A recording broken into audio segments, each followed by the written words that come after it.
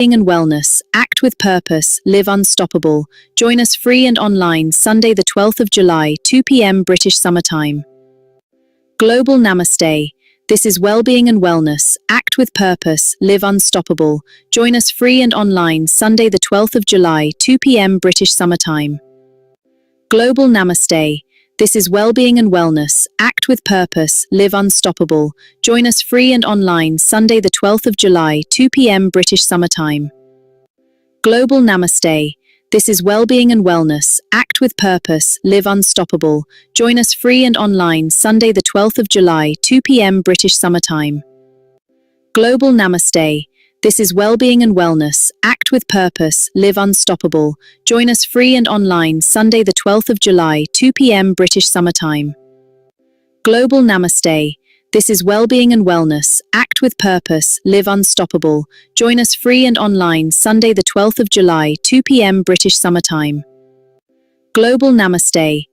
This is Wellbeing and Wellness. Act with purpose. Live unstoppable. Join us free and online Sunday the 12th of July, 2 p.m. British Summer Time.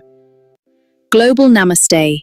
This is Wellbeing and Wellness. Act with purpose. Live unstoppable. Join us free and online Sunday the 12th of July, 2 p.m. British Summer Time. Global Namaste. This is Wellbeing and Wellness. Act with purpose. Live unstoppable. Join us free and online Sunday the 12th of July, 2 p.m. British Summer Time. Global Namaste. This is Wellbeing and Wellness. Act with purpose. Live unstoppable. Join us free and online Sunday the 12th of July, 2 p.m. British Summer Time. Global Namaste. This is Wellbeing and Wellness. Act with purpose. Live unstoppable. Join us free and online Sunday the 12th of July, 2 p.m. British Summer Time. Global Namaste. This is Wellbeing and Wellness. Act with purpose. Live unstoppable. Join us free and online Sunday the 12th of July, 2 p.m. British Summer Time. Global Namaste. This is Wellbeing and Wellness. Act with purpose. Live unstoppable. Join us free and online Sunday the 12th of July, 2 p.m. British Summer Time. Global Namaste. This is Wellbeing and Wellness. Act with purpose. Live unstoppable. Join us free and online Sunday the 12th of July, 2 p.m. British Summer Time. Global Namaste. This is Wellbeing and Wellness. Act with purpose. Live unstoppable. Join us free and online Sunday the 12th of July, 2 p.m. British Summer Time. Global Namaste. This is Wellbeing and Wellness. Act with purpose. Live unstoppable. Join us free and online Sunday the 12th of July, 2 p.m. British Summer Time. Global Namaste. This is Wellbeing and Wellness. Act with purpose. Live unstoppable. Join us free and online Sunday the 12th of July, 2 p.m. British Summer Time. Global Namaste. This is Wellbeing and Wellness. Act with purpose. Live unstoppable. Join us free and online Sunday the 12th of July, 2 p.m. British Summer Time. Global Namaste. This is Wellbeing and Wellness. Act with purpose. Live unstoppable. Join us free and online Sunday the 12th of July, 2 p.m. British Summer Time. Global Namaste. This is Wellbeing and Wellness. Act with purpose. Live unstoppable. Join us free and online Sunday the 12th of July, 2 p.m. British Summer Time. Global Namaste. This is Wellbeing and Wellness. Act with purpose. Live unstoppable. Join us free and online Sunday the 12th of July, 2 p.m. British Summer Time. Global Namaste. This is Wellbeing and Wellness. Act with purpose. Live unstoppable. Join us free and online Sunday the 12th of July, 2 p.m. British Summer Time. Global Namaste. This is Wellbeing and Wellness. Act with purpose. Live unstoppable. Join us free and online Sunday the 12th of July, 2 p.m. British Summer Time. Global Namaste. This is Wellbeing and Wellness. Act with purpose. Live unstoppable. Join us free and online Sunday the 12th of July, 2 p.m. British Summer Time. Global Namaste. This is Wellbeing and Wellness. Act with purpose. Live unstoppable. Join us free and online Sunday the 12th of July, 2 p.m. British Summer Time. Global Namaste. This is Wellbeing and Wellness. Act with purpose. Live unstoppable. Join us free and online Sunday the 12th of July, 2 p.m. British Summer Time. Global Namaste. This is Wellbeing and Wellness. Act with purpose. Live unstoppable. Join us free and online Sunday the 12th of July, 2 p.m. British Summer Time. Global Namaste.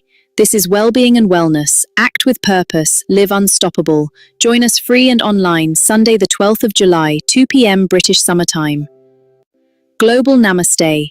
This is Wellbeing and Wellness. Act with purpose. Live unstoppable. Join us free and online Sunday the 12th of July, 2 p.m. British Summer Time. Global Namaste. This is Wellbeing and Wellness. Act with purpose. Live unstoppable. Join us free and online Sunday the 12th of July, 2 p.m. British Summer Time. Global Namaste. This is Wellbeing and Wellness. Act with purpose. Live unstoppable. Join us free and online Sunday the 12th of July, 2 p.m. British Summer Time. Global Namaste. This is Wellbeing and Wellness. Act with purpose. Live unstoppable. Join us free and online Sunday the 12th of July, 2 p.m. British Summer Time. Global Namaste. This is Wellbeing and Wellness. Act with purpose. Live unstoppable. Join us free and online Sunday the 12th of July, 2 p.m. British Summer Time. Global Namaste. This is Wellbeing and Wellness. Act with purpose. Live unstoppable. Join us free and online Sunday the 12th of July, 2 p.m. British Summer Time. Global Namaste. This is Wellbeing and Wellness. Act with purpose. Live unstoppable. Join us free and online Sunday the 12th of July, 2 p.m. British Summer Time. Global Namaste. This is Wellbeing and Wellness. Act with purpose. Live unstoppable. Join us free and online Sunday the 12th of July, 2 p.m. British Summer Time. Global Namaste. This is Wellbeing and Wellness. Act with purpose. Live unstoppable. Join us free and online Sunday the 12th of July, 2 p.m. British Summer Time. Global Namaste. This is Wellbeing and Wellness. Act with purpose. Live unstoppable. Join us free and online Sunday the 12th of July, 2 p.m. British Summer Time. Global Namaste. This is Wellbeing and Wellness. Act with purpose. Live unstoppable. Join us free and online Sunday the 12th of July, 2 p.m. British Summer Time. 10, 9, 8, 7, 6, 5, 4, 3, 2. Global Namaste. Good morning, good afternoon, and good evening to all the viewers of Healing Our Earth. I'm your host, Amrita Sharma, and I welcome you to Wellbeing and Wellness episode. This episode is broadcasted to you by Healing Our Earth, and we are very happy and glad to welcome all our viewers who are ready to know more about how to stay happy, healthy, and harness the well-being asset in their life. But before that, let's chant a mantra. You can hold any affirmation of your choice. I'll be chanting Gayatri Mantra.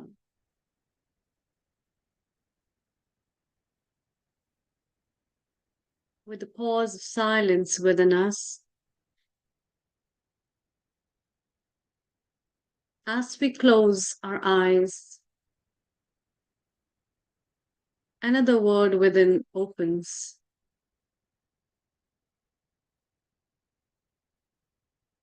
And through the chanting, we are trying to connect with the inner world we are related to.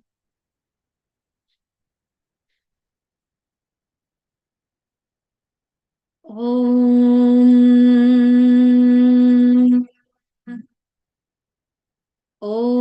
Bhurbhuva Swaha Tatsaviturvarenyam Bhargo Devasya Dhimahi Dhiyo Yo Na Prachodayam.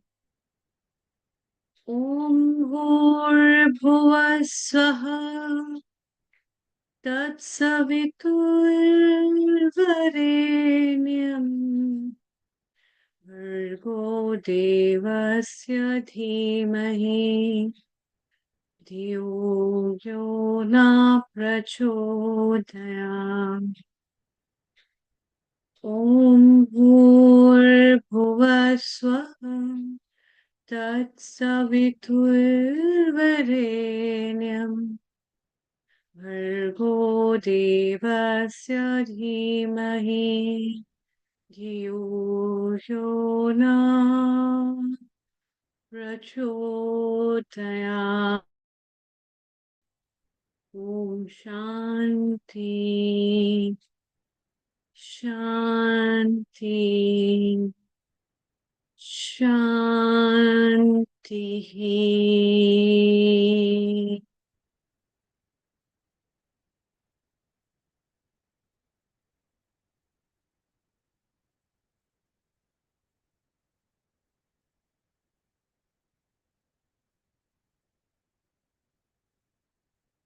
Two beautiful words, well-being and wellness. Before COVID, hardly people knew and could acknowledge the importance of well-being and wellness within ourselves and around us. But ever since the pandemic, it has knocked the doors of millions to take care not only at the time when they're sick, but to take care for what they have, to treasure the value of being a living being as a human being. And that's why this episode of well-being and wellness, the wealth that we are giving and we have, that we must learn to treasure. The whole episode talks about that. Some unbroken pieces of our heart, some unbroken pieces of our health, and the tidbits of life where the life rolls like a roller coaster. One day we are there, the other day we aren't. And that's why to nurture it, to nourish it,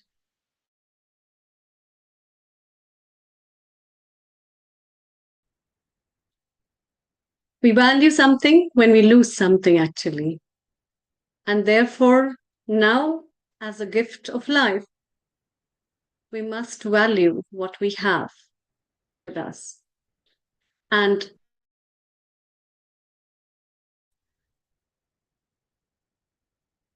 a good lineup of experts for you for today's episode that we'll be taking in as per their time zones. And we welcome their thoughts, their ideas, perceptions, beliefs, and also love to share their experiences and know what best can we inculcate from their lives as well.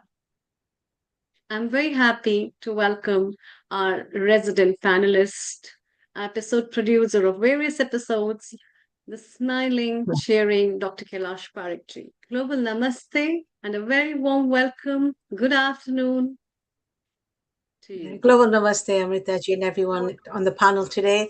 As you say, Amrita ji, this is a very important episode. Health and well-being, looking after ourselves, it's our responsibility. And it's not just about what we eat, it's everything. It's holistic, isn't it? It's the body, mind, spirit, our thoughts, and our mental health, which sometimes we undervalue that. So again, today we have a line of excellent speakers, like you said. And I just noticed on our flyer today, we have Mr. Peter, who's going to talk about habits. And I'm really looking forward to it, because it is about habits, our mindset, isn't it? And once we do it, science shows that if you do it 8 times, it becomes a habit. And I think this is what we like to cultivate. It's hard taking the first step, but once you do it a couple of times, it becomes a habit. And I think it's really, really important that we invest in ourselves. And like, as we're delighted, our first guest speaker today, and she's been on our panel before, Dr. Ushma ji, and she's talking about, she's a hematologist, and she'll be talking about our health in terms of anemia, because it affects a lot of women, especially women, because of the menstrual cycle. So she's going to give us some tips on that today. So I'm looking forward to hearing your presentation today as well, Dr. Ushma ji, and again various speakers today. So please stay tuned on and take as much knowledge, so much little tips that will help us in our daily lives for our health and well-being. So thank you, Amrita ji. And would you like me to introduce my first speaker? Sure. But before that, I'd also like to let our viewers know that we always try to bring experts from diverse backgrounds, from the field that they are just related to. So it's not just one thing. Wellness and well-being incorporates a lot of aspects and facets. So we have a good lineup of people who are doctors, clinicians, therapists, practitioners, versatile well-being experts, lifestyle counselors, as well as a sports coach as well. And you yourself in a diverse form, an educationalist from the environmental background. So all these people in its own way bring a very good bouquet of the kind of knowledge we can bring to the people and share with them. I would definitely like to welcome Dr. Usha ji with you. Please go ahead. Over to you. Thank you.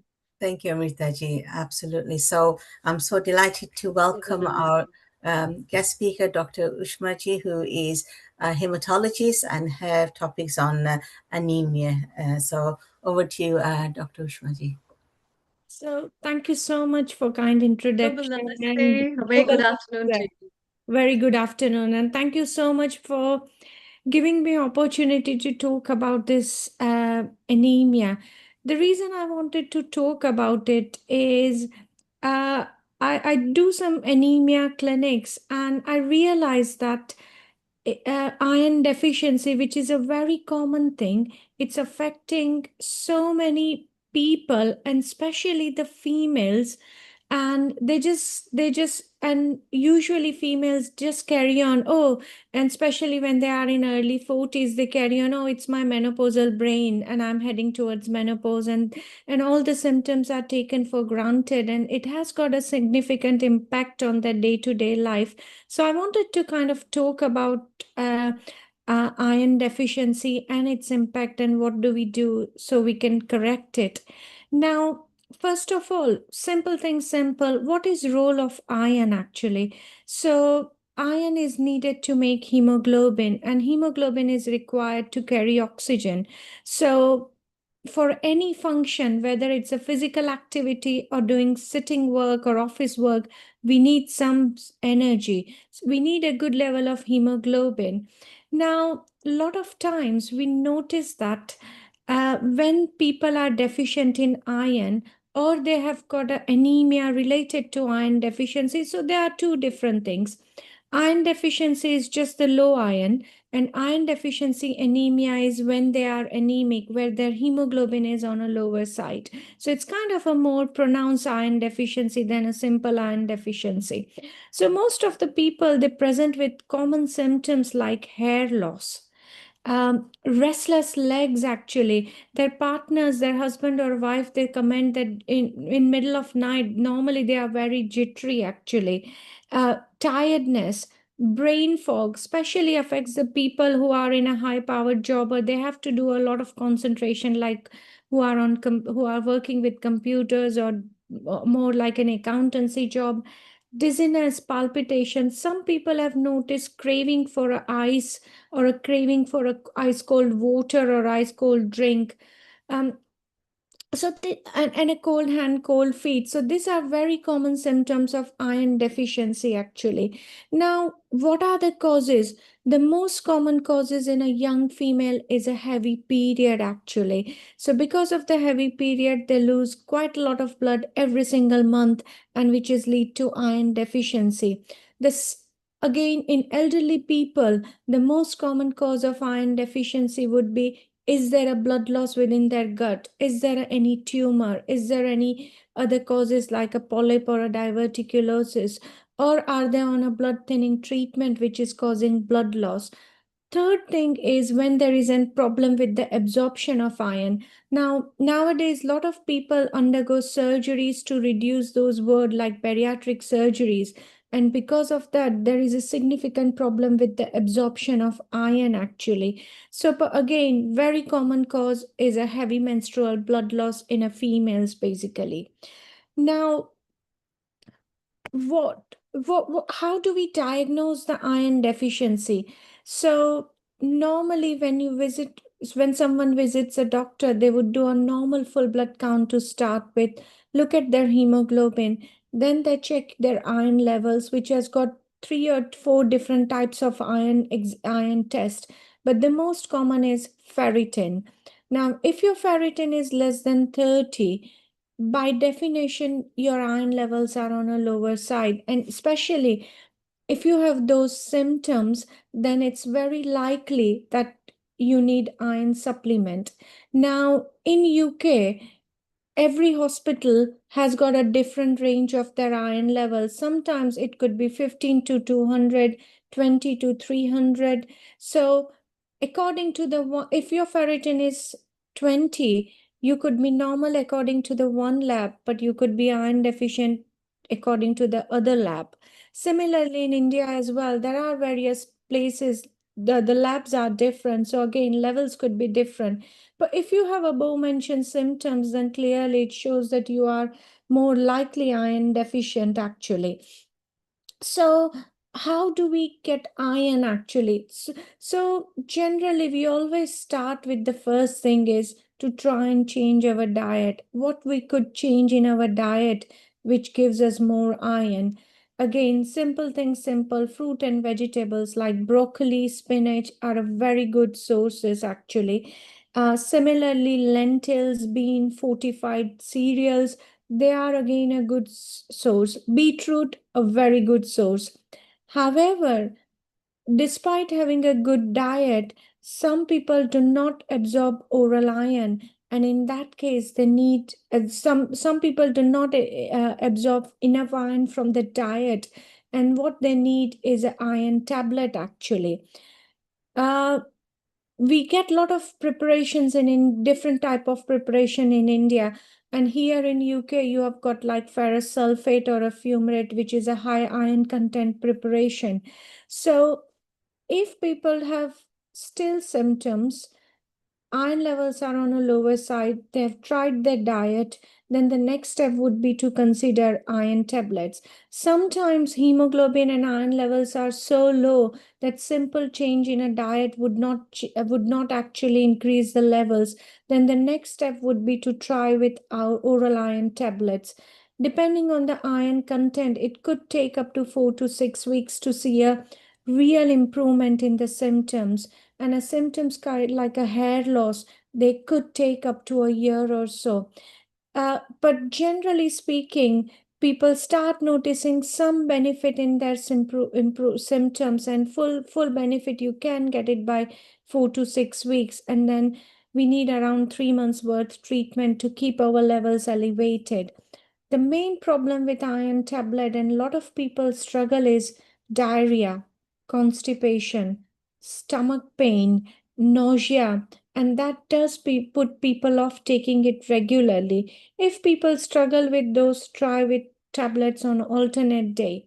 Now, some people, despite religiously taking also taking those iron tablets with vitamin C, like a lemon juice or orange juice, which increases their absorption, avoiding tea and coffee or dairy products an hour before or hour after iron tablet. Despite taking it with very thoroughly, religiously, strictly, you do not see any improvement in their iron level. And there comes a role of iron infusion. Again, no way I'm promoting iron infusion, but certainly if people are symptomatic, which impacting their quality of life significantly, they're not responding to oral iron despite taking it very regularly, religiously. In that case, the other option is to definitely consider iron infusion, which probably helps to build up iron stores quickly, bypasses the gut, and also it have a massive impact on their quality of life. If there are some side effects, but they are minimal because it bypasses the gut. So especially what I want again, like when I do my iron consultation, I get females in menopausal age group or early 40s. They always so it's my menopausal brain, but once they have iron infusion, they have found a significant improvement in their symptoms. So just a little message to think about iron deficiency and try and take some steps towards correcting and see whether it affects the quality of life. So that was only a short and a simple presentation.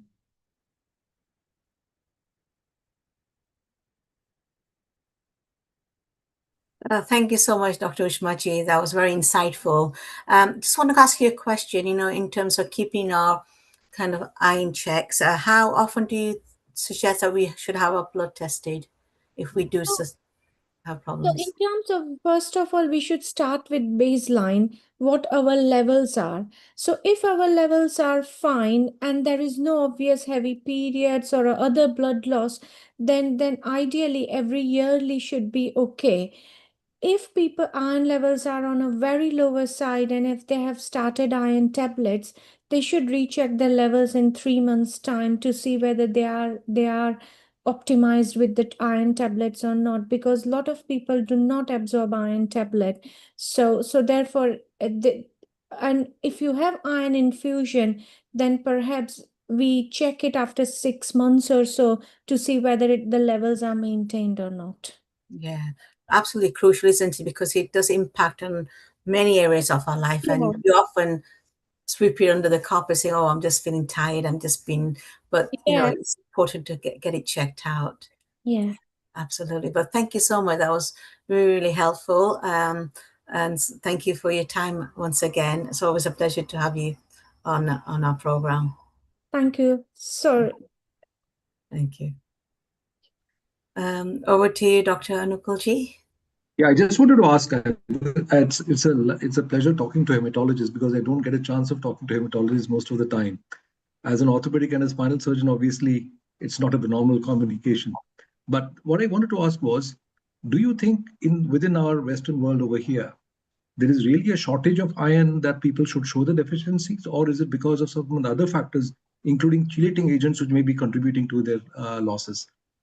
so the thing is that in Western world, first of all, again, in a female's heavy periods are very common cause, and also if you look at in NHS, things often do take a long time, isn't it? Like say, if females have got heavy periods, by the time they get seen by the GP, by the time they get seen by the gynecologist, and by the time they have got procedure done, probably it's 2 years, 3 years, and sometimes it never materialized throughout their lifespan as well. So the cause, we are not treating the cause as well. The second thing is nowadays we are looking at diet. Everyone is so busy, so it's we most likely most of the people have ready to eat meals and stuff. So obviously we have forgotten about the healthy diet. And third thing is, the reason we have got more deficiency in Western world is because it's picked up more as well. Like if you see over the age of 60, they have got stool tests done. So it's picked up early. So therefore we see the more incidences in comparison to other places. Absolutely. And how often do you really see them after they've been investigated for any other cause like melena or any other absorption issues or pancreatic issues or other gas? I mean, they might be having other kind of malignancies, other kind of loss of blood. And I also know of many patients who have been investigated a lot and nothing specifically could be found, and yet they suddenly just turn up. Yeah, so here in UK, it's some of the hospital they are monitored by the hematologist. Some of the hospitals they are monitored by the gastroenterologist actually. So the gastroenterologist will do the endoscopy, colonoscopy, and a small bowel MRI and various other things. There is a small percentage, if we don't find anything, then they are on a regular iron infusion, and on an average, depending on the loss, they would need every 6 monthly iron infusion actually. But again, if you take 100 patients, you probably would have 70 to 80 where you would have some like a small bleeding from angiodysplasia or anything. Another 20 falls into when no one knows what's the reason, sadly. Yeah. That's true. Thank you. Thank you. No, you're very welcome. Thank you for your everyone's time. Thank you. I have a couple of questions for you, Dr. Yeah. Ushma. So, I wanted to ask you that, do you think that people who take a non-vegetarian diet can never be anemic, or you have found those people also to be anemic despite of taking a non-vegetarian diet? So there is a difference in a type of iron we get from a vegetarian and a non-vegetarian diet. So from a vegetarian diet, we get a non-heme iron, and from a non-vegetarian, we get heme iron. So if a one person is eating spinach, broccoli, and all vegetarian, and other is eating red meat and liver, the person with non-vegetarian would absorb more iron than a person who is vegetarian actually. So even if lots of people say that, oh, I eat broccoli, spinach, everything in my day, every single day, but still I'm not maintaining my iron level because the type of iron is not that much absorbed in comparison to what you absorb from a red meat or a liver. However, because of the obvious reason of heavy periods, delayed access to the treatment or investigations, we see iron deficiency again in a people with a non-vegetarian diet as well. If there is a 60% with vegetarian, I would say 40 with non-vegetarian. And we commonly also see a B12 deficiency with vegetarian diet. Yeah. Do you think stress can be one of the factors for affecting the absorption of iron in the body? Yeah, so what it's noticed that when people are under constant stress, we release cortisol, right? And then because of that cortisol, we put on weight actually. Also because of the stress, sometimes we're not motivated to do any physical activity, we're not motivated to cook properly. So all in a roundabout way, it not helps, but it leads to a weight gain. And when the BMI or a weight is on a higher side, it does interfere with iron absorption. So Hmm. people, when they have got a high BMI, they don't absorb enough iron as compared to person who is slim and physically very active. Very important point to be noted by people. People think anybody can absorb the ions, but then these kind of factors are very critical factors, and Yeah. I think you must throw some light more about it. And also the absorption of iron with vitamin C. Is there any combination? What food combinations people must take? Do you advise something like that or other combinations of foods? So what it says that ideally iron tablet should be taken an empty stomach. However, it can really cause nasty stomachache, diarrhea, constipation. So that actually put people off not taking it at all. So the best option is to try with some light meal or something. And also a glass of orange juice or a lemon juice would help with absorption. If try and avoid dairy products like tea and coffee an hour before and hour after iron tablets because that helps with the more better iron absorption as well. Also, people who are on thyroid treatment, there is a correlation between timing of iron tablets and a thyroid treatment, thyroid tablet as well. So they should have a gap around 2 hours or so. So the best time that usually thyroid tablets are either in the morning or evening, isn't it? So the best time with iron tablet would be a slightly light meal or something. That's interesting. And one my question, which is related to chronic kidney disease. So CKD patients basically are mostly anemic. What is your advice as a hematologist for them? So people with chronic kidney disease are anemic because there is also a deficiency of hormone called erythropoietin, which is excreted by the kidneys. So usually those patients are on those injections to improve their hemoglobin. However, hemoglobin cannot be improved unless you have got enough iron, B12, and a folic acid. So again, if you have noticed that a lot of kidney disease patients are regular iron infusion actually every 6 monthly or a yearly. So that can optimize their iron levels and then they keep going with those injections. Right.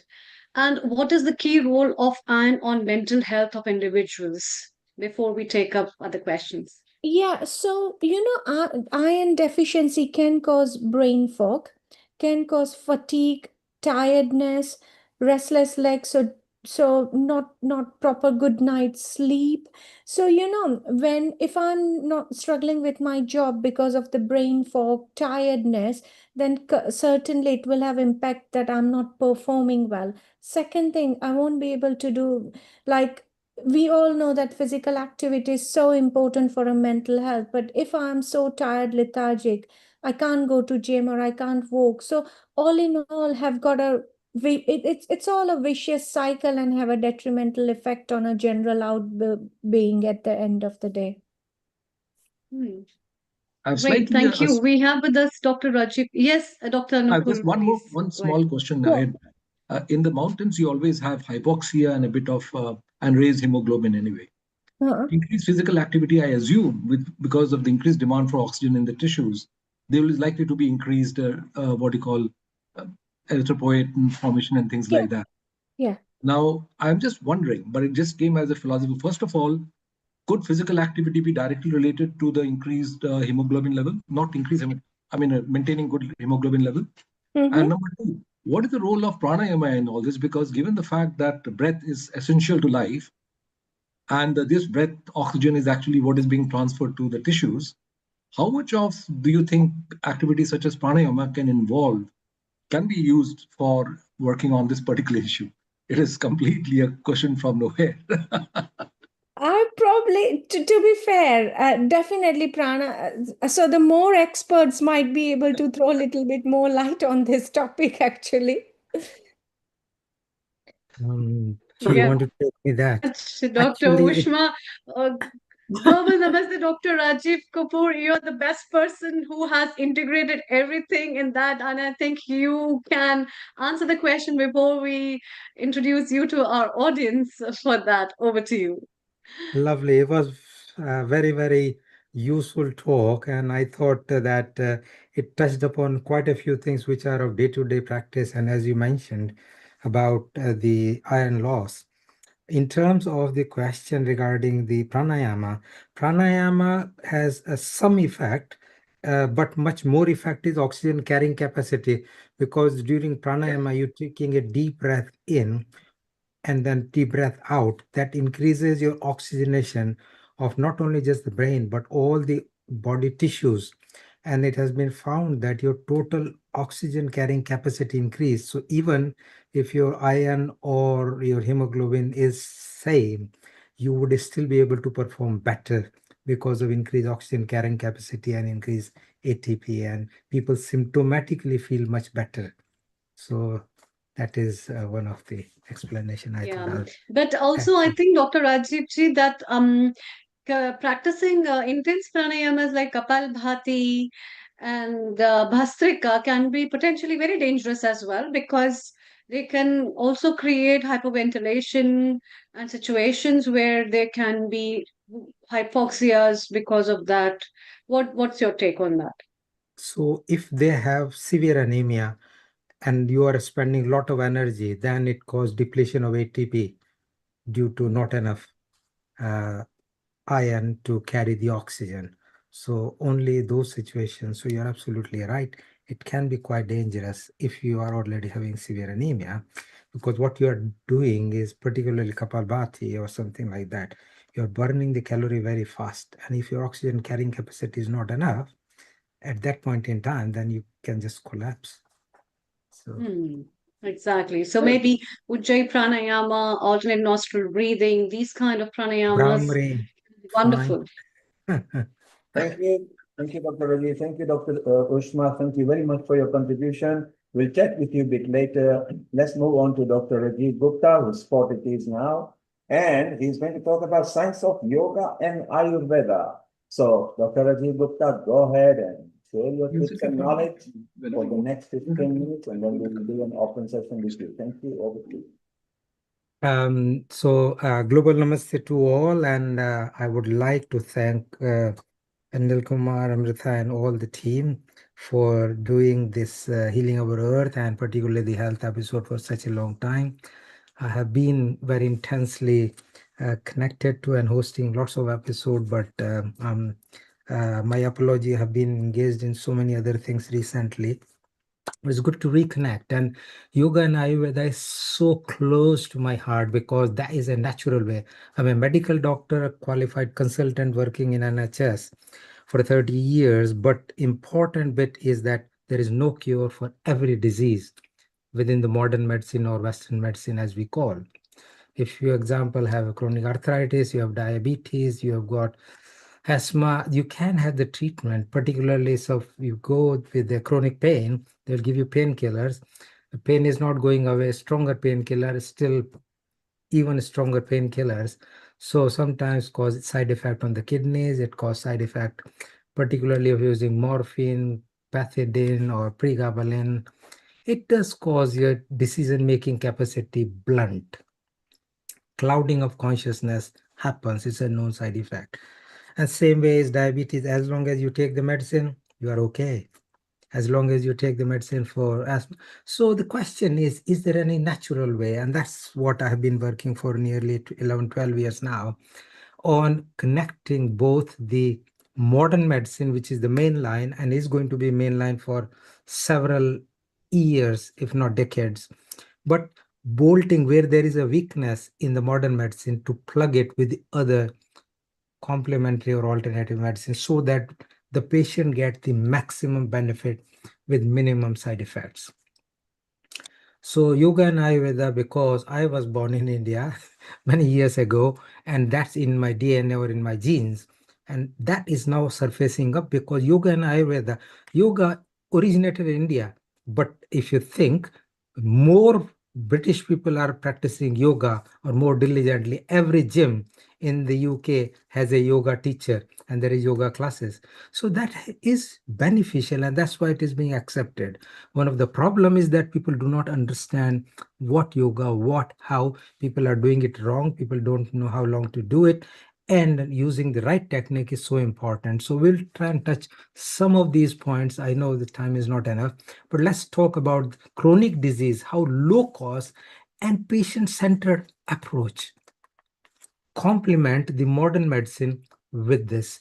And both Ayurveda and yoga are actually kind of part of each other. And that's all stemming from the original Patanjali yoga, which is like all their different systems. Let's think of diabetes because that's very, very common. And I get asked this question hundreds of times. So the primarily biological problem, why diabetes happen is first because of insulin. It used to be deficiency of insulin, and that is particularly if you are younger age group. If the diabetes is coming in the later age, then it is due to insulin resistance. So pediatric diabetes in children is commonly due to insulin deficiency or absence or minimal insulin from pancreas. But more commonly, it is type 2 diabetes, which is diabetes resulting from insulin resistance. And that results from the chronic low-grade inflammation of the pancreas, which is a gland that secretes it, and also associated, as we talked earlier, about obesity. When you have obesity outside organs, which is visible fat, but also in the organs, so visceral adiposity is a cause for it. And then you have some disease, the endocrine problems, some autonomic diseases, or oxidative stress itself can cause this problem. So recommended is roughly, depend on how much you can afford, 15 to 45 minutes and up to 60 minutes of yogasana. So in fact, yoga is it's a three-legged stool, as I always say. The first one is asana, physical postures, which is what commonly people know. The second one is pranayam, and the third is meditation. So all three components are like three different legs. So if in terms of asanas, Tadasana, which is like, mountain pose, simple, easy to stand up, and then the feet up. That's easy. Keep doing it time and time again. Easy, simple. Anybody can do, even if you're obese, even if you have blood pressure, heart disease, easy, simple to do.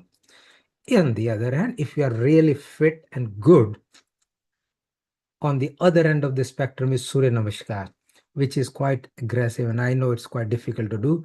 And if you are less fit or average fit, 2, 3, 4 rounds. If you're really, really fit, you can do up to 6 or 12 rounds. The other thing which are proven scientific benefit is Trikonasana, which is like you bend down, touching the side of that, standing just like a triangle, Trikonasana, or the Matsindasana, which is like you turn around and do like this. So that is twisting your body and trying to squeeze the rest of the pancreas to release the insulin. Bhujangasana, which is what your cobra pose, going down and then with head up. So that is quite useful, and that is because stretching, and that's causing residual insulin release, but also it causes metabolic activation. On the opposite end is Dhanurasana, where you would like to go the other way around. So your tummy is towards the sky, your feet are on the leg, and your hands are on the grounds as well. So that's like a reverse arching. There is also some like Setu Bandhasana, which is like halfway down, and last and easy is Shavasana, which is like you lie down relaxed, and that is quite important after doing this because you need to balance both sides. So that's briefly about the asana or physical posture. The second one we talked about the breathing, pranayama, anulom vilom, which is deep breath in.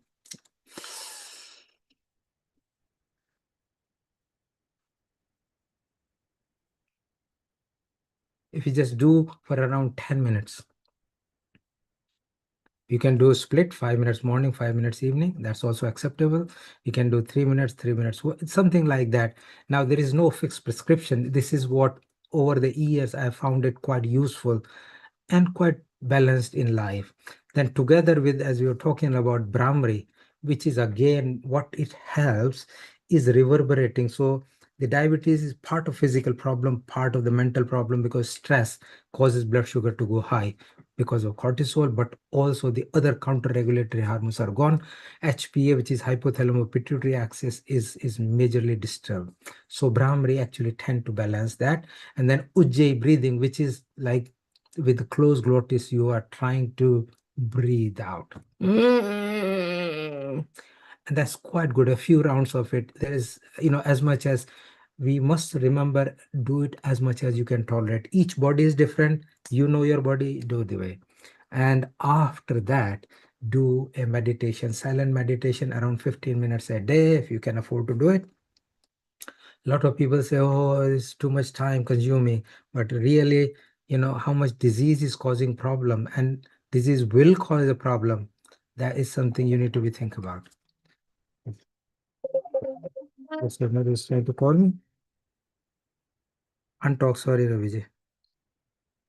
So the next thing which is important is the part which is Ayurveda, which is connected to it. So consuming meals at a regular time, avoiding the refined sugar, processing, because Ayurveda people think is medicine. No, Ayurveda is a way of life. It's like all dincharya, ritucharya, your food, herbs, the way you eat, the type food you eat, that all is included. And along with that, a lot of kitchen herbs which have been used. And then there are medications along with it. So I will just probably point to a few things, and then we will pause depending on how much time. So consuming the meals at a regular time is so important.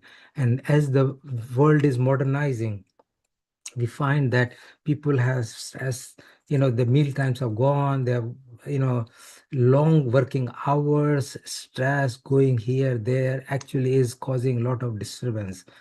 And the type of meals is the other one. The processed food is very, very common. People order the food because they don't have time.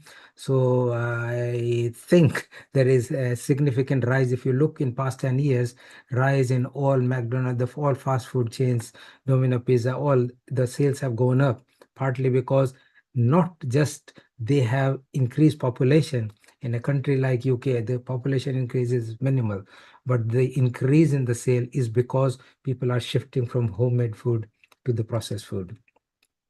So I'm not saying stop it, minimize it as much as you can, depending on your lifestyle. The other important is whole grain food with the high fiber diet. Whole grain food is scientifically considered much, much better. And that include your whatever, ragi, bajra, makkah, all whatever you can use, all variety. And I'm not saying stop wheat, continue to wheat, but a mixture of variety is said to be much better. Also increase the bitter vegetables like, whatever, bitter gourd, karela, neem leaves, whatever is good, but also using cinnamon, and that has got a definite scientific benefit. And turmeric, which is again another thing which is used for many, many years, but the quantity absorbed is not enough. So using along with some curcumin is quite good. And then in terms of the Ayurvedic herbs, Gudumar is considered quite good, but fenugreek is fantastic. Gymnana sylvestra is good. Turmeric is good. Amla is good. So I think I know there are other people who probably might want to expand on it, but I'm quite kind of content with that. This is enough for people to know, and the other that come as part of it is checking the weight on a weekly basis, and also checking the waist circumference. These are two ready thing. Then hemoglobin A1C is the other parameter to check every 3 months, because your glucose is attached to your red blood cells, and the red blood cells have a lifespan of 3 months. So that is something to check regularly. It will give you average level. A lot of people check the blood sugar in morning fasting sugar. That is a useful method, but very weak. Hemoglobin A1C is the real method because it tells you the real state. Fasting blood glucose will change with your meals and day-to-day basis, while hemoglobin A1C will give you average blood sugar over past 3 months. Increasing physical activity is quite good. Ideal is 10,000 steps, but again, different people have different ability. 5,000, 6,000, 8,000, if you can do, will be quite good. So I just wanted to ask how much more time I've got, then I can go for a little bit more, or I can explain that. Should I go more? What do you say? Please Because do it, Rajiv ji. There's no end to this. I think we should have learned more from you. Yeah, actually. Yeah, this was an interesting thing to discuss about diabetes and the concept of understanding of yoga and I think there's a lot more to talk about it. But then okay, so we can go to hypertension or high blood pressure. Sorry, you were saying something. So Rajiv, well done, because this subject is vast. What we do now, Yeah. let's have a 5-10 minutes open session with a chit chat. Then we will go with Anakul and Peter, who will for 20 minutes bring their session. Then again, we have an open session so that totally together we can bring out combined tips to the people. So for the next 5-10 minutes, Rajiv, you, Anakul, Amrita, Kailash, Dr. Ushma, any question, chit chat and tips? When we go to Anakul and Peter, we will bring a different light to the session. And then again, an open session. Over to you all. Thank you. I had one comment to make, Rajiv ji. So it is just an observational issue, and the way I perceive it nowadays, the entire concept of Ayurveda is about maintaining good health in general. I mean, that's the whole idea. You said a particularly interesting thing that the general medicine of the current days can be complemented or supplemented by the Ayurveda. Should it be thought the other way around, that we have got a general health through Ayurveda, and whenever things go totally out of balance and rather seriously out of balance, so current medicine is good enough to be able to manage those serious aberrations and then recognize it and then try to work on it. So in other words, Ayurveda should be a normal life, and the general medicine, which takes care of the crisis situation, is good to maintain for the future as a part of complementary. The second thing which I had to a slight different way of thinking was, if we are a product of Mother Nature and Mother Nature tries to keep everything in balance, why do you think the diabetes as a system has come into being at all? It is sort of it is a layman's question. Let me put it other way. So first thing first, when you ask, it is appropriate, and for many, many years, for thousands of years, there was no modern medicine. So this is how the lifestyle and the herbs and the plant products, they were treating the disease, maladies, and problems. The issue is that the modern medicine has come into action, and that has evidence base, and it is through different type of evidence. As you know, the weak evidence to strongest evidence based on the placebo-controlled double-blind um, studies, which give you that this is the gold standard.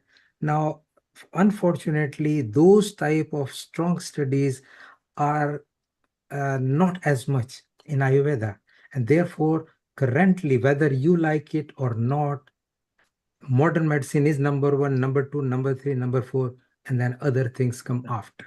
That's true. This is people, not us. What I feel is that for acute condition, like you have heart attack, you're not going to be sitting doing yoga or eating That's true. turmeric at home. So Mhm. acute conditions, modern medicine is good. For chronic conditions, use this in conjunction. So they should be hand and glove. So like you have tried the base medicines, now you can try and using the herbs or other things and see if hemoglobin AC is coming down, then you can reduce the pharmaceutical medication. And that is the best way to go. And that's where you are safe, you're effective, you're efficient, and nobody can question you. So it is the best way to go. Otherwise, people will question your GMC and all kind of in this particular Western world. So best is the best is to go that way, and then that way you are safe and effective. Second one was about how to tackle it. So I believe that we need to have a more openness in the discussion, and that is more importantly for us, those who are the Western medicine practitioners, because we are drilled and told the things in certain way, and we practice that. We do not have enough knowledge. We have done a study with the University of Birmingham. There was a doctor who has come from India for 6 months, paid on this project to have a knowledge about Ayurveda in the NHS employees. The knowledge is very poor. And second is also, when it was asked, a good proportion said they would want to know more. Because if you don't know, you can't advise. So this is the first part is done. It's published. There are 2 papers published on it officially. So the next step is to how educate them. And once you know, then you can make an informed decision. Currently, that they say patient choice. There is no patient choice. Patient go to the doctor. There is only one way, Western medicine, because that's the only thing they know. That's the only thing they can advise. If you go incidentally to any other one, you go to Chinese medicine doctor, you go to Ayurveda doctor, you go to somebody else, they only know that, and therefore they can prescribe only that. If you really want integration, because each has got some scientific basis, we have not given enough evidence out to the world, and that's the whole effort. Once that is there and people know both sides, then you can decide and give the informed choice to the patient, and let patient decide what they would want to do with their life, knowing scientific basis for both sides, which probably be ideal thing. So I'll probably stop it here. Maybe I've talked, but does it make sense? Of course. Yeah, it makes a lot of sense actually. And I also think that education and giving people a literacy, which is a wellness literacy, is also very important, because wellness literacy will let people know, as there is so many social medias about fashions and trends, because that is educating people. They are becoming literate on what kind of brands are good, what watch, what dress, what cosmetics they must use. There's so much of variety, and what is pros and cons of using certain things.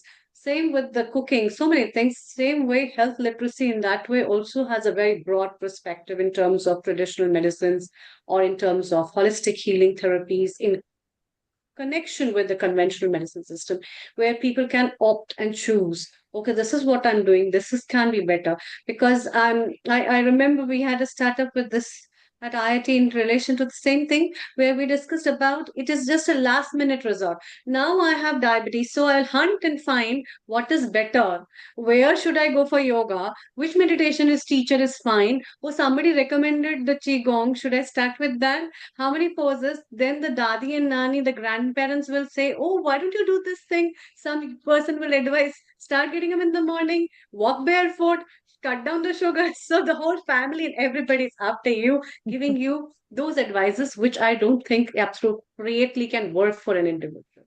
And that's where it is important to have that kind of literacy to know, even with the medicines also. So many people who are diabetic, they don't know what is the side effect of taking a particular medicine for such a long time, or are you're hypertensive. So chronic diseases and their medications and side effects, they themselves itself needs a very big amount of health literacy among people. I see so many cases where diabetes, where metformin has done so much of side effect, by the time they've run to the hospital, it's pretty late. And then the doctor says, oh, you never turned up after taking the medicine. And the patient is, I was fine with the things, so I never turned up. Now, these are things are very, very pitiful where people land up into diabetic retinopathy, neuropathies, gangrenes, so many things. Okay, let's have a word from what Dr. Kailash has to say. Over to you. Yes, please. Thank you so much. Dr. Gupta, that was really, really interesting. And I like the way you said that Ayurveda is not just a medicine, but a way of life. And I think, that's so true. And like you said, it's education, isn't it? We need to promote this to all our listeners today. This pranayam and, the asanas you just mentioned earlier, are they particular focus on the diabetes side? And are there more for... Yeah. So yeah, these are, I mean, there is so many of them, and each of them does a lot of things. So these are some which have more scientific basis, more toward diabetes. So each, what I have done is over years, each condition, what is more helpful, and each like what is more useful for blood pressure, what is more useful high cholesterol, what is useful for obesity, what is more for arthritis, what is more useful for fibromyalgia. So all different ones, they're predominantly some more useful. So selected which asanas, which pranayam, and then which type of meditation. I didn't have time to go much more into it, but meditation itself is a big subject in itself.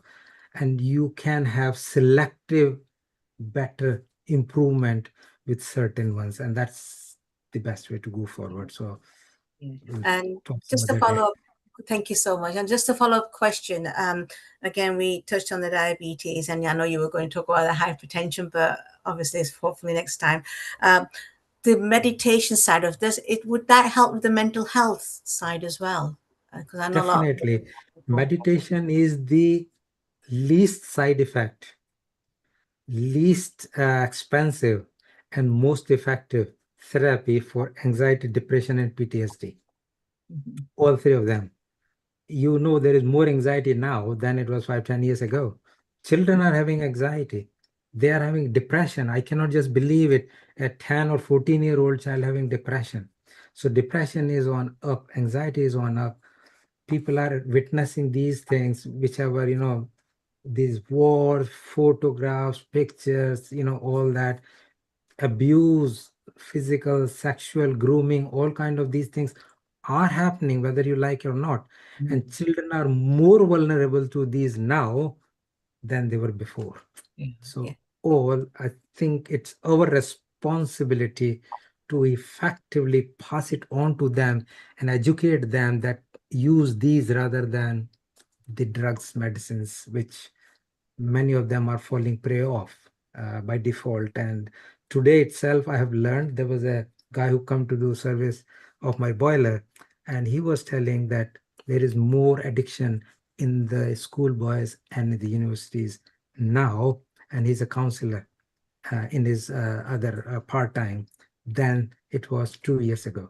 Yeah, absolutely. Newer medicines are coming which are on market on the street, and there is some dark web from where you can buy. Educative for me, I didn't know about it. How people catch hold of these things. Dr. Rajeev, yes, definitely will.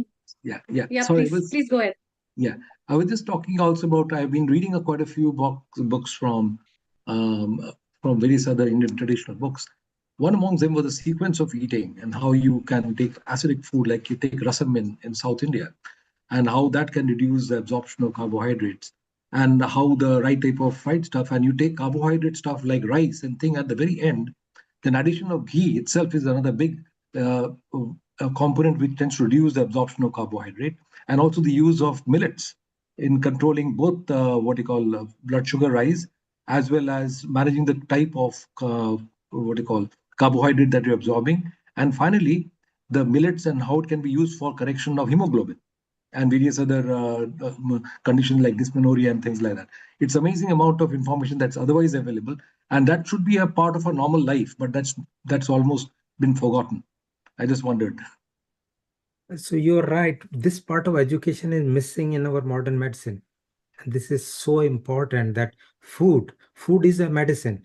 So there is Yes. a book that I wrote quite a while ago, that the different foods, they can be used differentially for different conditions. And as you mentioned, iron, like millet, the bajra, which is there in like typically in Rajasthan, which I come from, it's like staple diet, and iron level just is so high, and Yes. it's so good to do. And we know that, we read in medical, fight it, reduce the absorption of iron, and that's why the wheat is not a great thing. But on the other hand, if you just swap it to bajra, that millet is much conducive to the body, increases absorption of iron, but also has high iron content. And same is like, all green vegetables. Typically, when we were there, it's quite good to really have that increased absorption. And particularly, as you mentioned, sequencing the right time, right thing, and right way. Full stomach absorption will reduce of iron. So they say iron, don't take it with food if you don't have gastritis. If you have gastritis, take iron with food because it will irritate the stomach. And that's a standard dictum, because iron absorption with food, or particularly like wheat, is less. So absorption of iron much better empty stomach, but it can cause gastritis, and therefore either you take with food, or Thank so you. it's like so many different things to think about. Thank you. And Thank you, Dr. Rajiv. Dr. Rajiv ji, we will catch up with you soon, very soon, as we have our session with Peter Willings, and then we chat again. Global Namaste, a very warm welcome to both of you, and especially Peter Willings. Amrita, thank you very much. I'm so I, very delighted. I really am delighted to be involved in this. I will quickly introduce Peter Wellings. Let me tell the whole world that Peter Yes, Wellings please, is one please of the go most. ahead, Dr. Anupul ji. It's all yours. Thank you. Over to you. I'll quickly introduce him because he has just come in from somewhere and come suddenly in my life. It's been a real privilege knowing him. Let me put it like this. And he's one of the most experienced cricketer. He coaches the Indian seniors and veterans, the Indian cricketers. Plus, he's been working in South Africa. He's working in France, in USA, and here in England. And over here, it is very hard to keep pace with him because he's all the time connecting to somebody, because there is a cricket match going on here and something somewhere else. And he's all the time trying to look into various aspects of cricket and various things. He traveled to South Africa in 1990, helping bridge people from different communities together through sports at a time when there was a great challenge in that country going on. And he has got a company where he does cricket excellence and has taught cricket building and team building for over 250,000 children, European children in particular. It's an amazing number. And what I find about him is that it is just not merely coaching. Let me put it like this: that playing a game at a professional level is a totally different ball game, and you have to have not only a mindset of doing your best, but also work with everybody else to make it possible for your whole team to win. It is not that you have a victory; it's a team that has a victory. And to create that team spirit requires very, very special type of mentality. So let us not just merely belittle everything by simply saying it's a bit of coaching here and there. It is much more, it's team building. And what is more interesting about Peter is that he has kept his hands on with various kind of cultures, their traditions, He himself carries out Surya Namaskar, and he demonstrated it to me a few days ago. And he does whole lots of yoga practices. He has very good, strong mind control. He's extremely a very good expert in Tai Chi, and it's amazing amount of information. He collects information all the way from Japan in the East to USA and everywhere. So it is really privileged knowing you, Peter. And I must say that he has a lot to contribute to us. And we have not just mainly to contribute, but we've also got to learn so much from him. And it's a great privilege knowing Peter. Please go ahead, Peter. Anakulji, wow, that's a very kind and heartfelt greeting. You know, I have such respect and reverence for you and all the learned people at Healing Our Earth, and everybody involved in spreading a new message, but in fact it's an ancient message. It's an ancient message that the new age and modern life needs. That's just a phrase that's occurred to me now, because you're absolutely right. I've had a wonderful career in sport. Cricket, my number one. I'm a Desi Gora, you know, I speak some Hindi. Indian culture, subcontinent culture is a massive part of my life. And I am so blessed to be the first ever English coach of an Indian national team. And that's our over 50s. And we have our zonals coming up in October. I can't wait to get back to India, where all our best players will come together. And then we have the World Cup in indoor in January. And that's over 50. So anybody who's 50 and still playing cricket, you know, a lot of guys played Ranji Trophy and all that stuff. And we've got that. And I can't wait to spend a lot of my winter in India. And then obviously all my other sports, rugby, boxing, football. My son's a professional footballer.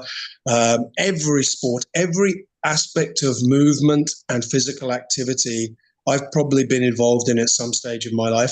And if I'm not playing team sport or coaching team sports, which is much more my thing now, I would say walking in nature would be my number one.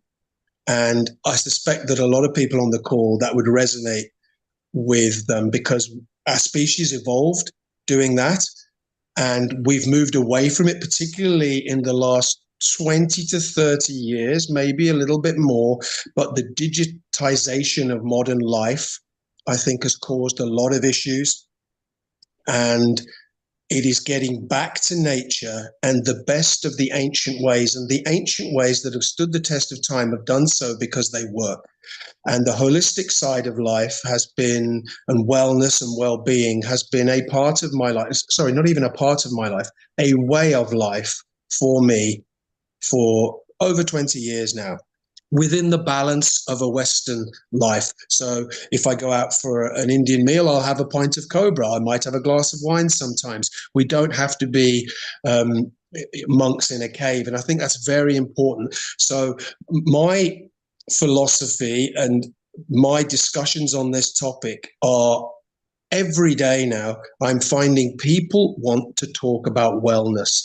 There is, shall I use the word distrust? I won't say distrust, maybe a little bit of disquiet about the existing system, what they've previously been told, and a growing recognition that health, well-being is a sovereign experience. It is something that we do not outsource. It is something that we take responsibility for ourselves. And that has become something that is so obvious to me now. And it's an entirely positive conversation, because I'm 56 now. Yes, I've got the odd little thing, a bit of, my knees hurt a little bit if I've coached and stuff, but God willing, I'm still pretty mobile. And Anakul and I went out for a 5-mile walk the other day. Now, we were only meant to walk 2 miles, but we got lost. So we ended up walking 5, and then we found our way back. But we so loved that experience.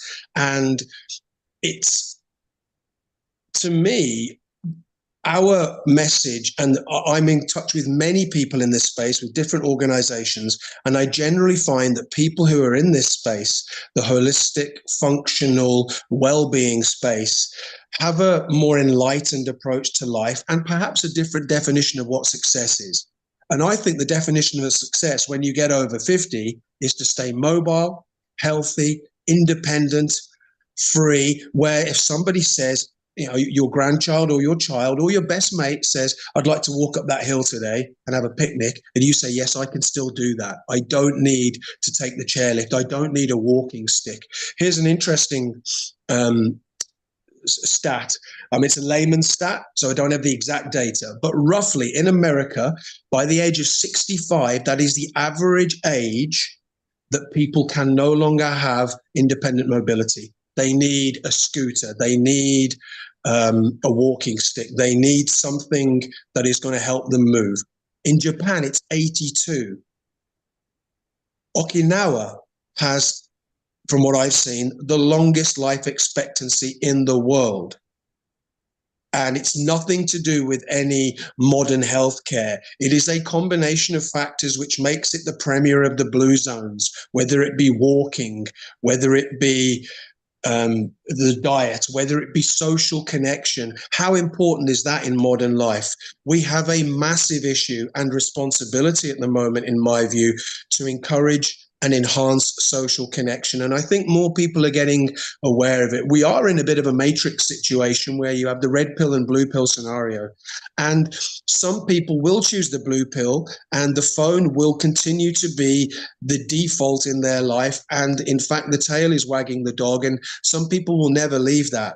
But a more enlightened, critical thinking mass of people are going, I realize I'm using that device too much, and I want to move away from that. So within the confines of the conversation, what is being successful?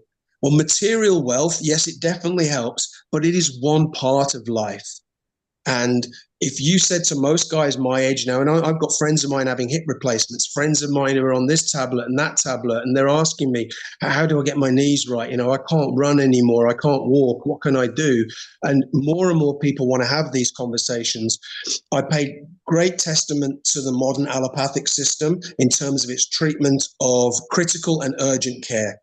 My personal layman's opinion is that in terms of chronic, ongoing issues, the holistic, functional medicine, the traditional modalities, the best of the new modalities are far superior, in my personal opinion. So anybody suffering with a chronic illness, or chronic bad knees, chronic problems with their breath, or anything, breathing or circulatory system, the salvation and solution lies not in masking symptoms, but in treating cause. And holistic wellness, and what more and more people in our space are offering and recognizing and revealing and showing to people, like Agnihotra, wonderful. I'm just learning about that now. So, that's amazing. 15 years after my first visit to the Isha Yoga Center, and I did a week's intensive course with Sadhguru there, and I learned techniques and modalities that I still use now. I've only just heard about Agnihotra, and these are ancient Vedic principles that are proven to work. To me, there has never been a more important time and a more ready time for the world to hear this message now. So that's the sort of philosophical side of it. And success is not just your lifespan, it's your health span. And I think that's a very important message, because we've got very good in the West at keeping people alive longer, but they're not necessarily healthy, and a lot of them are not happy. I reckon that they would swap being stuck on pills for being out moving or walking near a river, or taking a dog for a stroll. I think a lot of people would say that's the success and that's the longevity of health span that I want in my life. So how do we integrate that now? Well, firstly, we know that there's a lot of people want to discuss this and want to talk about it now, particularly since the last 5, 8, 10 years. It's really, really, every day it's happening now, I'm finding it. And maybe there's a law of attraction. People, they want to talk about it, and they know that I'm in this space. How do we start? With daily habits. So the Japanese have a wonderful philosophy that rather than have a day at the spa once a week because they're exhausted, they have daily regeneration, daily restoration. And anybody who practices yoga, I might do 10 to 30 minutes of holistic movements per day. Some days I'll do an hour, but some days I'll do 10. But when I get up in the morning, I have a little philosophy now, and I'm ingraining and inculcating all the different practices that I've become aware of. And we might term them in different categories: sunlight, air, water, movement, books before screen time, nutrition, and people. So, a simple philosophy. What did I do today? First thing in the morning, I get up, okay, I open the curtains and I look straight outside. If the sun's there, I will just let the sun's rays hit my face and initiate my circadian rhythm, but also initiate, hopefully, the production of vitamin D by exposing us to sunlight. I think we've been told that not entirely the truth about sunlight in terms of how important it is. And some people see it as a danger or something to be avoided. I personally don't agree with that at all. Secondly, I will then do a lymphatic drainage movement. It's a range of movements which are quite holistic, and some of them are quite yogic, similar to yoga or Tai Chi, but a range of movements. And I think it's critical within those movement patterns to not just work linear, to not just work lateral, but it's rotational movement vectors which are the key. And this is where yoga, Qigong, and Tai Chi has a level of wisdom and knowledge that the West can only dream of. Our joints are designed for us to move in rotational patterns, and it is keeping those joints loose, whether it is the joints, the tendons, the ligaments, the muscle, the fascia. It is key to do rotational movements. So rotation of the hips, rotation of the knees, rotation of your ankle joints, rotation of your wrist joints, shoulder rotations back and forth. To do that, and then maybe a little bit of the Japanese sumo position, up and down with your feet out at a 45-degree angle where your legs are quite wide. Okay, so you do that. So you've got your sunlight, you've got your movement. Then I will usually go to hydration, because we've been asleep overnight. You will have sweated while you're asleep, and your body is 80-90% composed of water. Let's get some good water in, but good quality water. So I might have some Celtic salt under the tongue to enable immediate access, and then I will have a good quality water, usually with molecular hydrogen tablets. I might take an ASEA redox supplement, something for redox signaling to enhance the communication pathways in the cells. And then if there's enough time, I'll do some breath work.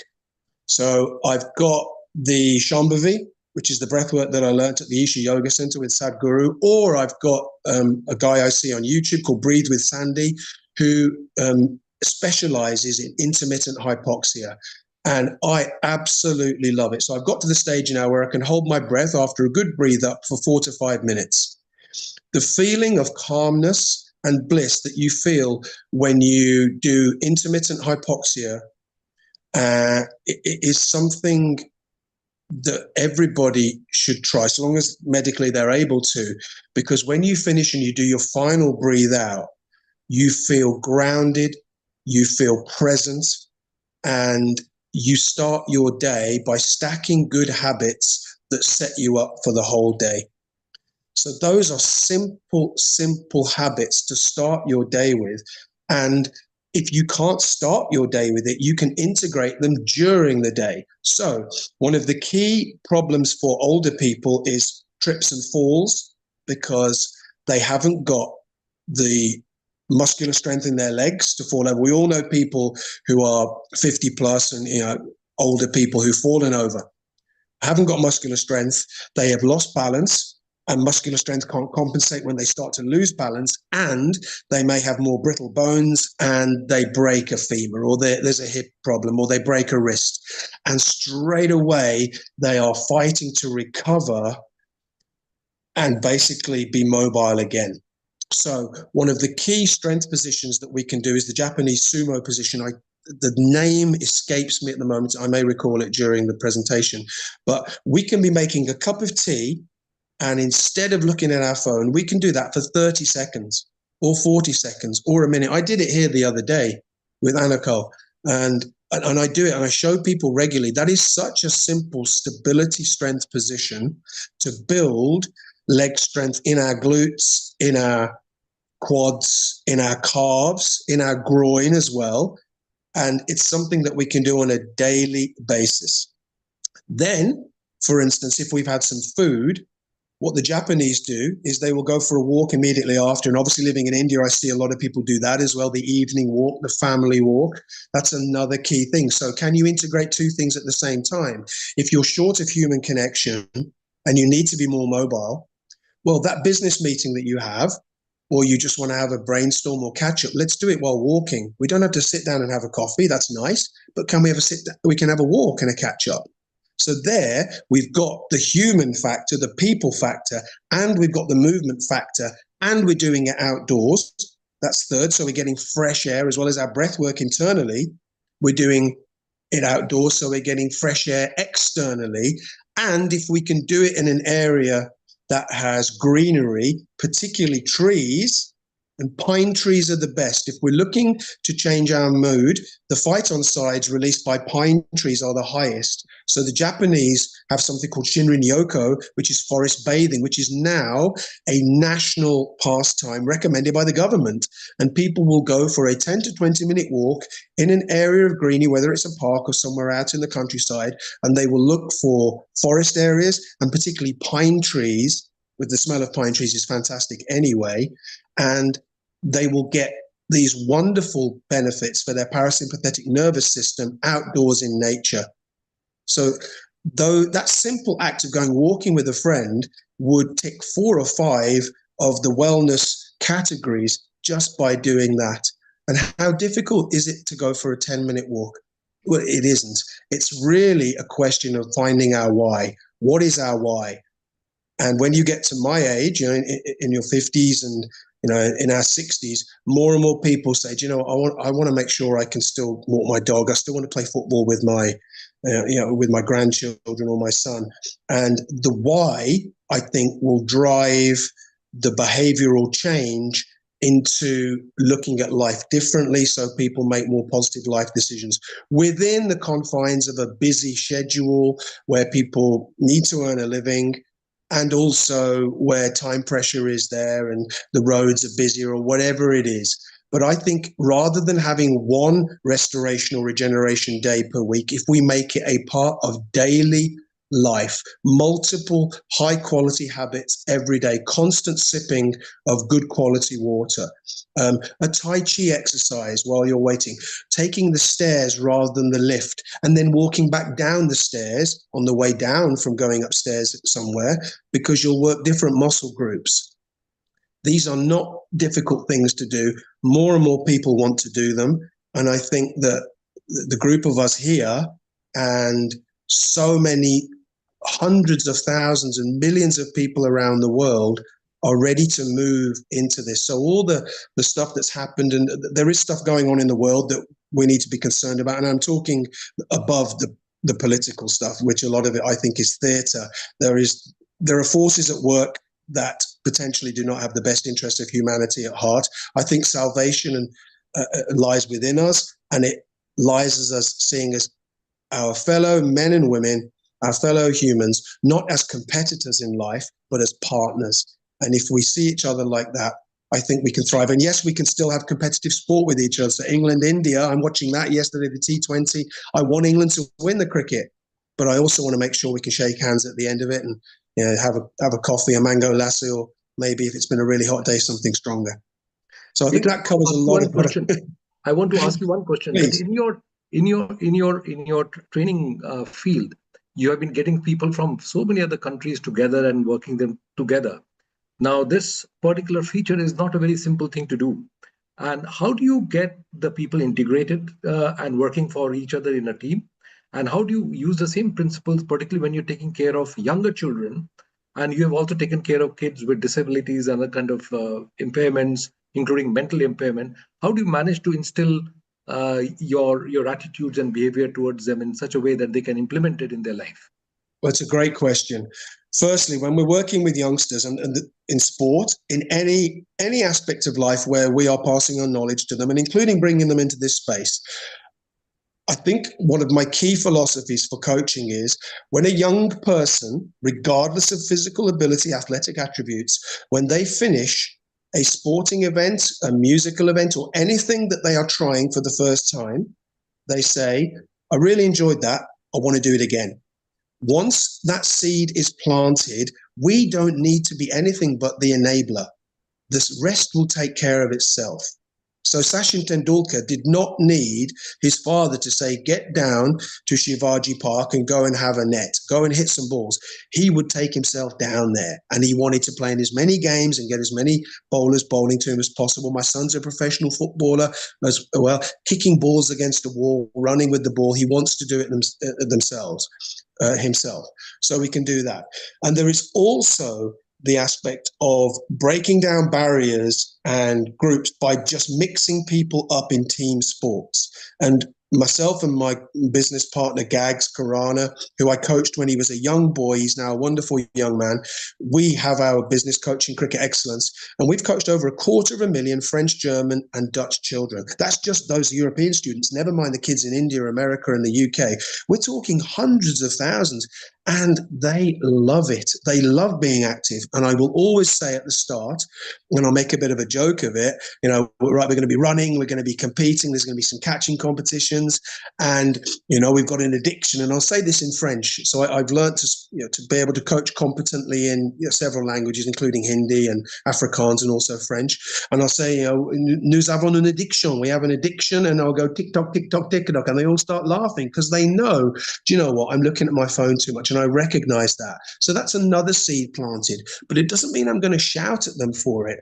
If we're going to say to kids, get off your phone, all right, we need to offer them something that is as or more attractive, and that they finish and go, do you know what? I've been for a bike ride today. I feel much better than just looking through TikTok. I'm going to go on a bike ride the next day.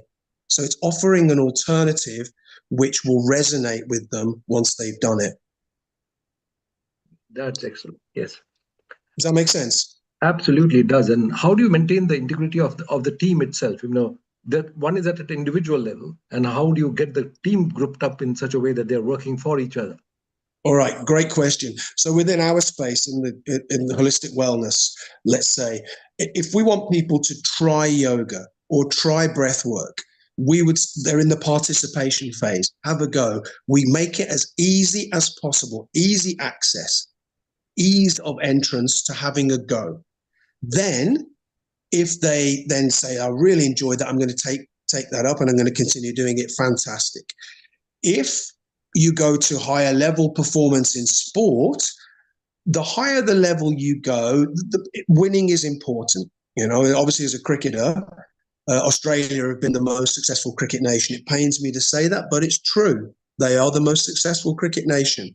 So the Australian national team of men's and national women's team, you know, that's about winning. But even then, just like with Virat Kohli or Sachin Tendulkar in Indian cricket, you are playing for something bigger than yourself. And as people who are spiritually aligned, the idea of puja rooms, you know, I've been in millionaires' houses in India and been in their puja rooms, and they'll take a week off from their multi-million pound businesses to have puja, to go to Rishikesh, to go to Haridwar, but to pray at home and to have time away, because they realize there's something bigger and deeper than themselves, and there's something bigger than just the material world. And that would go for any sporting team that you play for, that even if you're an absolute legend, a world-class player, one of the best ever, you're still playing within a team environment for something greater than yourself. Faith, and I think communicating that message, I think, is important. Faith, absolutely correct. Faith is very important. When we are very young, we have got faith in our parents. And we take education from them, guidance from them. Subsequently, as you say, we're going to the many puja room, which is the prayer room in a lot of India. And that's where they find peace and solace as well, which is so beautiful. But let's talk about peace in the Indian cricket team in United Kingdom at the moment. You mentioned that you wanted England to win. They didn't win. They thrashed India. First time, the whole time world record has been broken, that an Indian team has been annihilated completely. And I bluntly tell you, the heat wave of this country is not suitable for a guest just for a while. Have you ever seen India being thrashed like that with any country ever before? No. Go back 2 weeks ago, And England lost to New Zealand 2-1 in our test series. So it was all doom and gloom and this is all terrible. And now we go and win brilliantly. This is the nature of life. One day it rains, the next day it's sunny. Now, it's nice if you get more sunny days than rainy days, but it's part of life. So I would say I've got a real soft spot for India. Obviously, I'm national coach of the 50s team as well, and I want India to win. So when we play England, if we get through and we play them in the World Cup next year, I'm an Indian. All right, I'm an Indian there, and I've been in that squad. I've been in the England over 50 squad, and all their guys know me. But I am Indian, and when I say that India is a part of my life, it is more than that. A lot of the habits and cultures of Indian life and Desi life are now inculcated in me. They're a part of my life. That's why when Anukul and I met, it was like we'd known each other 30 years. So, yeah, don't be too downhearted. We have the one-day series coming up in the cricket, and I'm sure that India will fight back. And you've got the 3 greats coming back, haven't you? You've got Kohli, you've got Rohit Sharma, and you've got Jasprit Bumrah and Shubman Gill, the Test captain. All those guys, 4 guys coming back. So there's so many snap judgments, aren't there now? And I think Amrita alluded to the holistic wellness craze online and TikTok and X videos and this. Which one shall I go for? Which shilajit? People are just this craze, that craze.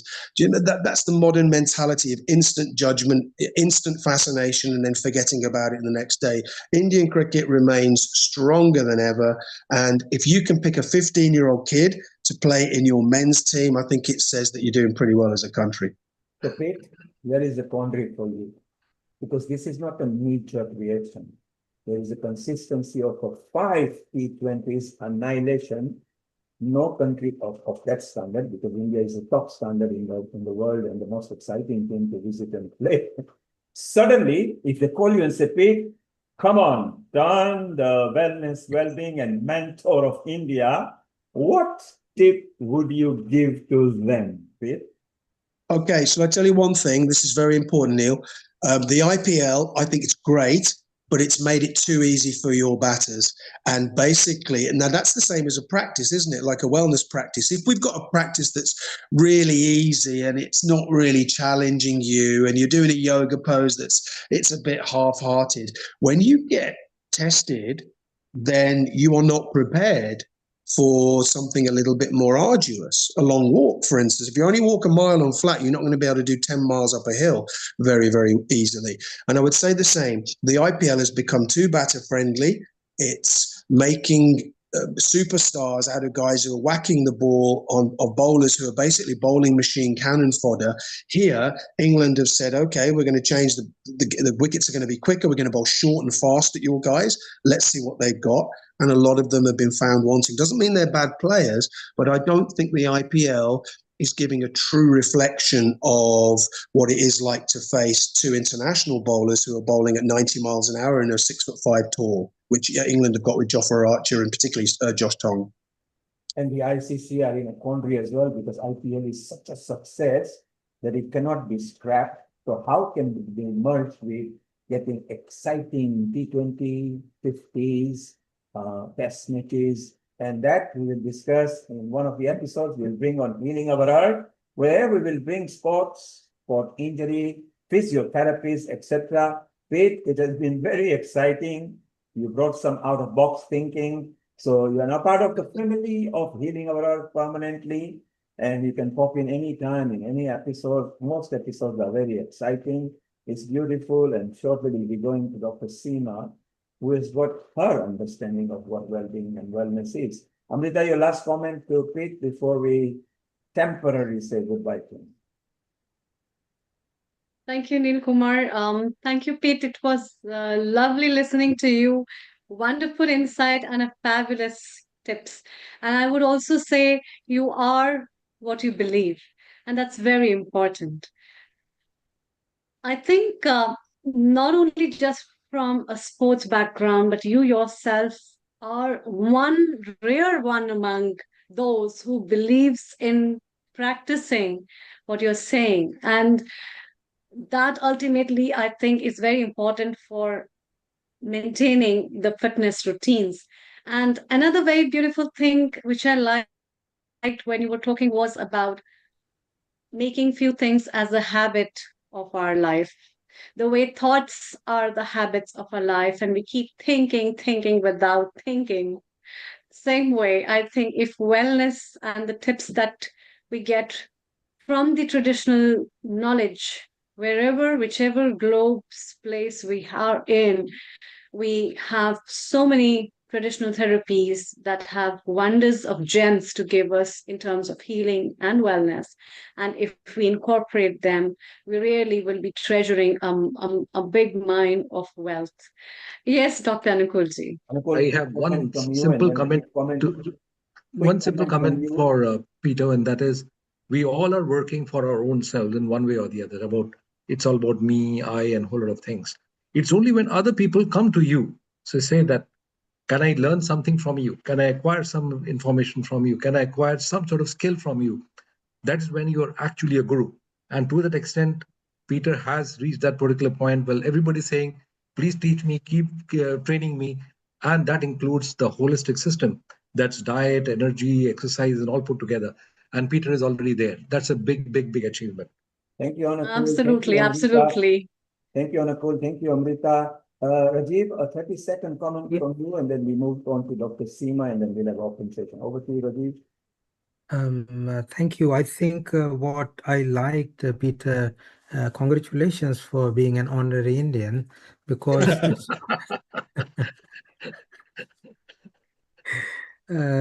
your thoughts, actually, you have demonstrated beautifully what I was talking earlier is about the mind. So you mentioned exactly that you do not only just physical yoga or physical practice or exercise, which most of the sports people or sports coach do. You also sit and calm down and set your mind, because mind is much more powerful than body, and body perform to the best if the mind is at its best.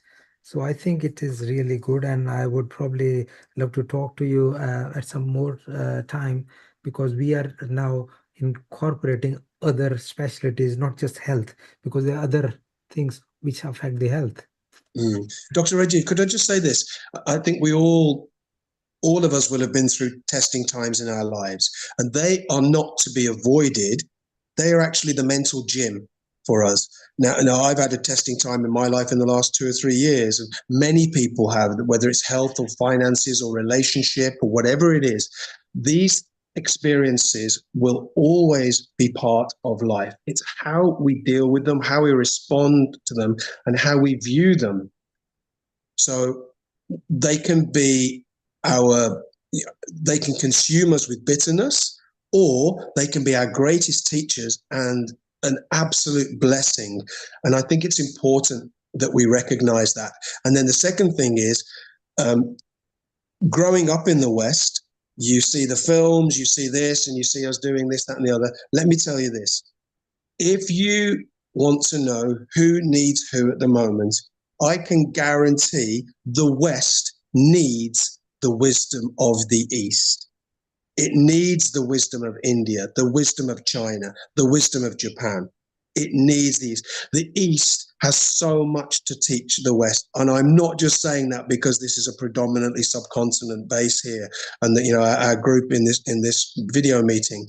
The West is just waiting to learn and understand what the East has known for millennia. And I think that we have an opportunity to get the message out there to those who are ready to listen, because when the student is ready, the teacher will appear. Pete, very well said. Beautiful. You're very right. And at Healing Our Earth, we travel every continent on every episode. Later we'll be in USA, Ecuador. We've been with Africa. We've been with India. Every episode is covered by every continent. You are a true ambassador. You made a right knot. And no wonder Anakul has struck a chord with you, because Healing Our Earth is leading the Indian knowledge system into embracing other knowledge system. Pete, thank you very much. Bless you. If you can, and let's move on to Dr. Seema Shah. Thank you very much. Seema, welcome to Healing Our Earth. Namaste. And Seema, A very warm welcome, Dr. Seema.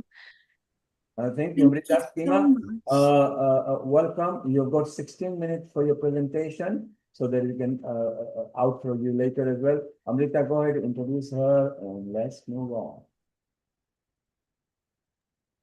Thank you. Thank you, Dr. Seema, for joining us today. And you are yourself a holistic healer. You have been practicing in various ways. And today you'll be talking about a harmonious way to our health as well. And I can see the little picture behind you popping out with Namaste Yoga Asana, which is very sweet, I would say. And over to you. Thank you. Thank you so much, and a global namaste to everyone. Thank you so much for having me here. And today I'm going to talk about harmonious way to health. And regarding that painting, it got inspired with meditation. So I absolutely love painting, whatever comes through from my meditations. Let me see if I can share a slide. So if I could share, if possible. If not, then I'll go through it without. Just bear with me. Yeah. Okay. I'm not sure. Is it coming through? Can you see anything? Yes. Okay. We can't see your slides as a Okay. You are sharing your desktop at the moment. So Okay. share what you want to share, then yeah, screen go share. ahead. Yeah, perfect. One Yeah, I second. think there is a harmonious, there was a pop-up from there. Please go ahead again. Seema, select what you want to share, not your desktop, Okay. and share the screen. Okay, 1 second. Find on your computer what you want to share with us. Fine. Click it, and then share the screen, and it will pop up.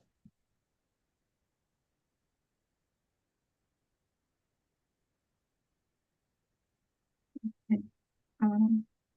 You know what? Yes, you are sharing the screen now. Okay, yes, it has come now. If you put it on a slide mode, it will take the full screen. Perfect. Okay, brilliant. Brilliant. You are ready to go. Go, go, go. Thank you. Right, so today I'm going to share about harmonious way to health, the 7 pillars, and I've joined in and I've listened how East and West, really there's a lot of ancient wisdom as well as modern science, and they can be integrated together to harness the best of both worlds. So I'm Dr. Seema Shah, clinician by profession, but also my own life's journey has taken me through the holistic route. So before I start today, I'm not here as a clinician. It's more of a holistic health coach and the other things that I do. So for anyone out there, just a little disclaimer that this presentation is here to inspire and to help encourage positive general changes for health and lifestyle, but it's not intended to diagnose, treat, or offer medical advice for any specific conditions. So please consult your general practitioner or healthcare provider before making changes that may impact your current medical care or treatment plan. And I say this in the kindest of ways because if there's any doubt, please consult the professionals. So who am I? So my journey started as a dentist, and then motherhood changed my life, my son being my greatest teacher. We found out when he was a few months old that he had multiple food allergies, including all nuts tested and dairy. At the same time, I was going through postpartum depression and I put on a lot of weight. And I was at my lowest. And like Pete said, sometimes it's those moments of transformation, those darkest, deepest moments that induce the greatest changes. And for me, there was one point where my son had a severe allergic reaction and basically an ambulance visit to hospital, and then he was hospitalized. And I was there with him, not knowing whether I would go home with him on that occasion or without him.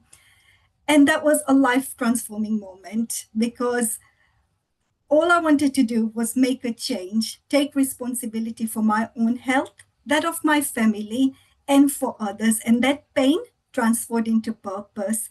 So today I'm really passionate about speaking, writing for different publications, teaching yoga, and the holistic health coaching that I do.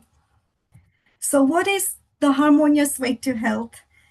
when I was learning about health coaching and work with a functional medicine doctor, I found out that there's so many different dietary protocols, exercise regimes, and everything. But then I also thought there's so much wisdom that I learned from yoga and how to integrate the two. A few decades ago, there was no monitoring, no devices to track, for example, our steps, blood pressure, etc. Yet, as a human race, we were healthier and happier. So these are the basic fundamentals that I came up with, no matter where in the world people are, whatever diet protocols they follow, or whatever it is. And it became my mission to empower minds, energize bodies, and enrich souls. So the harmony method is basically the acronym of harmony. And I'll talk through each of these for the time that we've got allocated. So H is for healthy foods and drinks. And though today, because it's a very short presentation, usually I spend a lot of time talking about each of these, we'll go through this very quickly and concisely. So one thing to remember is the acronym SLOW: seasonal, local, organic, and wholesome. By eating seasonally, we are in tune with the rhythm of Mother Earth. And when we eat locally, again, we're supporting local economy, local farmers. There's less air miles, less carbon footprint. Organic where possible, because all those pesticides, herbicides, and other residues do affect our health and well-being. A lot of you might have heard of hormone disruptors, and there's a really good resource by the Environmental Working Group, which is an organization, a non-profit that does every year the Dirty Dozen and Clean 15. The Dirty Dozen is the list of fresh produce with the highest pesticide residues. And if budget, so basically prioritize those things in the Dirty Dozen as things that you may want to consider buying organic, while the ones in the Clean 15 are the ones with the least pesticide residues. Those can be bought conventionally if there's a budget to take care of.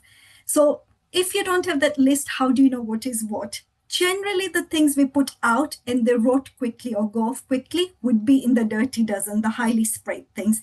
Things like berries, green leaves like spinach. But the things which are hardy and can stay out at room temperature for a longer time generally are less sprayed and are in the Clean 15, things like pineapples, avocados, so those thick-skinned things that the pests don't get to easily. Wholesome. So if you were to have, say, a piece of fruit as nature provides compared to, say, a fruit juice from that same fruit to a dessert from that fruit, naturally, the one which comes from nature with all the fiber and all the micronutrients to go with it is a better option. The other things to bear in mind is batch cooking, especially for busy lifestyles. In an ideal world, we want to eat so that it's fresh meals every time. But it's still better to have home-cooked food prepared with love and gratitude and the ingredients that we are aware of, more so than what is out there, packaged, and a lot of additives to it. Eat mindfully, free of distractions. And always ask yourself, how can you make it more nutritious? So as an example, these are things I made at home. Instead of the top one, using white potatoes, I've used purple potatoes for the antioxidants. The second one, I've used samo or morio, which is a gluten-free grain on a dal base and some chutney rather than processed or white rice. And the third one is free of sugar, free of nut dessert that are made out of seeds, coconut cream, dates, and basically garnished with coconut and strawberries. So it's about not deprivation, but about thinking cleverly about how to make it more nutritious. So let's move on to the second one, which is A. But before I do that, for anyone interested, I'm plant-based. There's on my website, a healthy eating basically book. And if you're interested, it's got various tips like batch cooking and other things, as well as a green juice recipe, which is great for the heart chakra and detoxification. And then A for an amazing energy. Now ask yourself, what brings flow in your life?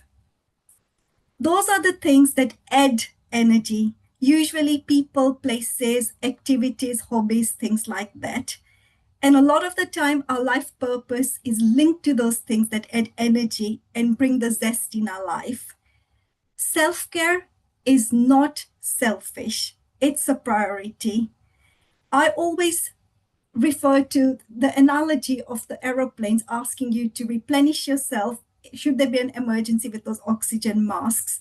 Because what good are we when we've collapsed? We can't help ourselves or others. So it's all about nourishing ourselves, replenishing ourselves before we can help others. And when you ask yourself, what adds to the quality of my life? What comes through? When you have a moment, journal 2 to 3 things that add quality to your life. And the idea is to do more of these ones. So that's amazing energy. We want to avoid things that deplete our energy, people, places, things, even those time wasting things through our basically days, and add to those things that add to our well-being and energize us. We all have 24 hours, the same number of minutes a day. Energy is the less talked about currency, and it really is a powerful resource. So let's move on to R for restful sleep. The word restful being very important.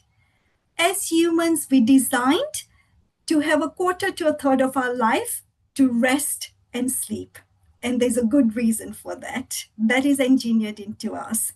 Sleep is sometimes very neglected, but it's so important for various reasons. It helps with neural pathway formations and also repair of the body and various functions like detoxification functions. Now, the question is, am I getting adequate quality sleep? If you wake up refreshed and energized, the answer is yes. If not, no matter how many hours, then the answer is no. And sleep hygiene is those things like not having a meal just before bedtime, ideally 2 to 3 hours gap, calming down before bedtime, so not watching, for example, devices like television or anything very active. Ideally, I love to use essential oils like lavender, some relaxing music, a bit of yoga stretches, and some relaxing pranayam to help me to get a restful sleep. But sleep really matters so we can function well for the days to come. Balance. Now, balance is different things to different people. This is just an example. It's the circle of life from the Institute of Integrative Nutrition. And for everyone, balance and what matters in their life is different. But as an example from this one, see what resonates with you. What of these little segments are things that you find useful in your life, and then make your own circle out of the ones which you prioritize. Then 0 being somewhere in the middle to 10 being towards the outside of the circle. For your personalized circle, see where you are at. 0 being you need to really work on that. It's almost non-existent. And 10 being it's working very well for you for that segment of your life. See which ones are low, because usually when we replenish the ones we are low at, it helps like a domino effect for the others. So when you have a moment, and if you want to take a screenshot, try this and see where you can work on for aspects of your life. And time management. Like I mentioned earlier, same number of hours, same number of minutes for all of us. How are we managing, conserving our energy for the things that matter and add value to our life, so that we are better tomorrow than we are today, or we were yesterday, we're more vibrant today. And then going on to the O for harmony, that's overcoming stress. And by stress, I mean the chronic stress, because a little bit of acute stress, called eustress, is important and motivating. We all need a little bit to get us to do things. But stress is defined as a sudden biological change.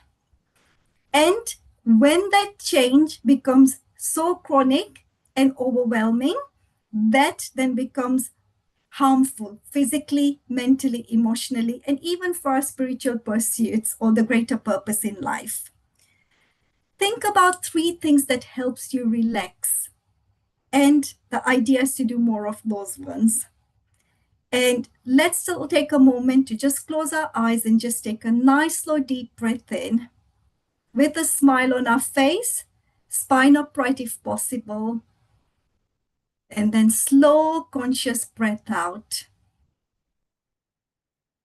And now a bigger smile as you breathe in.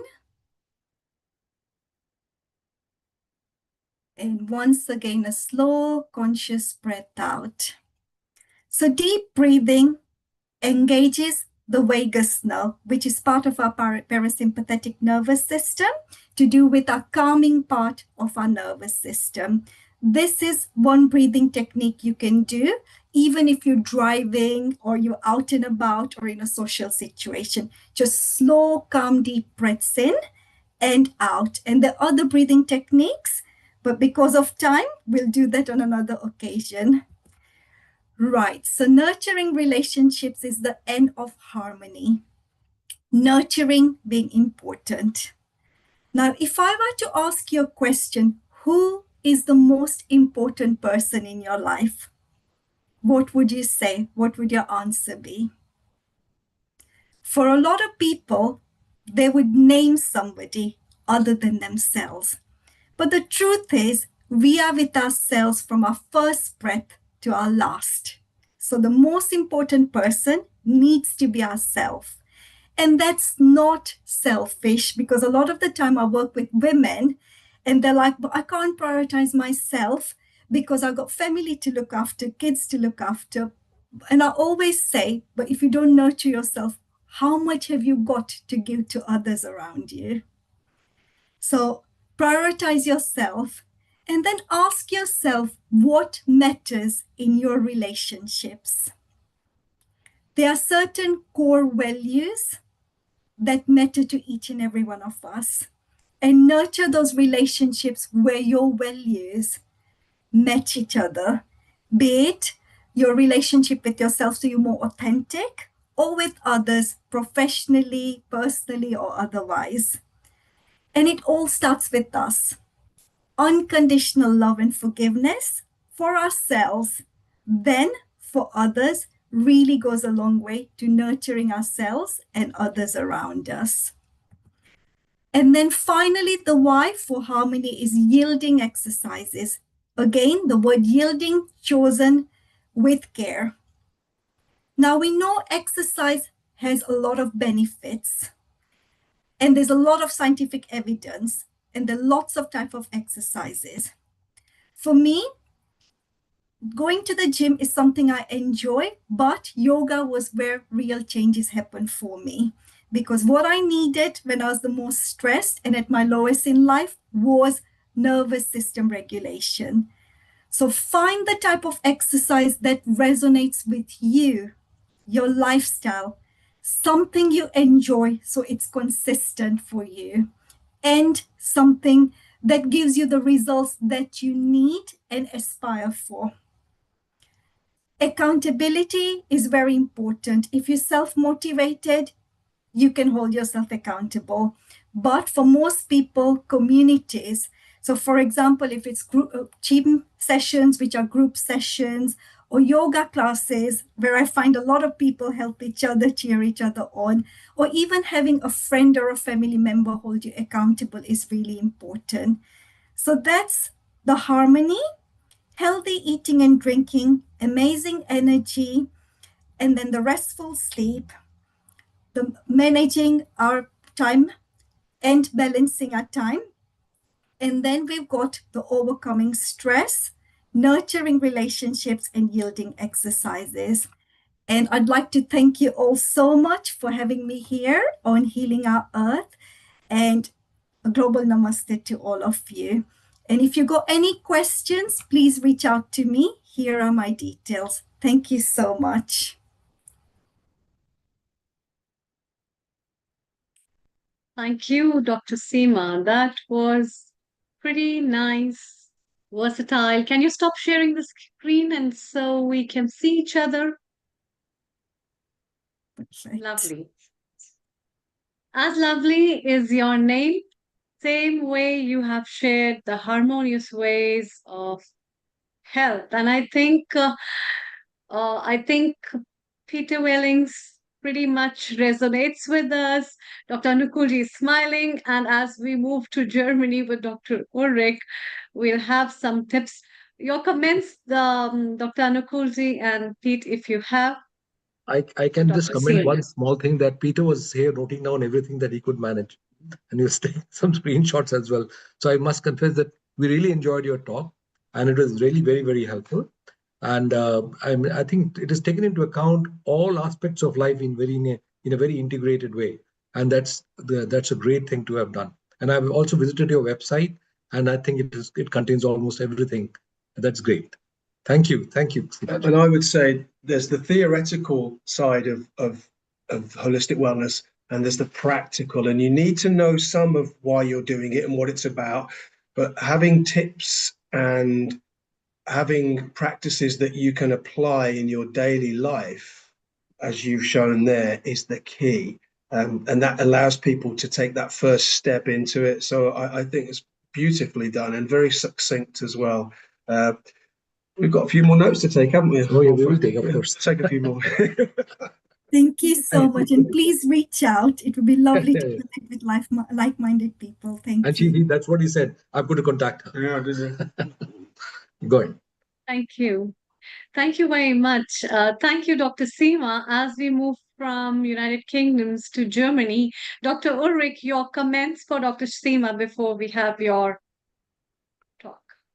No, it was very clear, very helpful, and also it covers some of the points which I will mention shortly afterwards for happy and life full of well-being. So yeah, I really enjoyed it. Yeah, thank you. Thank you, Dr. Seema. Thank you very much. And now from United Kingdom, we move to Germany with Professor Ulrich Berg. He is a mathematician, a professor, but more importantly, an environmentalist, an agriculturist, and also an Agnihotra practitioner.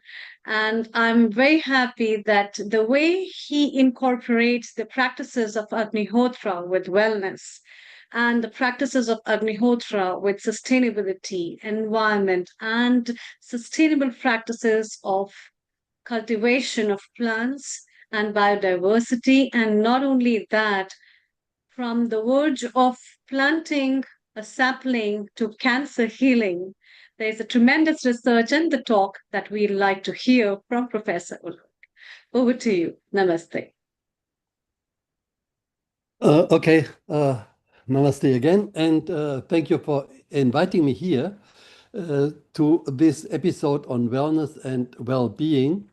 And the question which I have is, how can Agnihotra help in this respect? Okay, that is me, you know.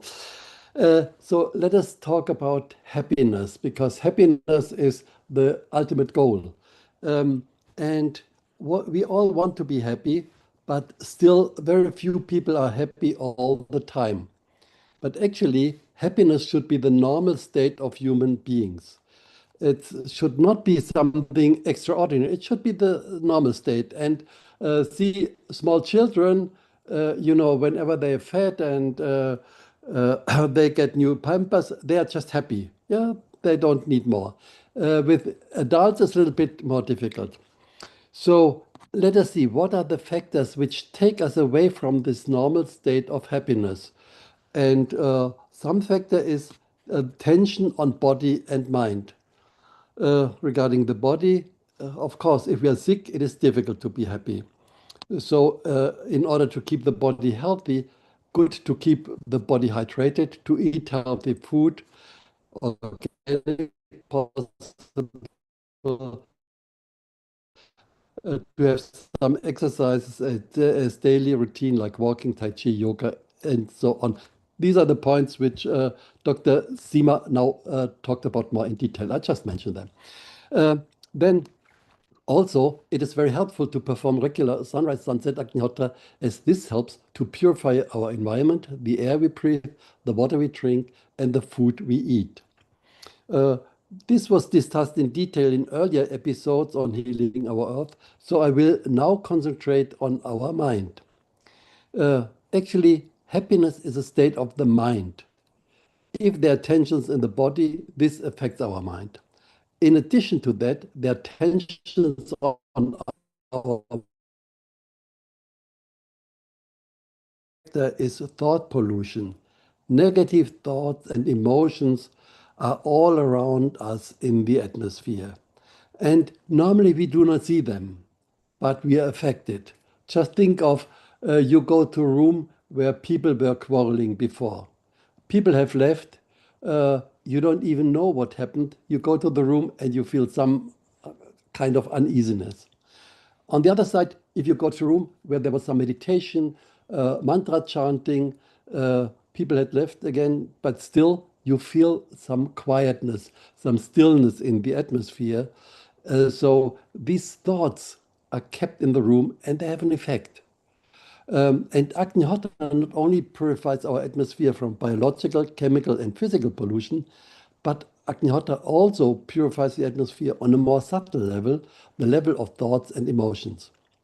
And this gives a strong push towards wellness, well-being, and ultimately to happiness. So, what is this Agnihotra? Agnihotra is the smallest and basic Homa healing fire tuned to the specific biorhythm of sunrise, sunset. It comes from the ancient most Vedic sciences of bioenergy, medicine, and so on. The process is very simple. You have a copper pyramid of fixed size and shape. You burn some dried cow dung, some ghee, clarified, unsalted cow's butter. It's important it has to be from cow's butter. Otherwise, it will not work. We have shown that in different experiments. Then some grains of unpolished rice, unpoken pieces only, akshat. Then mantras, which is exact vibration. And the timetable of sunrise and sunset, exact to the second. But now we have this app, Agnihotra Buddy, which gives you the exact timings with just a few clicks on your phone. Why is that the time of sunrise, sunset so important? It is said that at the time of sunrise, there's a flood of energies coming from the sun all the way to the earth, and this flood has a subtle music in it, and the quintessential sound of that music is the mantras which we utter at that time. Therefore, we have a kind of resonance effect. So that explains why we have to use these mantras. So if you would translate the mantras into English, German, whatever, it will not work. It has to be Sanskrit, because Sanskrit is the exact vibration. And second, it also explains why we have to use the exact time, because this flood of energies is there for only short time band. Interesting, some American astrophysicists showed this slide saying that million ampere currents head in towards sunrise and out along sunset.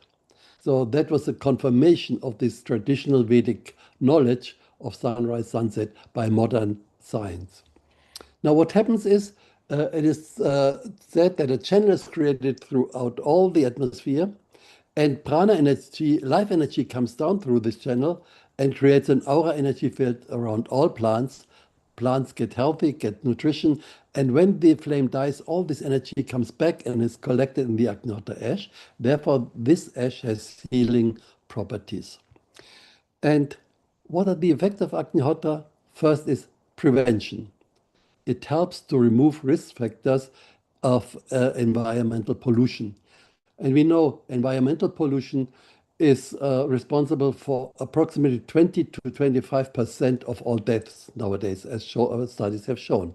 And so if we can remove these risk factors, then automatically we have better health. And better health, good health, is one of the factors for well-being, for being happy. Second thing is, Agnihotra also can cure many different diseases, as we have seen. And there are also some scientific studies, which I mentioned in some other talk on this platform.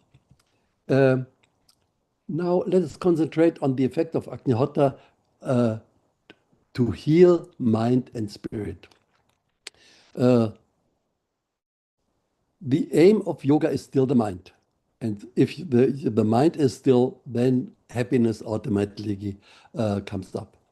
And an inquiry with yoga teachers showed that the same effort which they had with yoga and pranayama nowadays has less effect than 20 years ago. One yoga teacher told me earlier, normally it takes him 20 minutes to get into a deep state of meditation. With Agnihotra, it happened nearly immediately. So why is that so? That's the importance of atmosphere. And our atmosphere is nowadays polluted on the physical, chemical, and biological level, but also on the level of thought energy, of thought pollution. And this thought pollution, negative thinking and negative feelings, that's actually the worst form of pollution, and is also the origin of all other types of pollution. If your thoughts are clear, you would not just damp your trash in nature, and you would not wash your car from oil and so on next to a river. You would just not do that. This thought pollution we cannot yet measure, but we can feel it. As I mentioned before, think of a room where people were quarreling, or on the other side after meditation. And Agnihotra removes this thought pollution and creates a harmonious environment. And we have seen the effect. We cannot measure thought energy, but we have seen the effect. And some of these studies I want to show you. One study was done in Moscow, Russia, some time ago. A group of people came for regular Agnihotra for 2 weeks, and anxiety and depression were measured before and after Agnihotra, and there was a clear reduction in both. So you see here, the red bars are anxiety before, and the white bars are anxiety after. And again, depression, black bars, depression before, and green, depression after. You see a clear reduction in both anxiety and depression. One study done recently in Santiago de Chile, that was done at the University of Medicine, and these medical students, before some of the main exams, they were very much stressed because Dr. Anukul, you know, medical exams, they're hard. They have to learn thick books practically by heart in order to pass the test. Terrible stress. So they tested 100 students by measuring the cortisol level in this saliva. And all of these 100 students were pretty much stressed. So they took 30 of these students and divided into two groups and of 15 each. And they invited these groups to go for Tai Chi session. One of the group, it was just Tai Chi. And the second group was Tai Chi, but in the next room, and the people did not know, students did not know, in the next room, Agnihotra was performed. And both groups had a good effect. Tai Chi had a good effect. And here you see, that was the effect with the measured with the questionnaire. The relief was from 100% stress to 41% stress with Tai Chi only, but it went down to 8.4% of stress with the people who had Tai Chi and Agnihotra was done in next room. Of course, the effect would be much better if the students would perform Agnihotra themselves. I suggested that, but there's a question, how can we avoid the placebo effect? So you have to do some statistical tricks in order to do that. It's possible. Hopefully sometime it will be done. And then the cortisol level also went down. It went down from 30 to 22 with the Tai Chi only group and went down from 28.9 to 17 in the group with Agnihotra. So again, a bigger reduction. So stress is relieved by Agnihotra. Another study was done in Baltimore, USA. And in this study, the experimental group, they performed Agnihotra for 2 weeks, morning and evening. And the control group, they were meditating for 15 minutes, but not Agnihotra. And the results, again, were quite encouraging. The result was measured on depression with the Beck's depression inventory. And you see the the reduction decrease in the depression score was in the control group just a little bit, but say 1 point. And in the Agnihotra group, experimental group, it was 12.7, a big, big difference. And the wellness index that was measured by a questionnaire that was also the control group was up 3.5 point, and the Agnihotra group was up 14.9 points.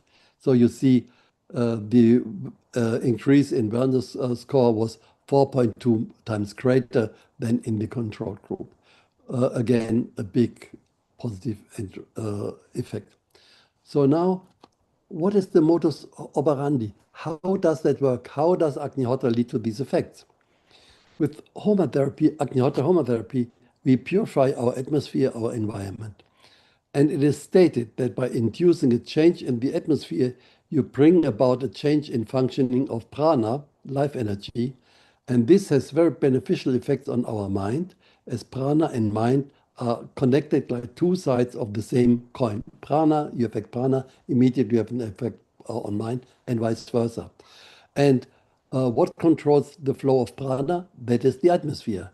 And if the atmosphere is polluted, then the flow of prana is a little bit affected. But with Agnihotra, we purify our atmosphere, and the flow of prana is harmoniously, and immediately we have this positive effect on the mind. And now, 2 more results we got recently. One is that study again was done in Russia, Moscow. They did EEG before Agnihotra, and you see here most brain waves are in the range of beta, and beta stands for activity, but also stress. And alpha, more the calm brain waves, is only 17.6%. After Agnihotra, it's just opposite. Most brain waves are in the range of alpha and very little in the range of beta.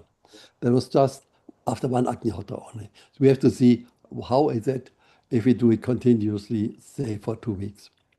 And that was an interesting experiment we did in Germany with the GDV, that is a further development of Kirlian photography. And they can visualize the chakras, and you see the person before Agnihotra, the chakras were very much out of order, and after only 1 Agnihotra, see nearly all chakras are in line. Only the throat chakra is a little bit aside, but also that is better than before. So it has an immediate effect on our chakras, and the chakra regulate the flow of energy in the body, and they are so much important for the functioning of all the organs. Okay, so that is a simple process, 10 minutes in the morning, 10 minutes in the evening, just we have to follow exact time of sunrise, sunset, and then we get all these wonderful effects. That's it, thank you. Urli, Thank what a wonderful presentation. In a simple way, you not only narrated, so this kind of presentation should be shared with everybody. If you could stop the screen share, I want Rajiv to make a 1-minute comment because He is an NHS doctor, practices meditation and yoga, and has an open mind field where he feels those are benefits, and if there are any scientific records which you have got some. So through our Healing Our main core group via Amrita and Anakul, you will share data. Rajiv, your 1 minute comment on what Ulrich presented. So I think it's very interesting concept. I believe the way it works, because we did a lot of webinars with a colleague of mine outside NHS on mantra and science of mantra and the effect on health.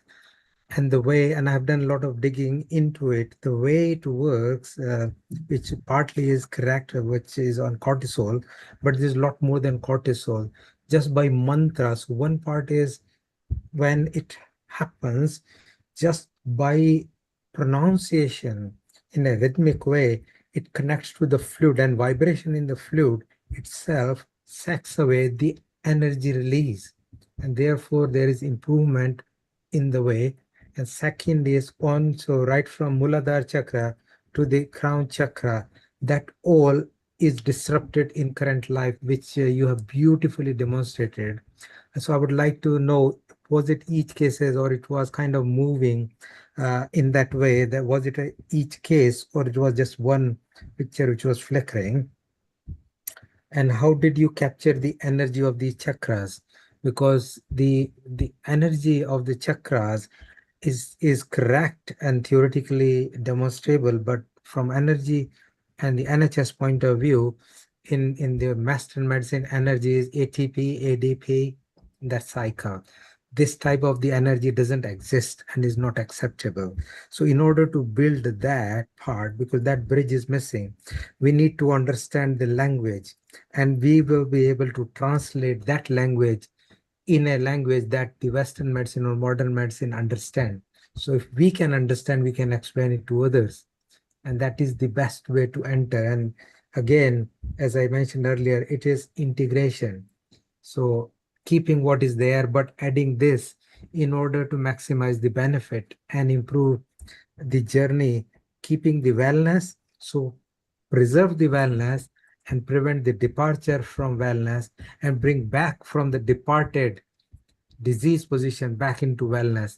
This is one another tool. Just like for car, you need a screwdriver, you need a spanner, you need hammer, you need different tools. So this is one of the possibly useful tool to bring it together. So I will stop it here. So I think it was good to have a scientific evidence, and I would love to have, because we are creating a scientific repository of all type of different disciplines, yoga, Ayurveda, teaching, Tai Chi, Qigong, hypnotherapy, art therapy, music therapy, all of these.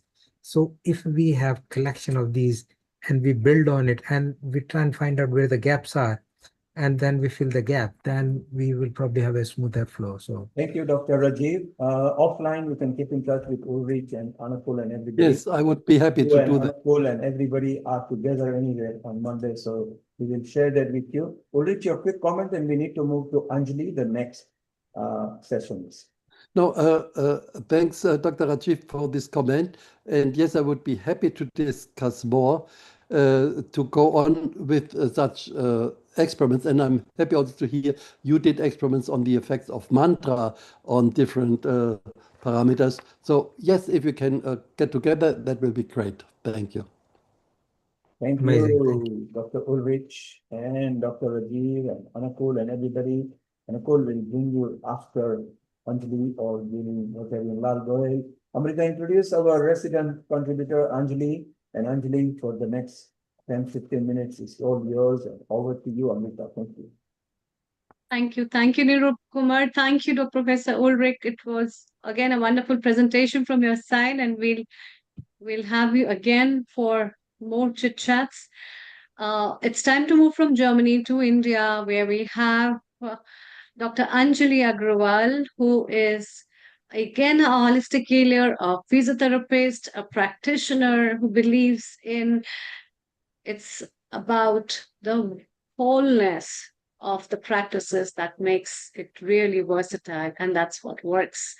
So, So, Amrita, what's in the pocket Amrita, today? Amrita, just before Yes. Anjali starts talking, it's just reminding because aromatherapy and aromatherapy people love because it actually involves physical practice, chanting, clearing the atmosphere, etc. So Ulrich is producing with Healing Our Earth a special episode once again on 23rd of August, Sunday, 23rd of August. You can go to Healing Our Earth future online episodes and you will see it there. Thank you, Ulrich, for that.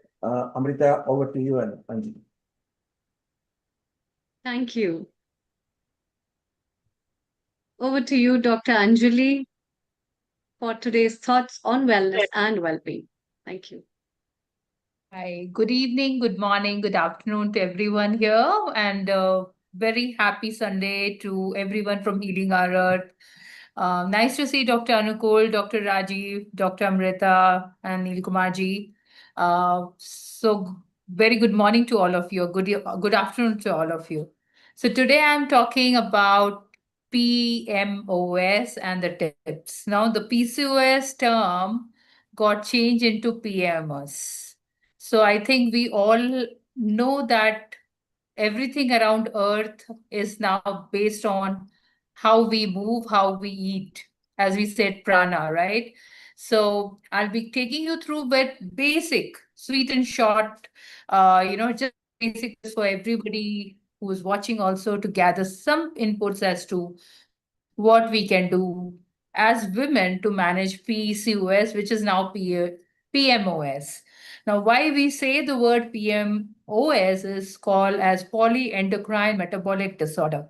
So all your endocrine glands in the body is now responsible for this kind of syndrome. So earlier we were, asking women, right? You are lazy, you're not moving, you're not eating well. That's why your periods are not coming in time, or you are not getting pregnant in time. But now let's understand that this is more than just a gynecological issue. So a woman is not having mood swings or is not feeling body pains or fatigue just because of the endocrine system which stimulates her ovaries. It is the overall endocrine system which is affecting her body. Now, what is my role in their journey is we need to understand what kind of exercises or what kind of lifestyle modification they can all bring about in their life to bring about basic little changes in their life. So, going on to understand the body. So, what is PCOS? Is a hormonal metabolic condition, as I mentioned, and symptoms can vary. So, we have seen a lot of women being undermined and said, okay, you don't have a cyst-like projection in your ovary cycle, in your, ultrasound scans. So, I think you don't have PCOS. But they were having their periods in time, but they have all the presentation of PCOS, which is PMOS. And it can be interlives. So their cycles can be so different from each other. They can have a good cycle, but they are having what PCOS does to every other women. So we have to understand and track each other's cycle, and awareness is the first step when we come to balancing the doshas, as we say in wellness and well-being also. So it is your doshas, or what we say in Ayurveda or in naturopathy. We have to look at a more holistic picture of PCOS, which is what I will literally throw some light on. Now, we have to understand there's something called regular activity. With Dr. Rajiv, Dr. Anukul, and Dr. Amrita will me that regular activity can be simple pranayam, simple yogic asanas, start your day with simple walking, or simple weight training, or simple amount of movements throughout the day. So I talk the habit of called NEAT, NEAT. NEAT is you are into a thermogenesis process. We are burning your calories throughout the day with little bits of snacks of movements. So I call it snacking movements because that helps to let your calories burn as you consume more calories. So the thing is calories intake, calories outtake, right? So, but we are not looking at weight management just because it's so difficult with polyendocrine system to lose weight. We blame on the women like, oh, you're not using your muscles properly, that's why you're not losing weight. Well, that's how the endocrine system becomes. It just gets blocked and it's not functioning the way it is functioning. So we see a lot of young women now have gone into smoking and into consistency of weight management. So they have mood swings in a way where they'll eat up too much one weekend. The next 2 days they don't want to work out. So again, that cyclic loophole of not activity, too much consumption of calories and processed foods, it again stimulates your endocrine systems to be not working in your favor. So we have to look at what are the basic things which women can try out. Like simple things like 150 minutes week of moderate aerobics, because we don't want overdoing aerobics, which will again cause your cortisols to get overstimulated. So why we say for PMOS or PCOS women is not going hardcore running or hardcore jogging, because it can cause or hardcore hit programs, which causes your cortisols to dump into the body, and that again cause more fat accumulation, and again fat and insulin working together, it's like attracted to each other, and that's what causes your body to go into that system. So 2 to 3 days a strength session is so important, and we have seen with a lot of my patients, it does miracle for them. Even if we see in the GLP market now, everybody is on GLPs, and all doctors are, all my patients, almost everybody is on Manjaro or GLPs and all, coming to me with now laxity of joints and pain in the joints after GLPs, the side effects of it. But we always have to emphasize that everything has to be working in favor of these patients. And pelvic floor and core strengthening is so important with yoga asanas, especially sitting and doing butterfly or chakhi asanas. They are very, very handful for pelvic floor stimulation of the ovarian glands. Very, very important for women to understand the importance of sitting on the floor or doing a malasana, okay, sitting and squatting on the floor, mopping the floor. So the one exercise I always tell my patients is take a room and mop the floor while sitting on the floor. It has really helped a lot of my patients almost get back to their original form of not having PCOS also. So we have to understand that wellness also comes from different nature of medicines also. And let's imbibe all of them, because all of them will give us something to hold on to and to progress very holistically. Nutrition again becomes protein with milk. So how in Indian population especially, women try to overlook their diet. They don't want to think that they should eat on time, they should not eat properly. That's what is happening. They're running from one task to another task, and they don't get time to sit and really think for themselves with meals. Now the awareness has grown, and we look at proteins with meals. So if you're eating meals, proteins become a very important part because it helps in thermogenesis and fat loss also. Because as I said, fat equals insulin is equal to PCO, PMOS. So that cycle loophole continues. And the high fiber foods.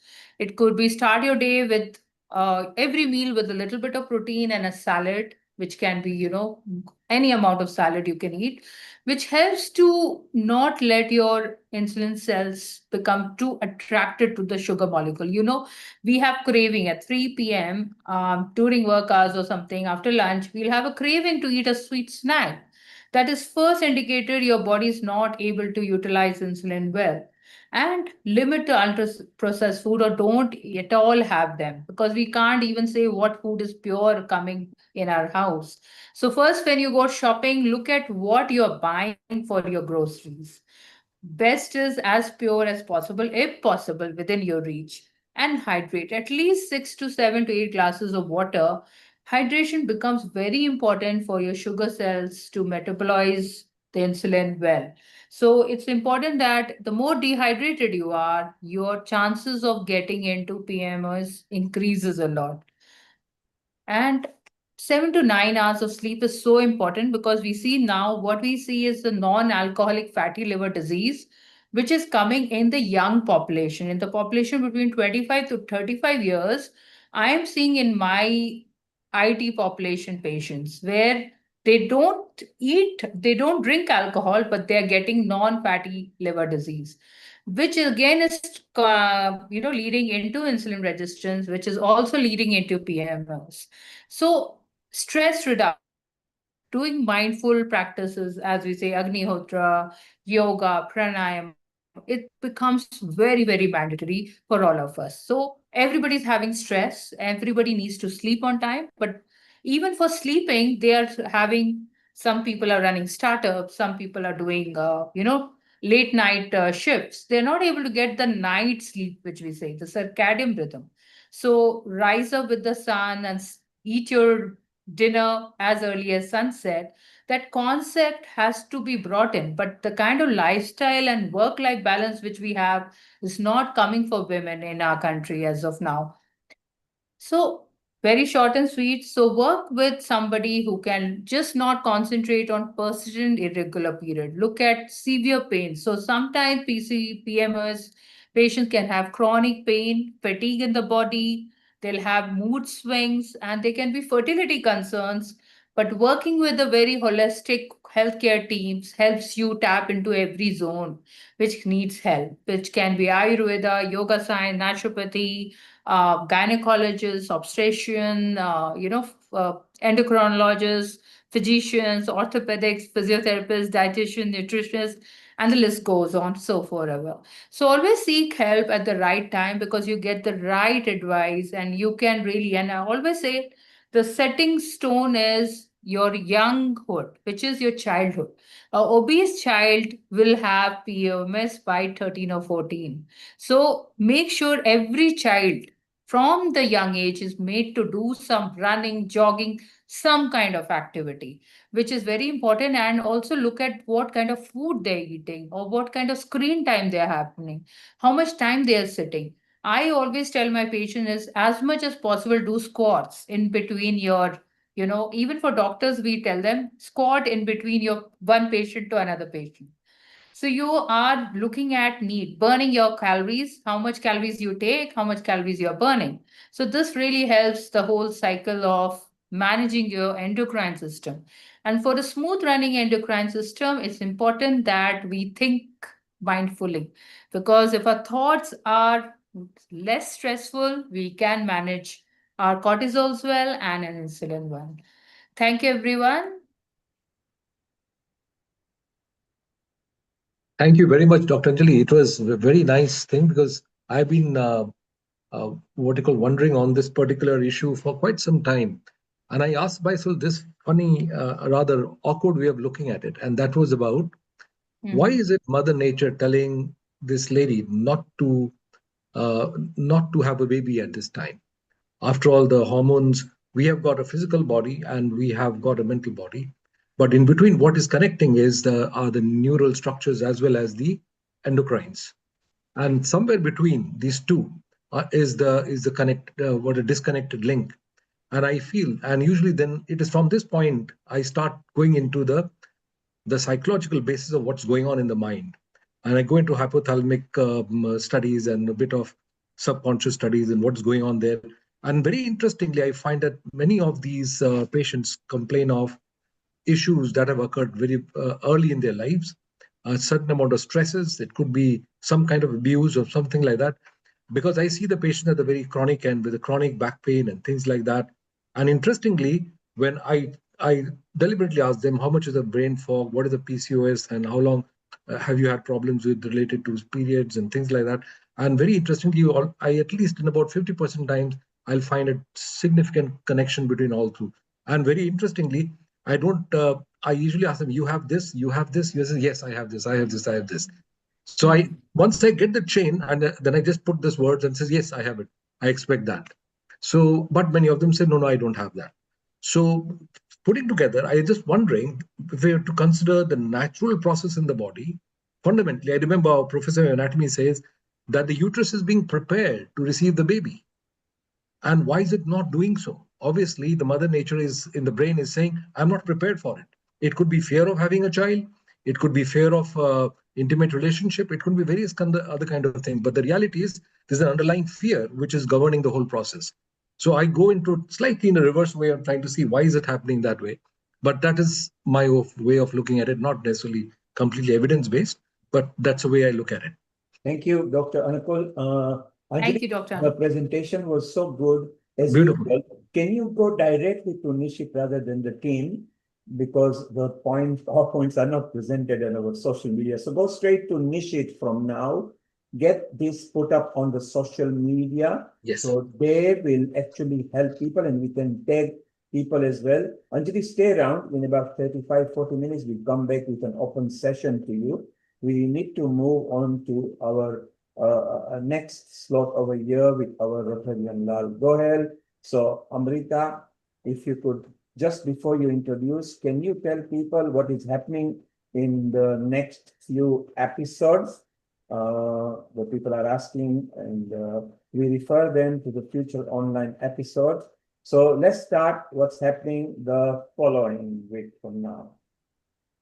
So the following week, which is on the 19th of July, we are having energy healing episode. Transform your energy, transform your life and our world.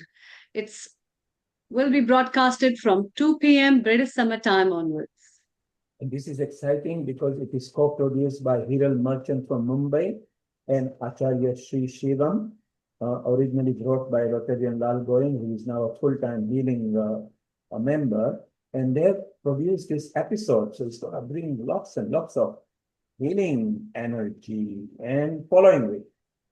The following week, which is on the 26th of July, 2026, we are having a Guru Purnima special episode where we all will come together and pay obeisance and gratitude to our teachers. And also the students will remember the teachers and the teachers will remember the students. Absolutely. You can be anybody and you can remember your mother, your father, or whoever has brought you special tips and knowledge and made you a good person. And then on the 2nd of August, it's International Day of Friendship that we are celebrating. So all of you are invited, your friends, your families, you yourself, and let's cheer up for the International Friendship Day. And on the 9th of August, we have got World Organ Donation Day, which will be put up by next week. And then it's Indian Independence Day.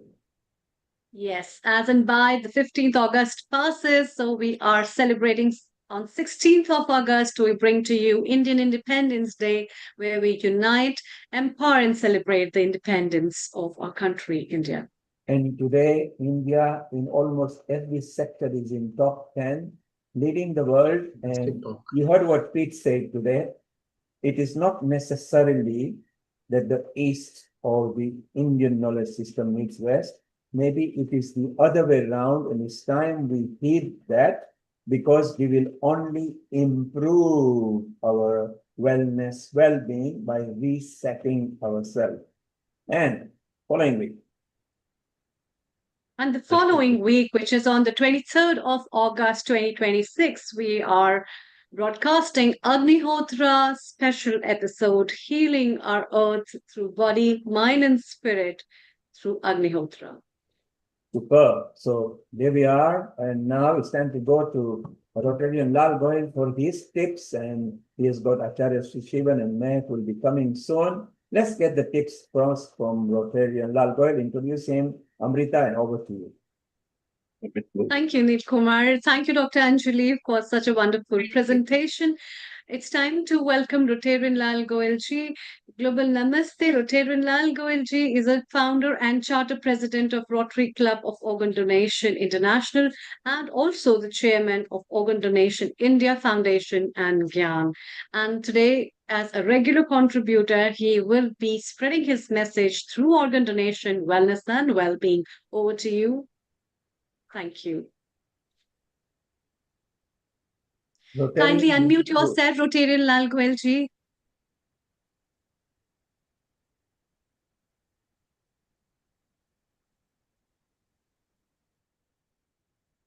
Yeah. Yes, Yes. you are unmuted. Yeah, thank you very much, Amrita ji. Thank you very much, Neil Kumar ji and the entire team of Healing Our Earth. And now today when it's a very special topic, and the topic is well-being and wellness, healthy organs and healthy life. Global Namaste to you all. It is a great honor and privilege to be with you this evening to speak on a subject that unites all humanity, regardless of age, nationality, profession, or culture. Well-being and wellness, healthy organs, healthy life. We often spend years building successful careers, accumulating wealth, and achieving our dreams. Yet all these achievements have little meaning without good health. As the Roman poet wisely said, the greatest wealth is health. Good health is the foundation of happiness, productivity, and a meaningful life. It enables us to work, love, serve, and enjoy every precious moment with our smiles and friends. No title, no achievement, and no amount of wealth can replace the priceless gift of good health. When health is lost, everything else becomes secondary. Our bodies are extraordinarily patient. The heart beats over 1 lakh times every day, or in other words, 100,000 times every day, tirelessly pumping life through our veins. Our kidneys continuously purifying our blood. Our liver performs hundreds of essential functions, quietly protecting us from toxins. Our lungs provide every breath that sustains us, and our brain coordinates every thought, emotion, and movement we make. These organs work silently and faithfully every second of our lives. They ask for very little, yet they give us everything. We rarely appreciate them until illness reminds us how precious they truly are. That is why wellness should not begin in a hospital. It should begin in our homes, our schools, our workplaces, and within each one of us. As Jim Rohn beautifully said, take care of your body. It is the only place you have to live.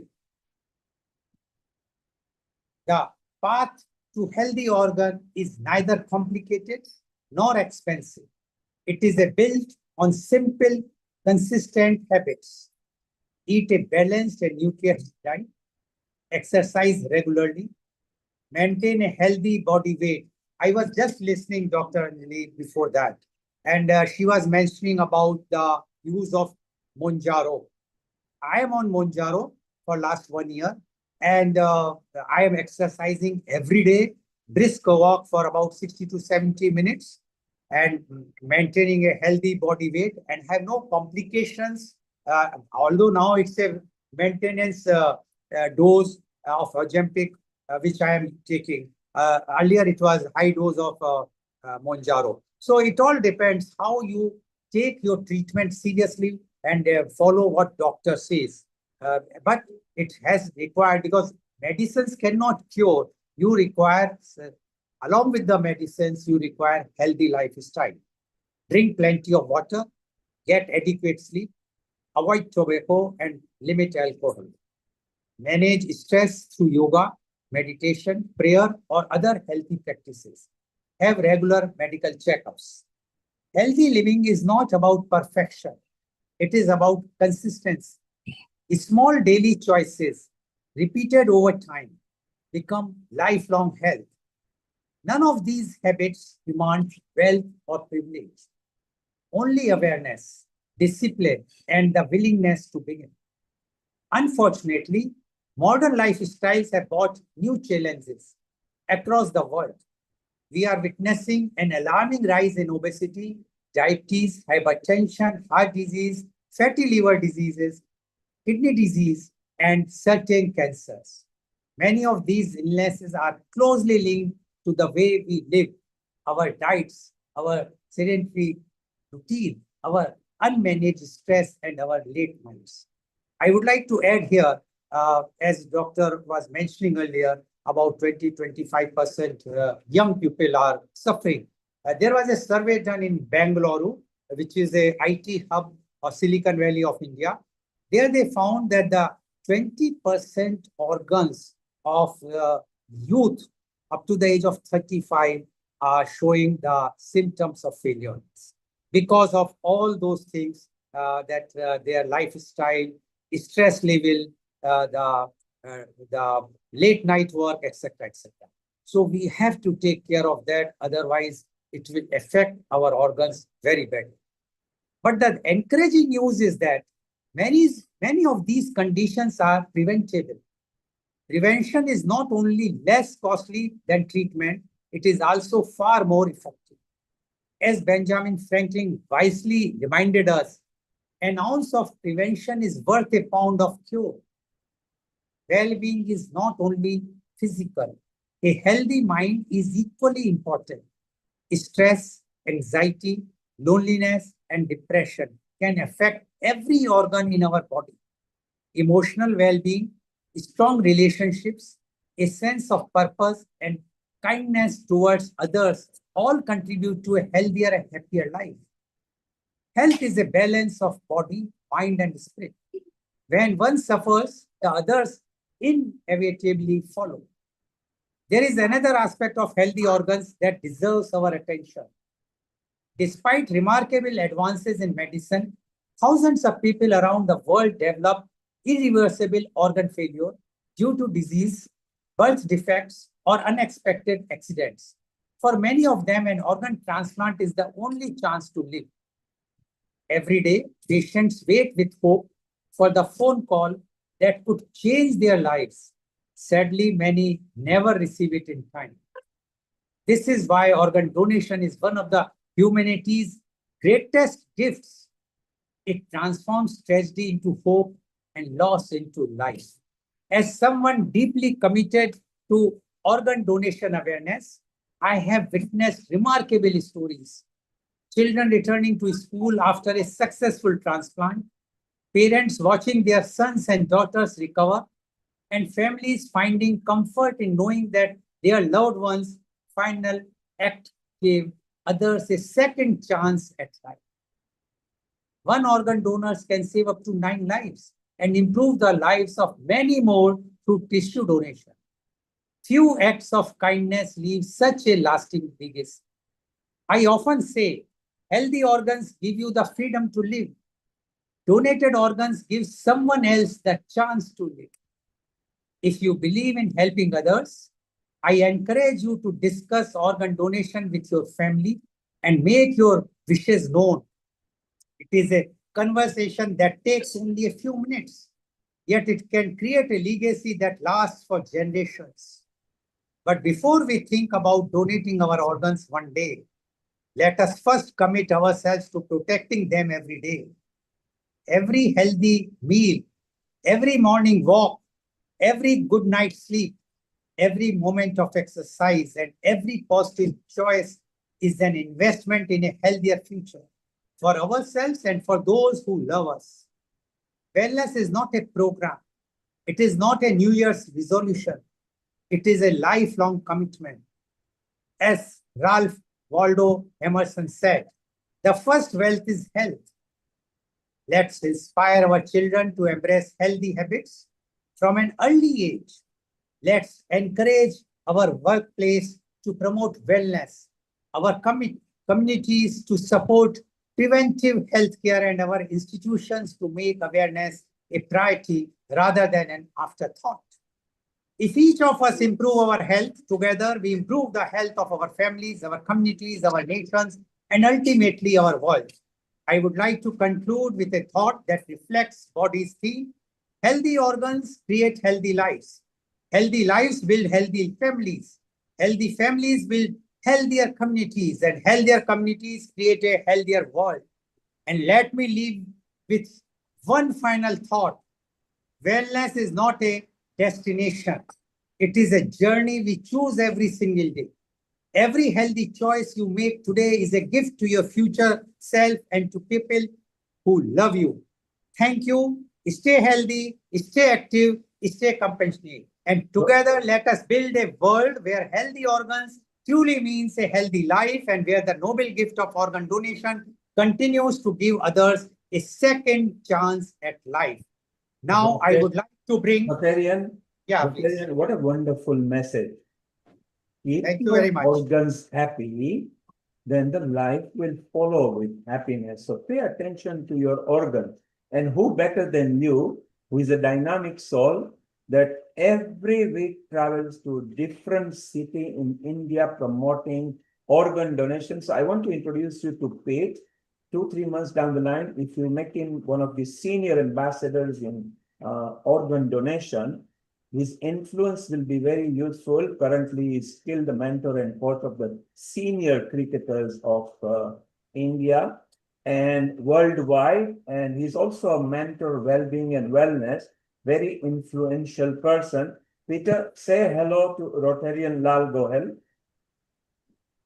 Hello, Lal. I thoroughly enjoyed your energy and this. Yeah, you have a sparkle and a spring in your step, Lal. It seems to me. Would I be right in saying that? Thank you very much for your comments, Peter. Thank you. And Lal does visit UK too. So you visit India quite often and you go to lots of institutions and so many people. You will be a very good ambassador without having to go out of the way because he will do most of the work. He's very dynamic. Every day is connected. He's a full healing time or producer from roughly from 9 o'clock. He's also a very good Rotary supporter. You can see his background over there. So this will be very good. Allow a couple of months and maybe if I can guide you both, it will be the right way to live. And Anakul, I will tell you when to initiate that offline meeting. Yes. And I just wanted to introduce Rotarian Lal Goyal today to Peter directly. Let's move over to Mehak, who is waiting for Rotarian Lal Goyal to bring her tips. Yeah. Now, I would like to invite my panelist guest, and she is Miss Mehak Wadhwa. Miss Mehak Wadhwa is a seasoned yoga trainer, pranic healer, and master NLP practitioner. She is based in Mumbai. Miss Mehak Wadhwa, this is the first time you are coming on this platform, Healing Our Earth. Healing Our Earth is a platform which is running for several years, and their aim is every Sunday coming out with new topics which are beneficial for the humanity and in turn to the healthy earth, because we know the mother nature and the earth is the main thing, and to heal that our mind and soul should be purified and healthy. And this has been telecast and live streamed all over the world on different platforms.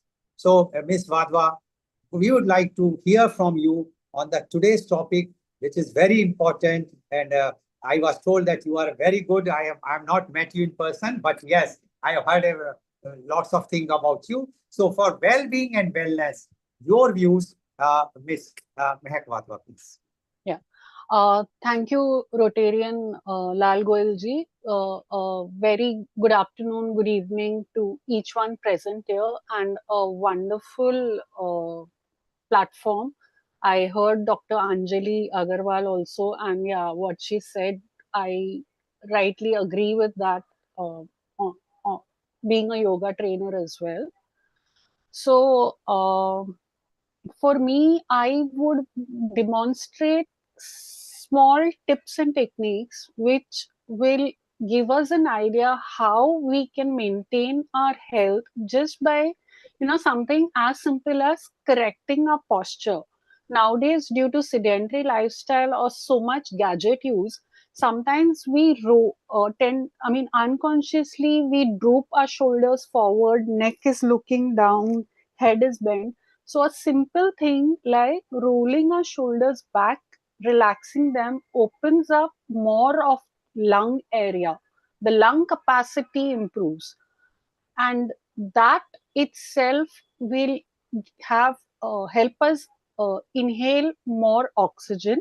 Next, the neck. Some of y'all may have heard the neck text syndrome. So when a pipe is bent, the fluid in the pipe, the flow of the fluid in the pipe becomes a little hampered. It's not as smooth or fast. Same thing when our neck is bent, the oxygen and blood supply to our brain is also hampered. It is less. So we tend to feel mental fog and mental fatigue a little earlier. So simple thing like rolling our shoulders behind, making more area in our clavicle area for lung capacity will increase our oxygen capacity in our lungs, plus keeping our neck straight, chin slightly up, so the oxygen and blood supply to our brain is better, and we will feel the mental fatigue or the mental fog a little delayed. We can consciously delay it. So it's like consciously have your gadgets at your eye level, as you can see. I will share with you now, due to the fast-paced life that we lead and overstimulation or something, or overthinking, etc., there are times we do not use our lung capacity to the maximum. And making use of travel time when we are not driving the car or something and we are in the passenger seat, or something as simple as when we are waiting at the airport lounge. I will share 4 hand gestures, hasta mudras, and I will keep sharing. I would invite you all to practice with me, feel the difference, and I will share how it impacts our lung capacity. So the first one is tip of index finger touching tip of thumb, remaining 3 fingers stretched out. The palm is placed on our thighs. I would request and invite each one of you to practice with me. If you wish to keep your eyes closed, you can do that, or just be aware of your effortless natural breathing. We are not regulating our breath for this, and our effortless natural inhale and exhale. Just be present.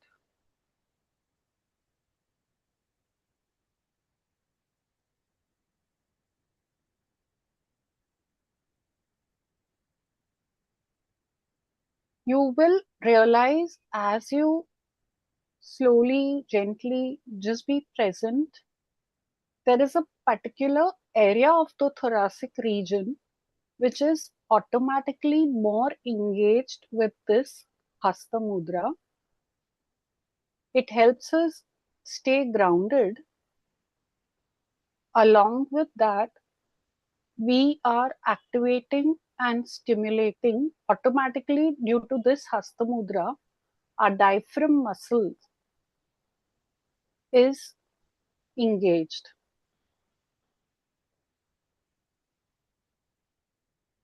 And we breathe till our belly. So there's no conscious effort as such.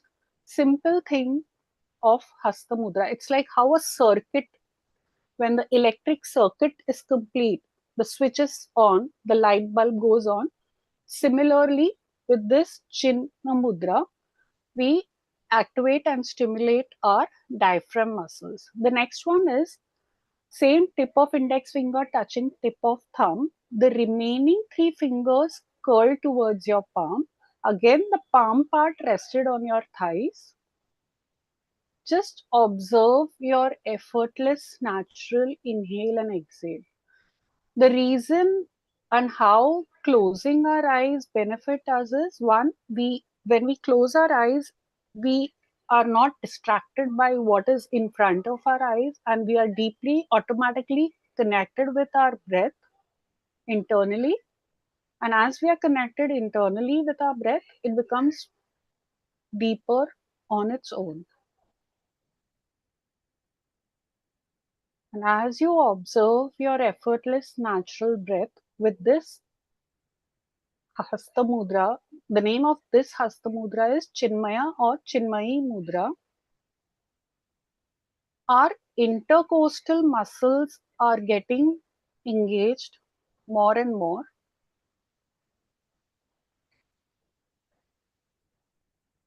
And you will realize if we have been thinking too much, suddenly now our awareness or attention can come to our thoracic region, and a different part of our respiratory muscle is engaged with each different hasta mudra.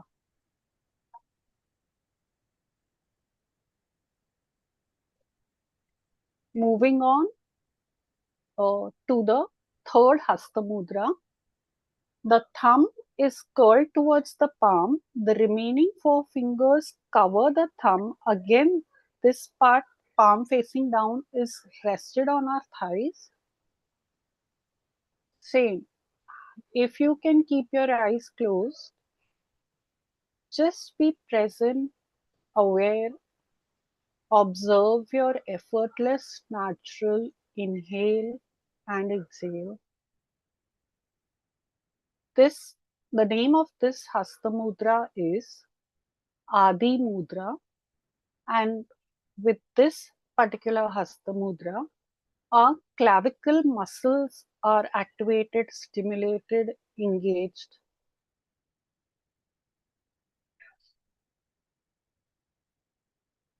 And there's hardly any efforts that we've put in. We've just used, as it is, our hands are going to be kept in some gesture or something. By practicing this, even if you, while watching TV, you practice this, it activates, stimulates different respiratory muscles. And the fourth Hasta Mudra is the same Adi Mudra.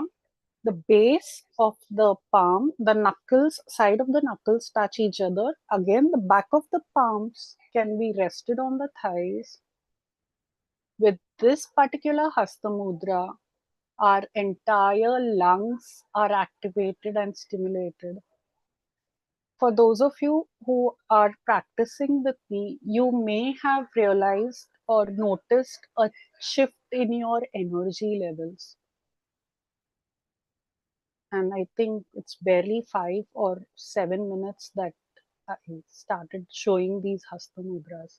And it can be done while waiting for your flight at the airport, while being in the passenger seat, be it train, car, whatever, while watching TV. And also lungs, when we do not lungs are made up of thousands of cells. Just by practicing these 4 Hasta Mudras, we energize, activate, stimulate each and every cell of our lungs. They don't lose their elasticity. And that's where healthy organs, the aspect of healthy organ comes in. Any queries, would I like to share any, for observations for those of you who practiced? Thank you very much, Ms. Meher Vadwa, for giving such a illustrious presentation. And you mentioned about the importance of lungs, which is very, very important. People are not understanding that the lungs function is very, very important, although all organs functions are important. Being the son of, my father was a chest specialist himself, a tuberculosis specialist, and he used to perform the surgery at that time to replace some part of the lungs also. And he always says that you have to keep your lungs always healthy. And that is very much important. And I have seen after a long time that somebody is talking about the lungs health. So I am sure that this information will go in a long way and people will definitely be getting advantage of it. Thank you very much. And stay, in case if you want to stay, that's up to you. Thank you very much. And now I would like to introduce my next panelist guest, and he's Acharya Shri Shivam, who is a regular now, and he has been hijacked by Healing Our Earth directly. So I need not to be there to introduce, but yes, for the sake of introduction, I am giving his introduction as he's the Dean of MIT Group of Institutions. He's the meditation guide and director of spiritual mental well-being and consciousness. He is based in Pune. Acharya Shri Shivam, you have seen what Ms. Vadha has mentioned about the lungs health. You are talking about the general well-being and especially the mental well-being, which is very, very important, and especially for organs also. So we would like to hear from you your views on today's very, very important topic. Acharya Shri Shivam, please. Thank you so much, Global Namaste, and thank you so much, Rotarian Lal Goyal ji, for inviting me and Definitely, you have been a medium for my message to spread everywhere, and always gratitude to you and the entire team of Healing Our Earth. So today, as we move with this topic, wellness and well-being, which is the most important topic, and I'm very thankful to Ms. Vada as well. She shared very beautiful insights and mudras. And these are very practical tools and techniques which have been used since golden age. And our rishis and the best faculty of the Gurukul system, they all had these kind of practices in their everyday life. And that's why if we compare our modern life versus the ancient Gurukul life, that was much calmer, relaxed, and very razor sharp intelligence we could see. So today, well-being and wellness, I would like to talk about the missing dimension of modern life. So today, I would like to begin with a simple question, and that question is, what is the difference between wellness and well-being? Most people think of healthy food, exercise, good sleep, and fitness in terms of yoga, gym, Pilate, and all that. So these are all very, very important. But let me ask a deeper question. Can someone have a healthy body and still have an unhealthy mind? Can someone be successful and still feel empty? If the answer is yes, then perhaps wellness alone is not enough. So I would like to share a personal story here. And over the years, as a Dean of Spiritual Science at MIT University, I've had the opportunity to interact with students, professors, researchers, corporate leaders, and people from many different backgrounds and very well-established people. So one thing has stayed with me. So once it happened, a student says, Acharya ji, I can't focus. And a professional says, Acharya ji, I can't switch off my mind. And then a parent also, when I was interacting with the parent, they said, everything looks fine from outside, but I don't feel peaceful within. And these important questions I keep receiving. So different people, different profession, different countries, but the same restless mind, because that mind is same. That made me realize that the greatest challenge of our time is not lack of information. We probably have a lot of information. We know how to connect to the internet. We know how to connect with AI, Chat GPT, DeepSeek, and so many things. But one thing which we don't know is how to connect with our own inner being. So I'm reminded of Krishna when he mentioned in Bhagavad Gita.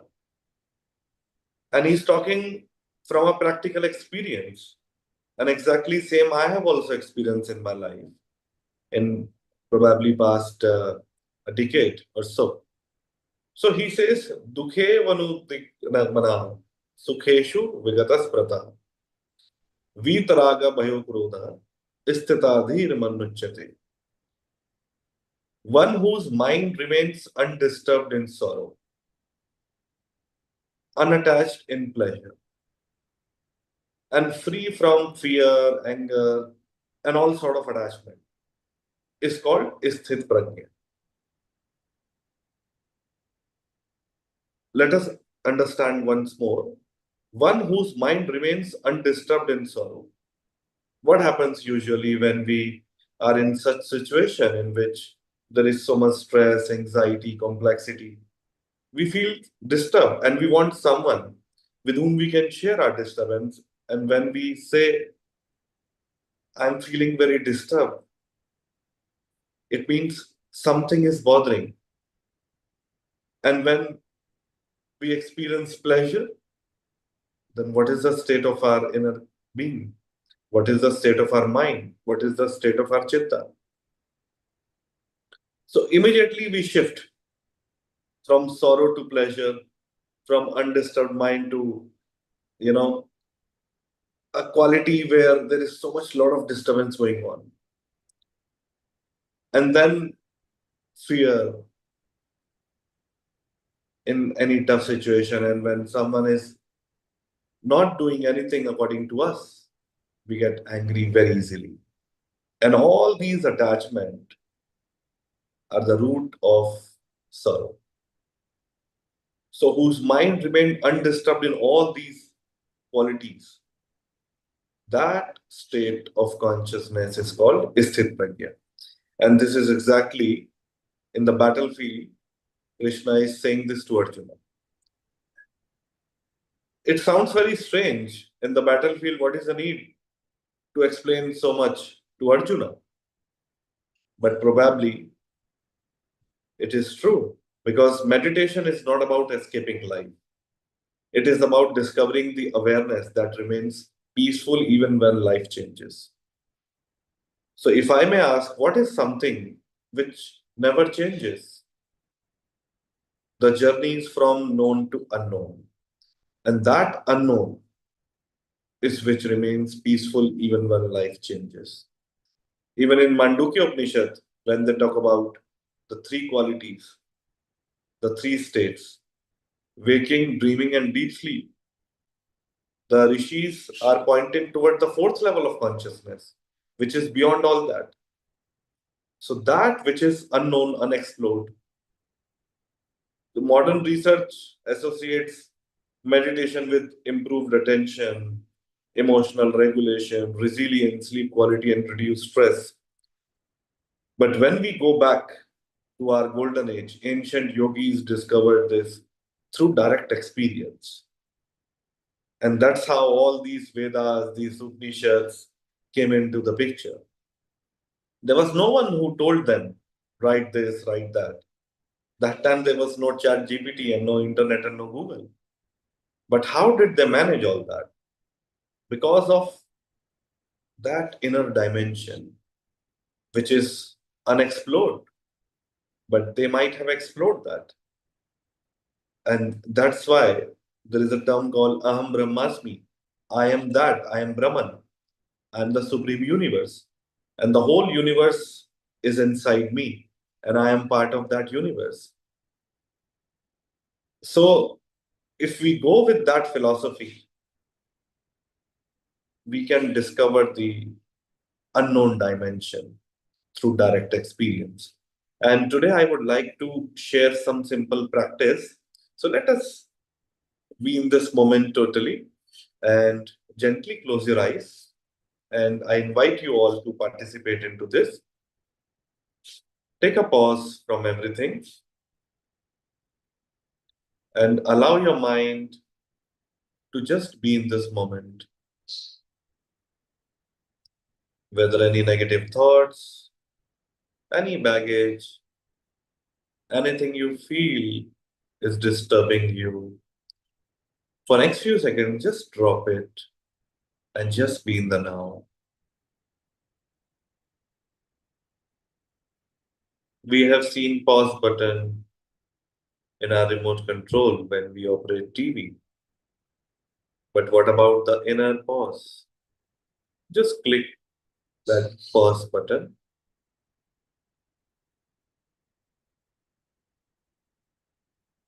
and reflect. Just drop these questions. Who am I? What am I doing? What is the purpose of my existence? What am I here for? Don't wait for the answer. Don't pressurize yourself. Just drop these questions. Bring your attention to your breath.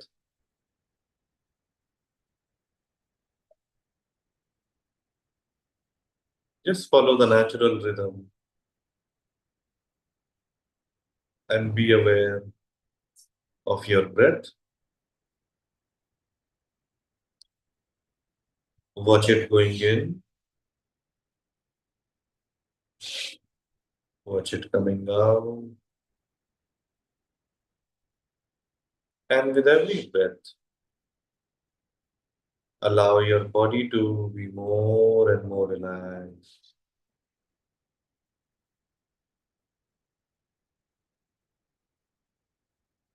Just relax. Become empty totally. And in the now.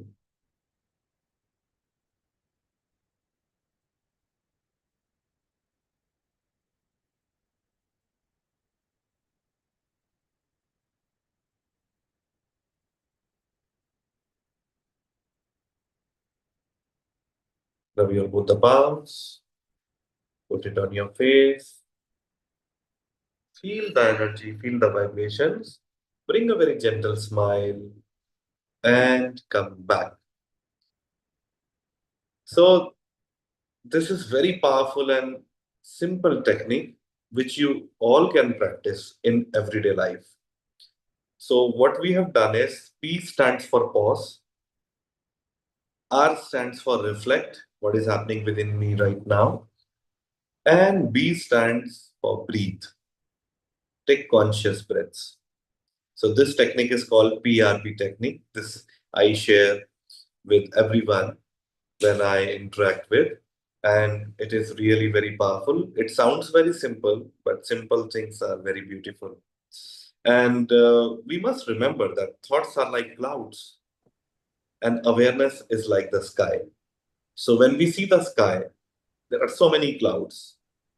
The clouds come and clouds go. But what remains is the sky. So wellness helps us live longer, but meditation helps us live deeper. So we have to live longer and deeper as well. So maybe not leave today with more information, but with a little more awareness. And with this, I would like to end my today's session. And thank you so much for listening me so patiently. And I pray to the divinity in you. Thank you so much. Acharya Sri Shivam, well done. Short, sharp, and to the point. And I want to bring some peace into Rotarian Lal Goyal's mind. He introduced you at start that we hijacked you. Let it be known, a couple of people are upset offline. Healing our earth never hijacks people, never poaches people. In fact, Rotarian himself came as a contributor from Archana in Mumbai, and it is on my record. And he himself came and told me, I want to be part of healing our earth, just like how you did. But I do remember that it was he who brought you. So Acharya, Rotarian Lal will have a peace in your mind and heart. We do not have to hijack. We just nurture, promote. But I have no issues if you hijack. You must hijack because those who are contributing good for the society should be hijacked. They are the assets for the society, and I am sure that this hijacking word is very good for this thing that you have hijacked some good, valuable speaker with a full knowledge. You are not hijacking everyone. You are hijacking only those who are having knowledge. So I have no issues. That's why I use this word for him only, not for others. Rotarian, hijacking is not easy now because last 2 years I changed the rules. Nobody is supposed to come without your personal contact with me. But the rules have changed now because you are part of healing our earth, not because of Rotary. You are now healing our earth. So whatever you bring is all yours. I just wanted to bring peace in your mind and heart. And I still want to introduce Peter to you. He will be a huge ambassador, particularly a white face who is a Indian and British both now. He holds dual cultureship and also speaks Hindi and everything, which will be very beautiful. So, Rotarian, I want to say something. It is Bhabhi's birthday today, your personal wife's birthday. And I appreciate men who actually celebrate on wife's birthday because nowadays people don't, they celebrate other people. So maybe wish Bhabhi, which is, by the way, Rotarian Lal Goyal's wife, a very happy birthday from everybody from Healing Our Earth. And thank you very much, Kumarji. I know that today I wanted to leave early. I told him the reason. He said, this is the reason. Otherwise, I would have not left. But he says, no problem. If you want to leave, you can. But I know that the attraction of this program is so much that I don't want to leave.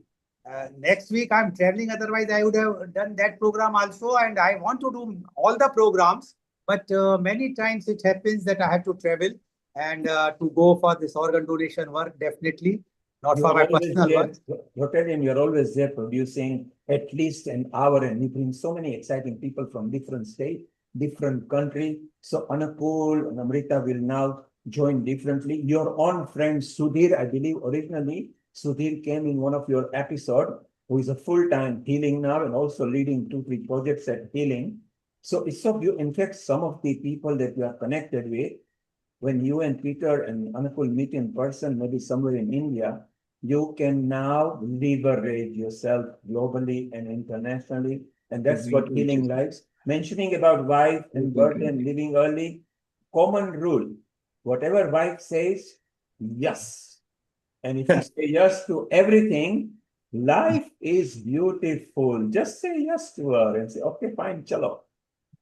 So I agree with that. I wish at this age, I think wife also understand and husband also understand. If I would have been 30 years back, then definitely I would have not attended on her birthday.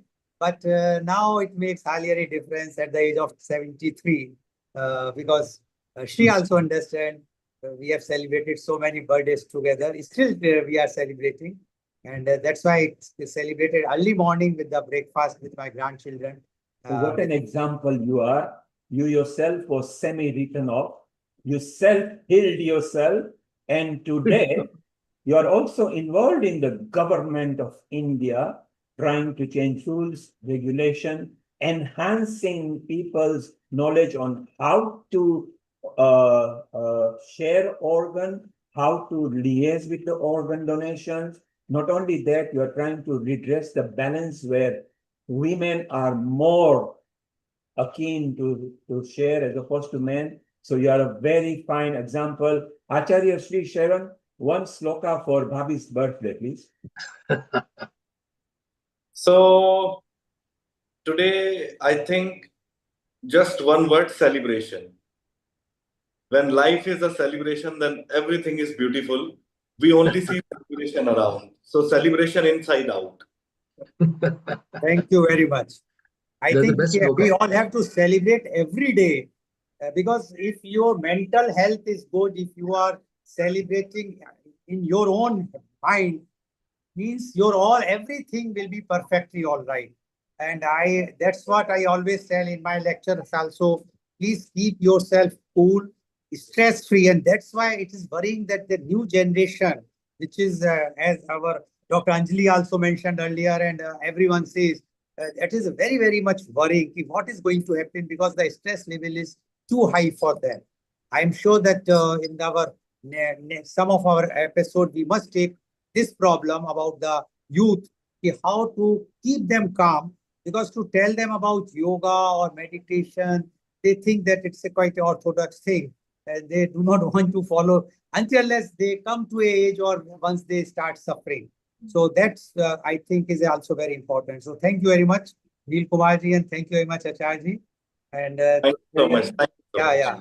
Thank you very much. In case you need to shoot off and Bhabhi calls you, immediately take your hat off and say, I'm coming, darling. Life will be beautiful and the sharbat and the food will be happy. We are still going to carry on with our guests over here for chit chat. Anukul, you were. Thank you very much. And I'm just saying goodbye and thank you all. And most likely I will be coming in late August because it's too hot right now in London.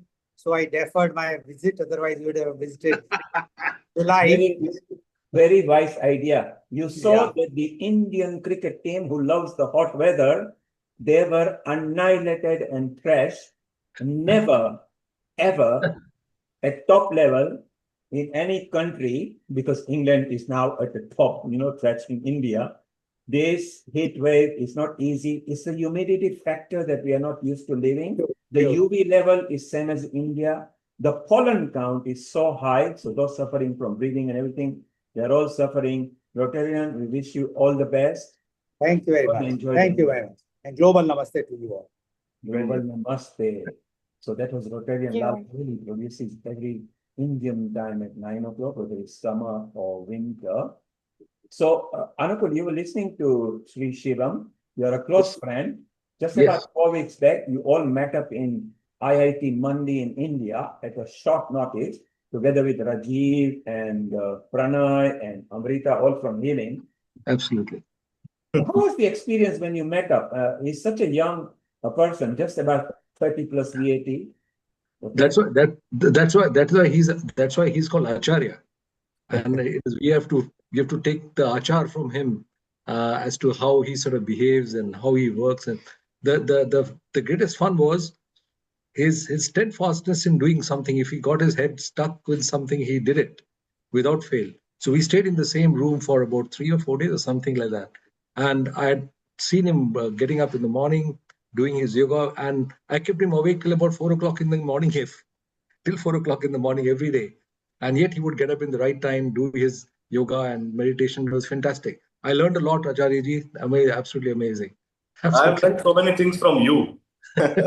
He came back to me on a chat the same day and said, I need to confess. And I said, what it is? He said, I'm tired. I need to sleep. Because he'd been traveling in that heat so far, and it was but natural, but he was still fresh with you guys the following morning. And that was the self-motivation to really be part of that conference, which is where next year Peter should be, and also be one of the selected speaker over there, because they are very prominent people. You may already know a few.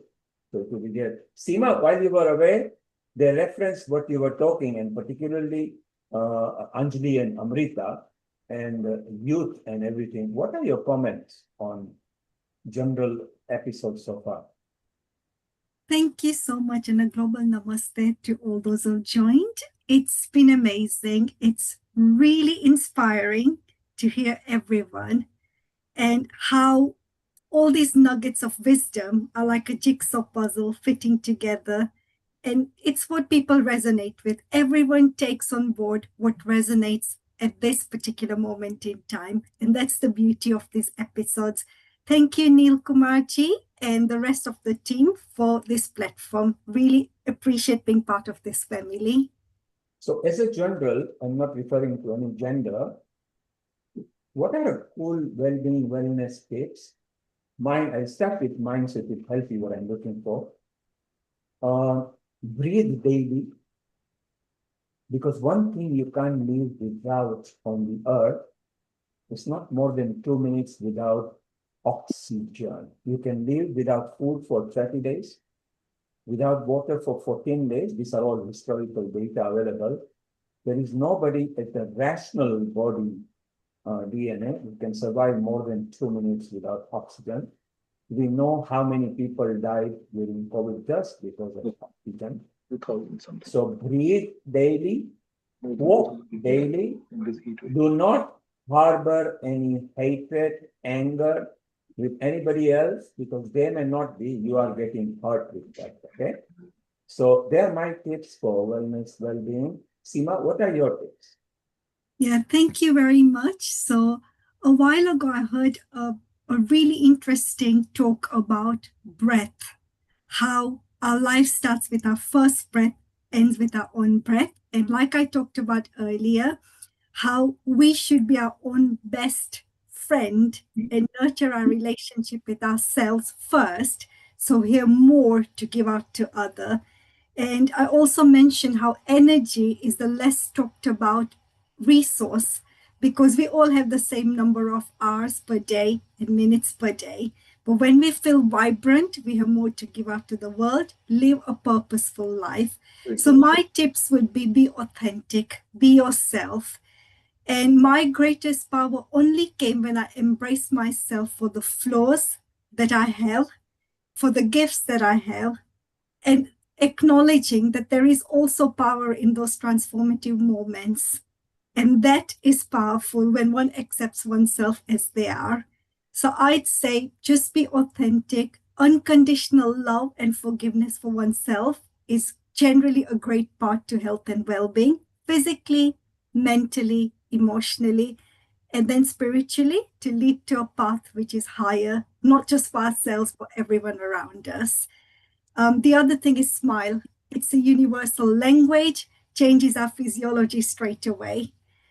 A smile is something a young child can understand, any age group, any ethnicity, anywhere in the world. So smile, live for the present moment, definitely harness the breath, like you said. And there are a lot of scientific studies that the animals who have the slowest breaths have a higher lifespan, like the tortoises. Rats and dogs, for example, lower than humans. So there is a study to say if we know how to harness our breath, it is very powerful. So thank you so much. Thank you, Seema. Just a caution of a warning to the men who were listening to her. If you are married and you are with your wife in a public, do not smile at random women.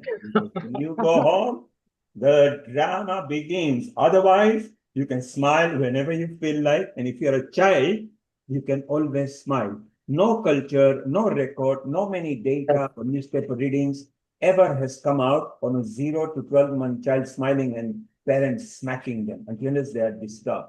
And child has this special gift from God. Just because of that, they are so attractive. So man, a bit of a caution, be careful how you discreetly smile at people. So it's beautiful. Anakul, shortly we are going to go to Ecuador. As we know, at Healing Our Earth, we travel I have one comment for Dr. Seema as well. That is, today actually we have talked about three things very well. One is about the Agni, that is, which is the fire which keeps us going. Number two is the oxygen, which is the fundamental prana, because that is what is going to be given to the blood to be carried to all parts of the body and distributed.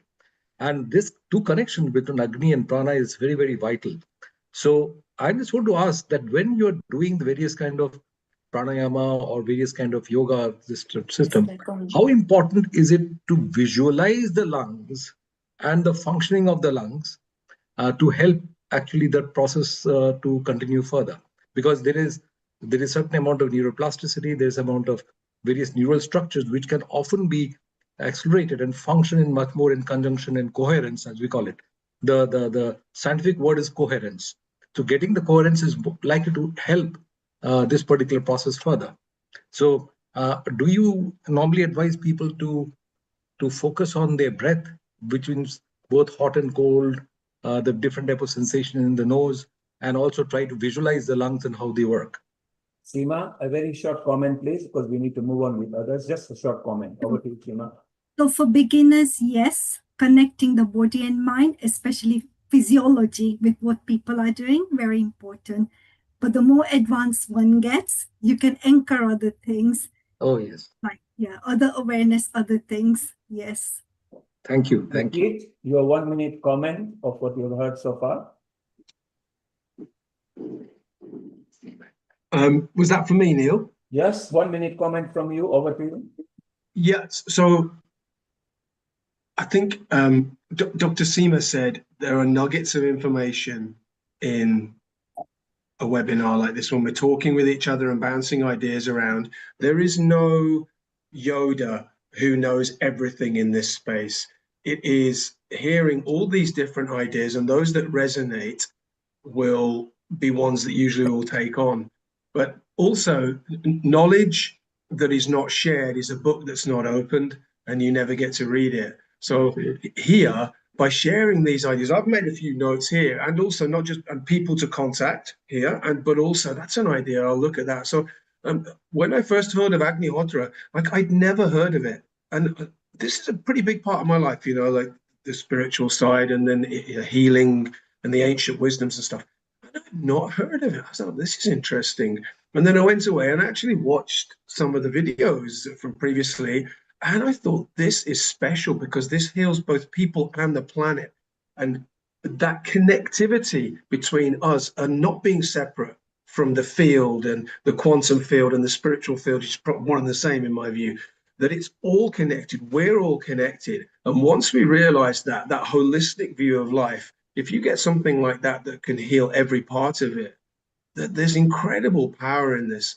So there's a lot of smiling going on here. There's some great humor, not least from yourself, Neil. I see you've got a cheeky side to you, and I love that. It's a bit like the Robin Sharma books, if you've ever read it, The Monk Who Sold His Ferrari, and those kind of books are fantastic when he just randomly starts dancing on tables in coffee shops or meetings. I think it's great to have a bit of humor, and there's been plenty of that today, and lots of note taking to be done. So I think everybody on the call, regardless of our experience, everybody's learned a little bit today, I reckon. Yes. Thank you. Thank you, Preet. Thank you, Anakul. Acharya, your 30-second comment before we fly to Ecuador. We cover all 6 continents of Healing Our Earth in every episode. So we are global and we transmit on a lot of people's channel. We are also transmitting on Acharya's channel right now, where his followers are watching. Acharya, your 30-second influence before we go to Priscilla, smiling Priscilla. So, people every occasion, but can get a very list. So 30-second comment would be awareness, authenticity, and simplicity when Dr. Seema was sharing her insights. So I usually talk upon 3 things when I address students and professionals. And I think this is the most important thing. When we become aware of our true self, we become authentic. And the more authentic we become, the more natural and simple we become. And what I've experienced in my life are simple things are the most beautiful things. The more you try to decorate things, you spoil it. Like the nature. Nature is so beautiful. Why? Because nature is simple. And human mind is complex because human mind tries to project something, thinking something, saying something, and then appearing something else. And the whole message of yoga is this, the unionship of yourself with the self, with the divine feminine and divine masculine. So amazing. Thank you very much. Let's go to Priscilla. Priscilla, while Amrita tried to introduce you, if you can landscape yourself. Yes, that's it. Don't touch the screen now. It's perfect. And over to you. And hola in Ecuador, ¿cómo está? Hello, global namaste for everyone. Hola para todos. I'm very happy to be here, to be sharing with you guys again. Feels like home again. Thank you for inviting me. Thank you. And Amrita is going to introduce you now. And then the next 15-20 minutes is all yours. Hola, Priscilla. I'm really glad to see you. First of all, your earrings are very beautiful. Thank you. Thank you very much. And what's special about her is she is a mental well-being consultant, but also she's a lovely, marvelous team maker. And at least I wasn't knowing this kind of proficiency of yours, how professional you are in that field, but then your teas and the cheers of those teas always remind me of you and always in my heart. And let's welcome Priscilla from Ecuador, what she has to say on today's episode of Wellbeing and Wellness. Over to you. Thank you very much, Amrita. I'm very happy to see you again, to share this space with all of you guys again. And thanks for your kind introduction to me. Today, it was a little bit challenging because we would like to talk about some small things that sometimes we consider small, but they are necessary or they can be helpful for our mental health. So I prepare some visual visual support for things I'm going to share about you guys with you guys. I'm sorry. One of the things that for me, as a doctor and as a tea sommelier, like Amrita said, is to have your own rituals. You don't have to do something very elaborate. You can, of course, if we can find time for ourselves and practice some daily rituals, will be perfect. Will be a fantastic and very healthy. So I wanted to share with you my daily ritual, which is to prepare matcha. So I had some for you. It's my favorite tea. I don't drink tea only because of the flavor. we have talked about matcha before, and when we drink matcha, we need to remember we are drinking the whole tea leaf. When we drink an infusion, it's like an extraction of the plant, and we drink a small part from the nutritions and healthy substances that the tea leaves has. So they dissolve on water, and that's what we drink. But when we drink matcha, we drink the whole tea leaf that has been dusted. So this is my daily ritual to prepare my matcha, and this starts my day. Of course, it is true matcha has caffeine, but also matcha has another very important amino acid, which is called L-theanine, that helps you when you drink matcha. Caffeine levels up in your blood, but L-theanine makes that liberation, it's progressive, so you won't have spikes like up and down, up and down. That happens when we drink coffee usually, because coffee does not have L-theanine, which is have. So in some places of the world, especially in Japan, for example, Buddhist monks drink matcha for meditation. So you can, because you can be awake, you can be conscious, but also you can be very relaxed, because of those two important substances I told you: caffeine, theanine, which is the same, and L-theanine. So this is the matcha I want to share with you guys. It's delicious. I always recommend matcha. We need to be very careful if you have a heart condition or a blood condition like anemia, or trouble for sleeping, sleeping disorders. You need to ask your doctor if you can drink matcha.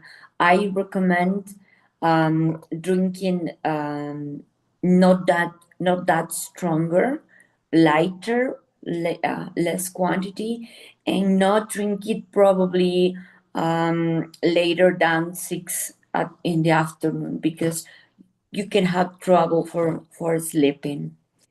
So this is about matcha. I wanted to share. Well, this is my number one ritual, or my number one recommendations of things we can do for improve our mental health daily. Number two, recently, maybe you guys are aware of this, but there's a word in Japanese that means bath of nature.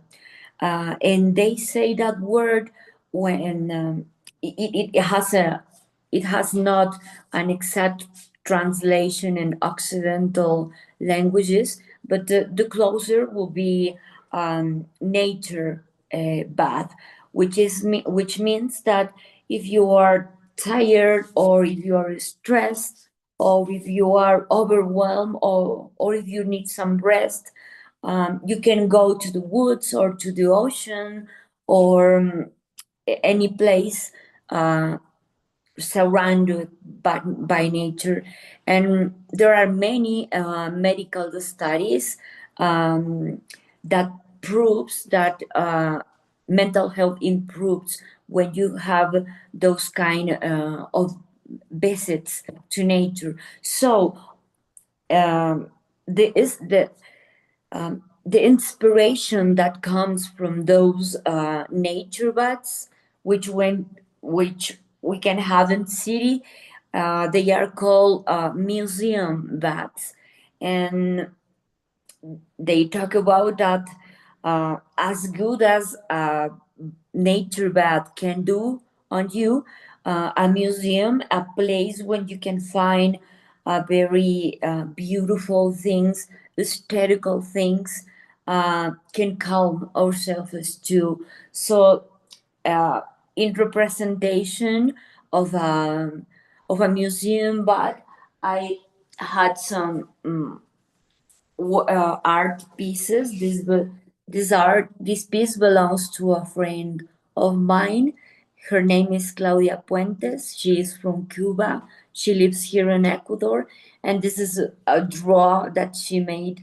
It's very beautiful, and in my apartment, I try to be surrounded by beautiful aesthetical art, which help me in having um, my own museum. But of course, I prefer go to galleries and museums and feel of all that beauty, that aesthetic pleasure that calms you down. As far as I know, in some countries, as I don't know, in Netherlands, for example, there's even a prescription, a medical prescription that they can send to you and say, I recommend you a museum bath. You need to visit museums or gallery arts more often. So of course I go every time I can to concert musics, classical music, or music of my preferences. It's another way to calm down your emotions. To it has been. This is being studied in different universities, how those pieces of art, plastic arts or musical arts, visual arts, how they can improve the function in your brain of those stress hormones, and those those visits can help you to regulate all this stress that sometimes is overwhelming. I Next to me, I have this beautiful piece of art. This is a modern sculpture. All of those, I don't know if they are clear enough, if you can watch them. Those are stars. This is a gift from a friend of mine. He's a great artist. His name is Chay Velasco. He's from Guayaquil, an artist from Ecuador. So being surrounded from these pieces of art, as you can see, one over there in the corner, being surrounded by this healing beauty, um, helps me a lot in keeping my mental health daily, with those small rituals. Uh, one Another very special ritual for me, for keeping uh, for improving, for taking care of my mental health, is to eat freshly, healthy. This delicious plate has strawberry, tangerine, has peanut butter, natural peanut butter, sorry, raisins and blueberries. I don't know if you can see it. I don't want to spell it, but this is a very Gorgeous and scrumptious. looks delicious, right? Yes. And it's got And everything because you got berries and you got peanut butter. I don't use peanut butter, but it's people actually peanut use butter it. is over here. Yeah, so a lot of people do like it. So that's amazing. And if you can eat this in the morning, your digestion level and the gut-friendly food that you drown in your body, you are what you eat. If you can Yes. learn to eat and take food as medicine and avoid the current trend of processed fast foods, you don't have to stop completely. Once a day, once a week, when you're with your friends and you have a couple of beer and you want to drown one, fine. Do it earlier in the day so you can digest later. But Priscilla, that's wonderful. You are, of course, a medical doctor as well. And Yes. how do you correlate as a medical doctor, complementary, integrated health? Do you feel that you got a reason that it goes hand in hand? I'm sorry. I think You're I a lost you. medical doctor. Mhm. So how do you feel that the complementary health and integrated health, just now what you talked was not allopathic treatment. How do you Mhm. think they sit in together? Does it work in tandem with each other? I think I always say that in the different for saying a word, I will say different, but we have different knowledge, Western medicine and Eastern medicine, but I don't think we need to fight with each other. We need to work together. We can potentialize each other.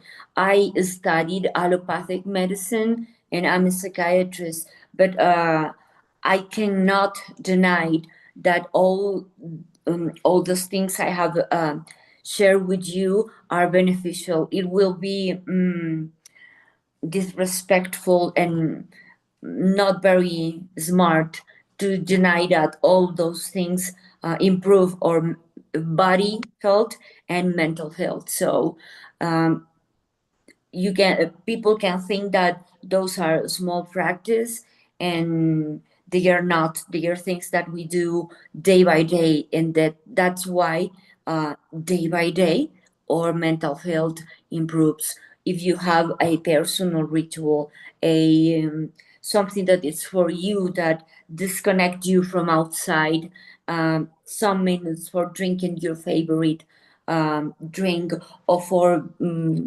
having a healthy breakfast or a healthy brunch, or if you take your time for visiting art, visiting beautiful places, visiting the beach, visiting a gallery, going to music concerts, classical music concerts.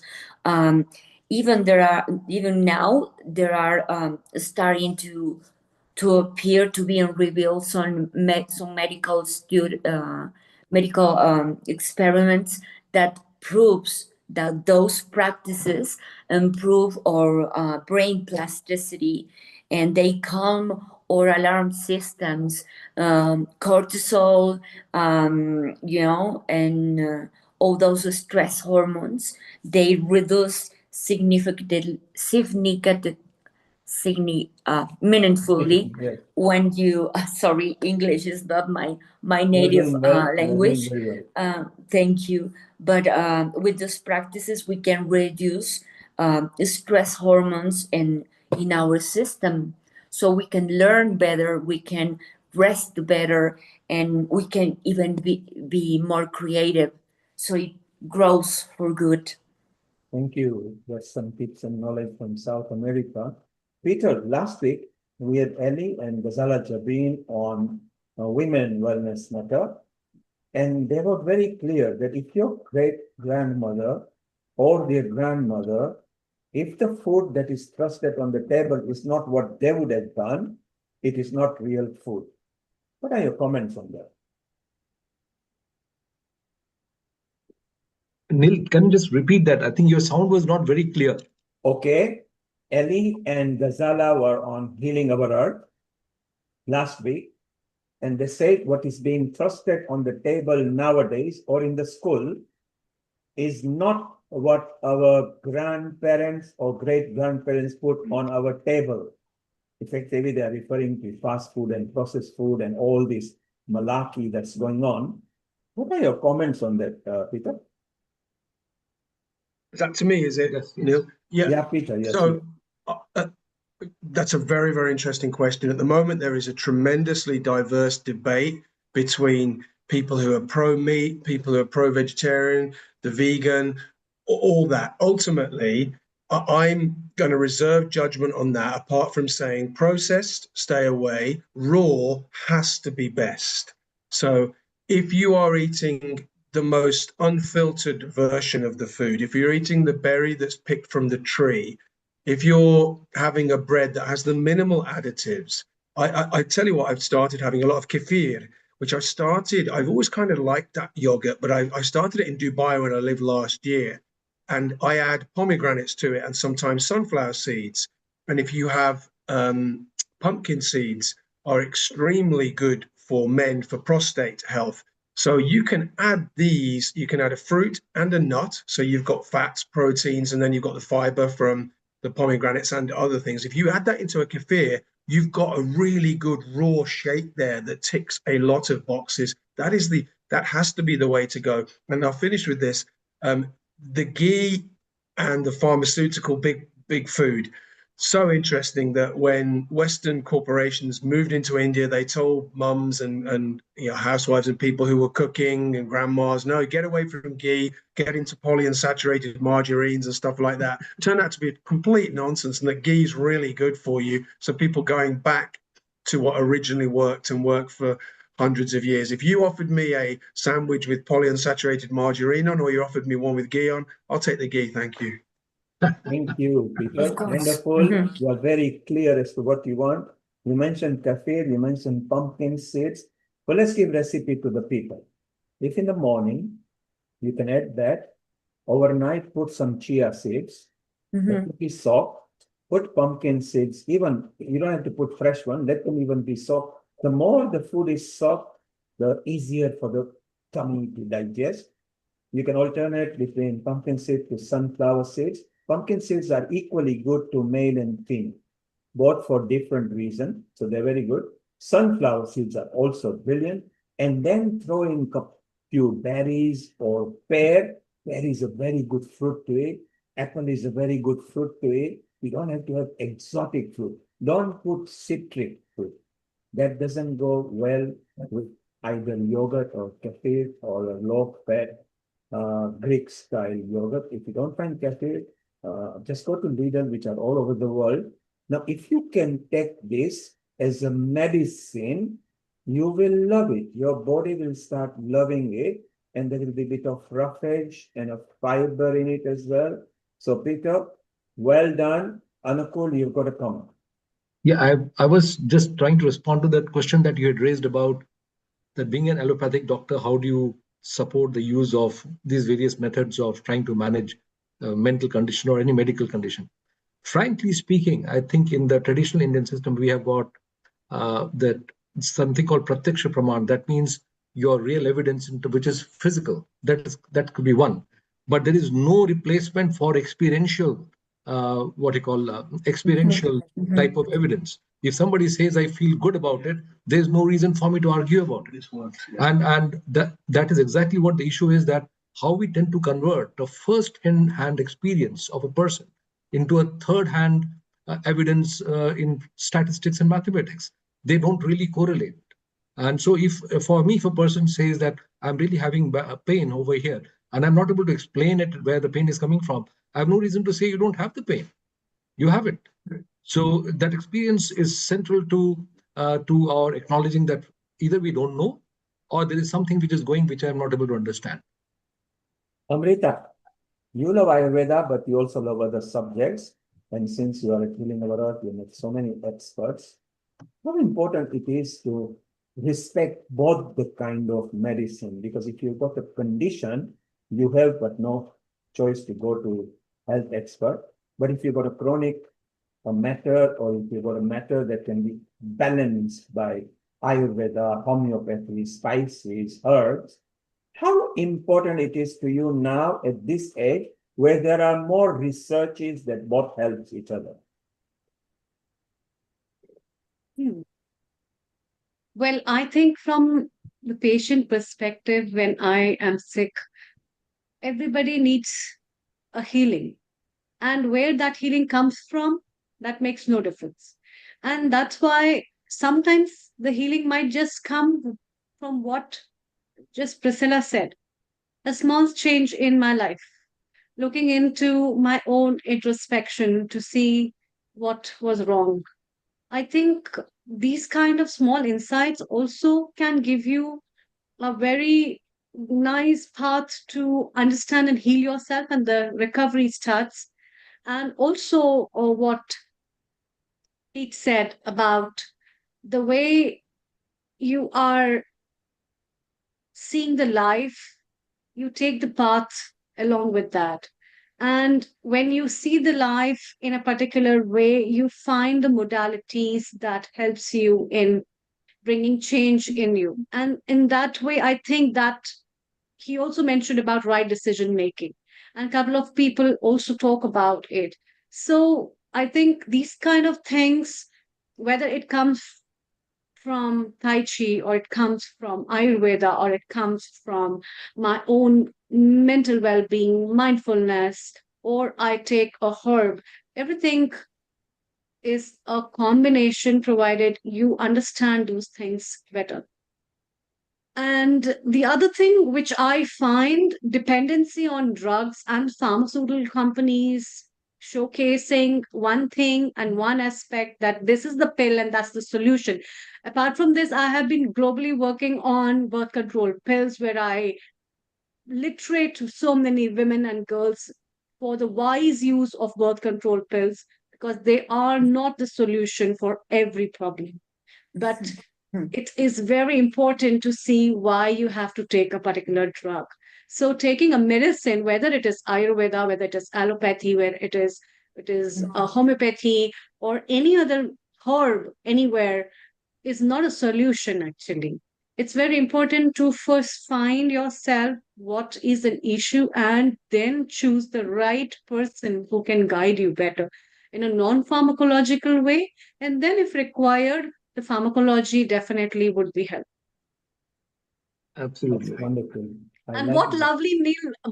Then we have the kind of peanut butter she's taking, and the strawberries and the blueberries, what less than that. And then, as mentioned, some of the pumpkin seeds to be added.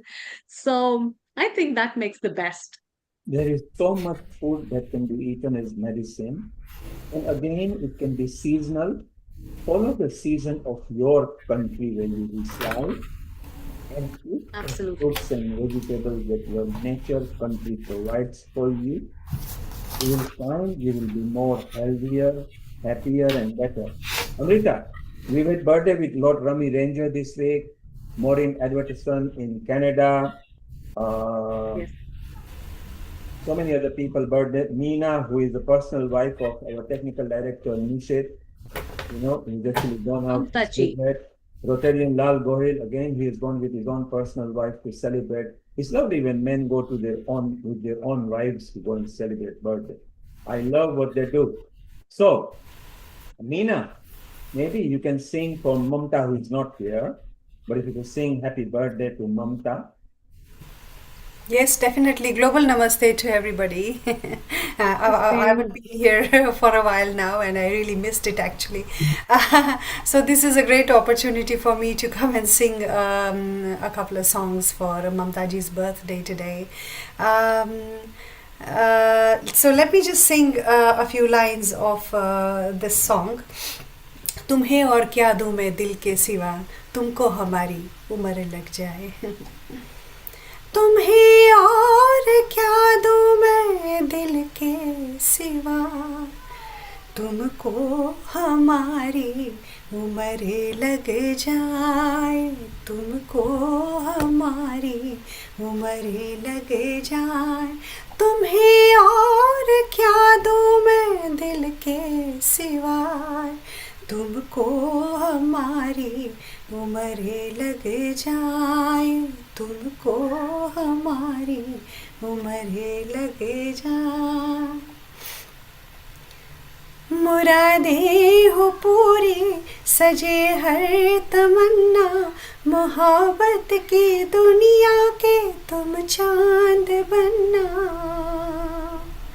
बहारों की मंजिल पे हंसना हंसाना, खुशी से हमारी भी आवाज सुनना. कभी जिंदगी में कोई गम न आए, तुमको हमारी उम्र लग जाए तुमको हमारी उम्र लग जाए मुझे जो खुशी है तुम्हें क्या बताऊं भला दिल की धड़कन को कैसे छुपाऊं कहीं हो न जाऊं खुशी से मैं पागल तुम्हें देख कर और भी मुस्कुराऊं खुदा दे जलों की नजर से बचाए तुमको हमारी उम्र लग जाए तुमको हमारी उम्र लग जाए तुम्हें और क्या दूं मैं दिल के सिवाय तुमको हमारी उम्र लग जाए तुमको हमारी उम्र लग जाए Wow, wow, wow, Minu.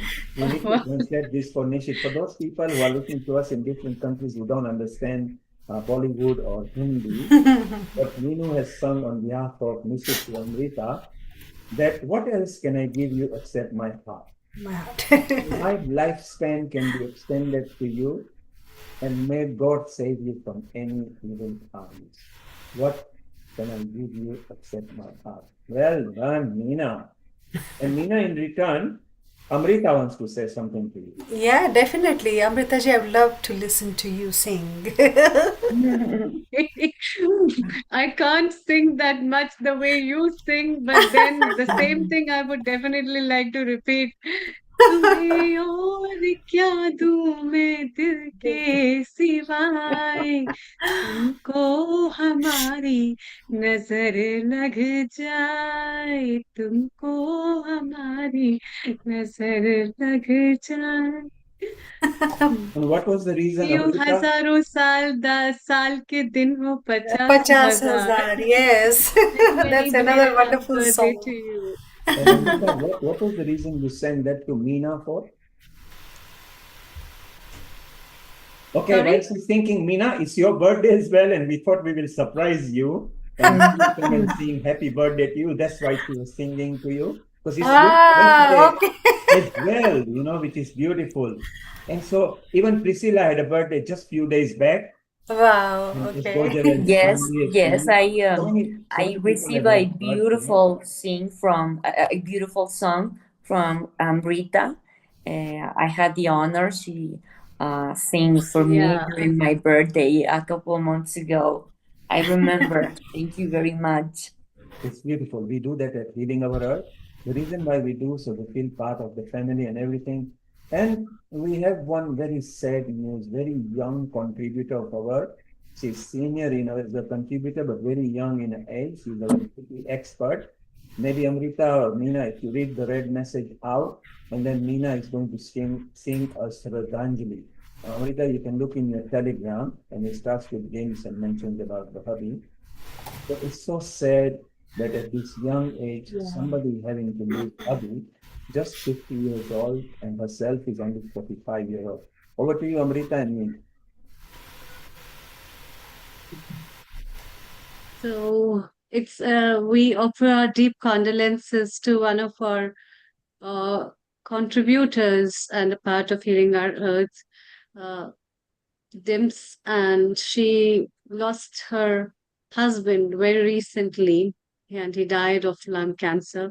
We all pray for peace and support. We all are there for her, and may God give her strength to stand by the challenges of life. And also, we would like to have 1 minute of silence.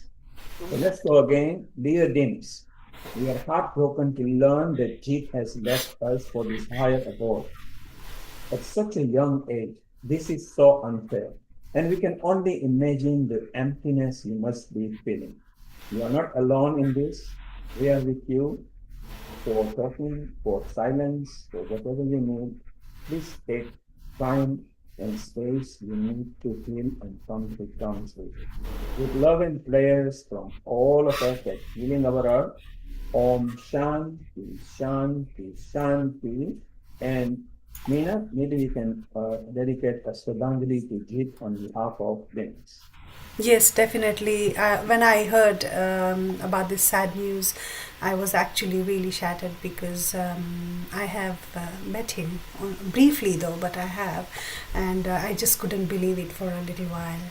And definitely, I'll go and see her one of these days. So here is a song dedicated to them. चिट्ठी न कोई संदेश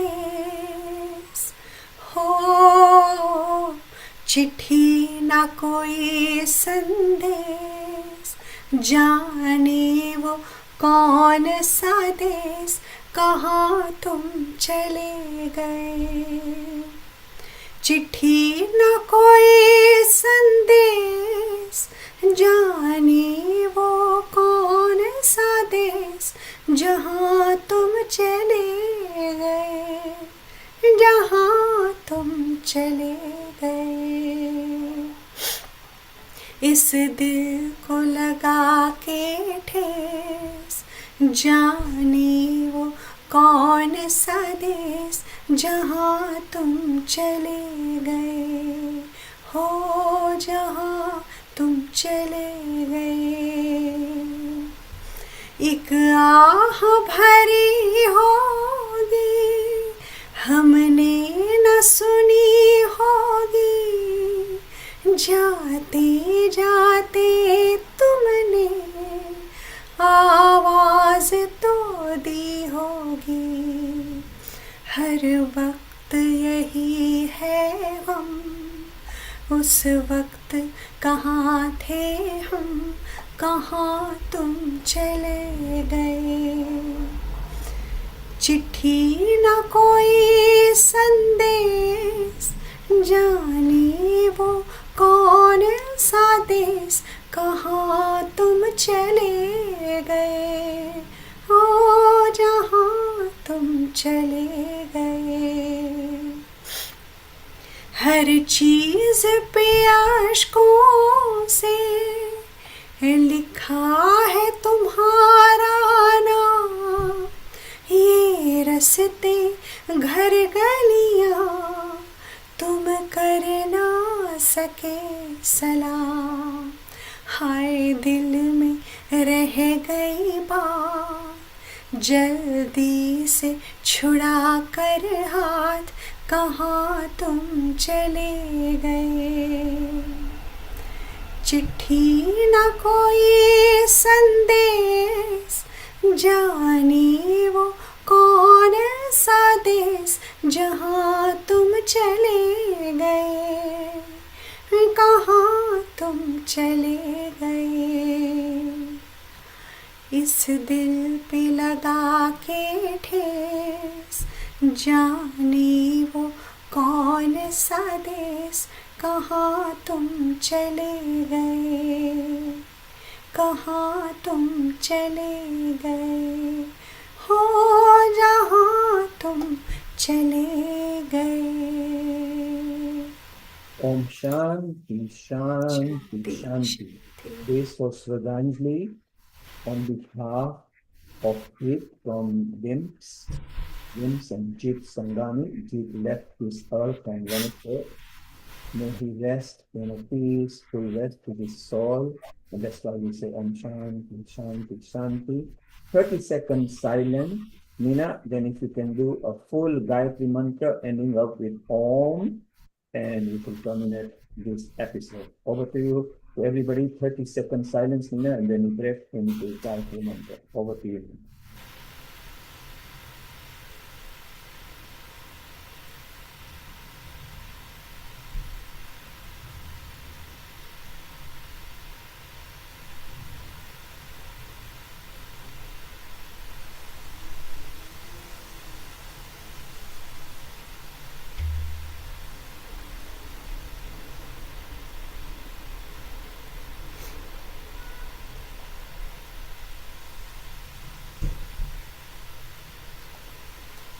And now I'll be singing Gayatri Mantra. So let's do 3 Gayatri Mantra. ॐ भूर्भुवस्वः तत्सवितुर्वरेण्यं भर्गो देवस्य धीमहि धियो यो नः प्रचोदयात् ॐ भूर्भुवस्वः तत्सवितुर्वरेण्यं भर्गो देवस्य धीमहि धियो यो नः प्रचोदयात् ॐ भूर्भुवस्वः तत्सवितुर्वरेण्यं भर्गो देवस्य धीमहि धियो यो नः प्रचोदयात् ॐ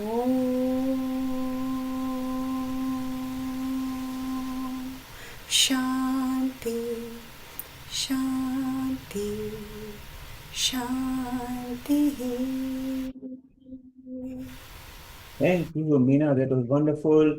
Sadly, I'm locked out of the system. I was just communicating with you. I don't know how.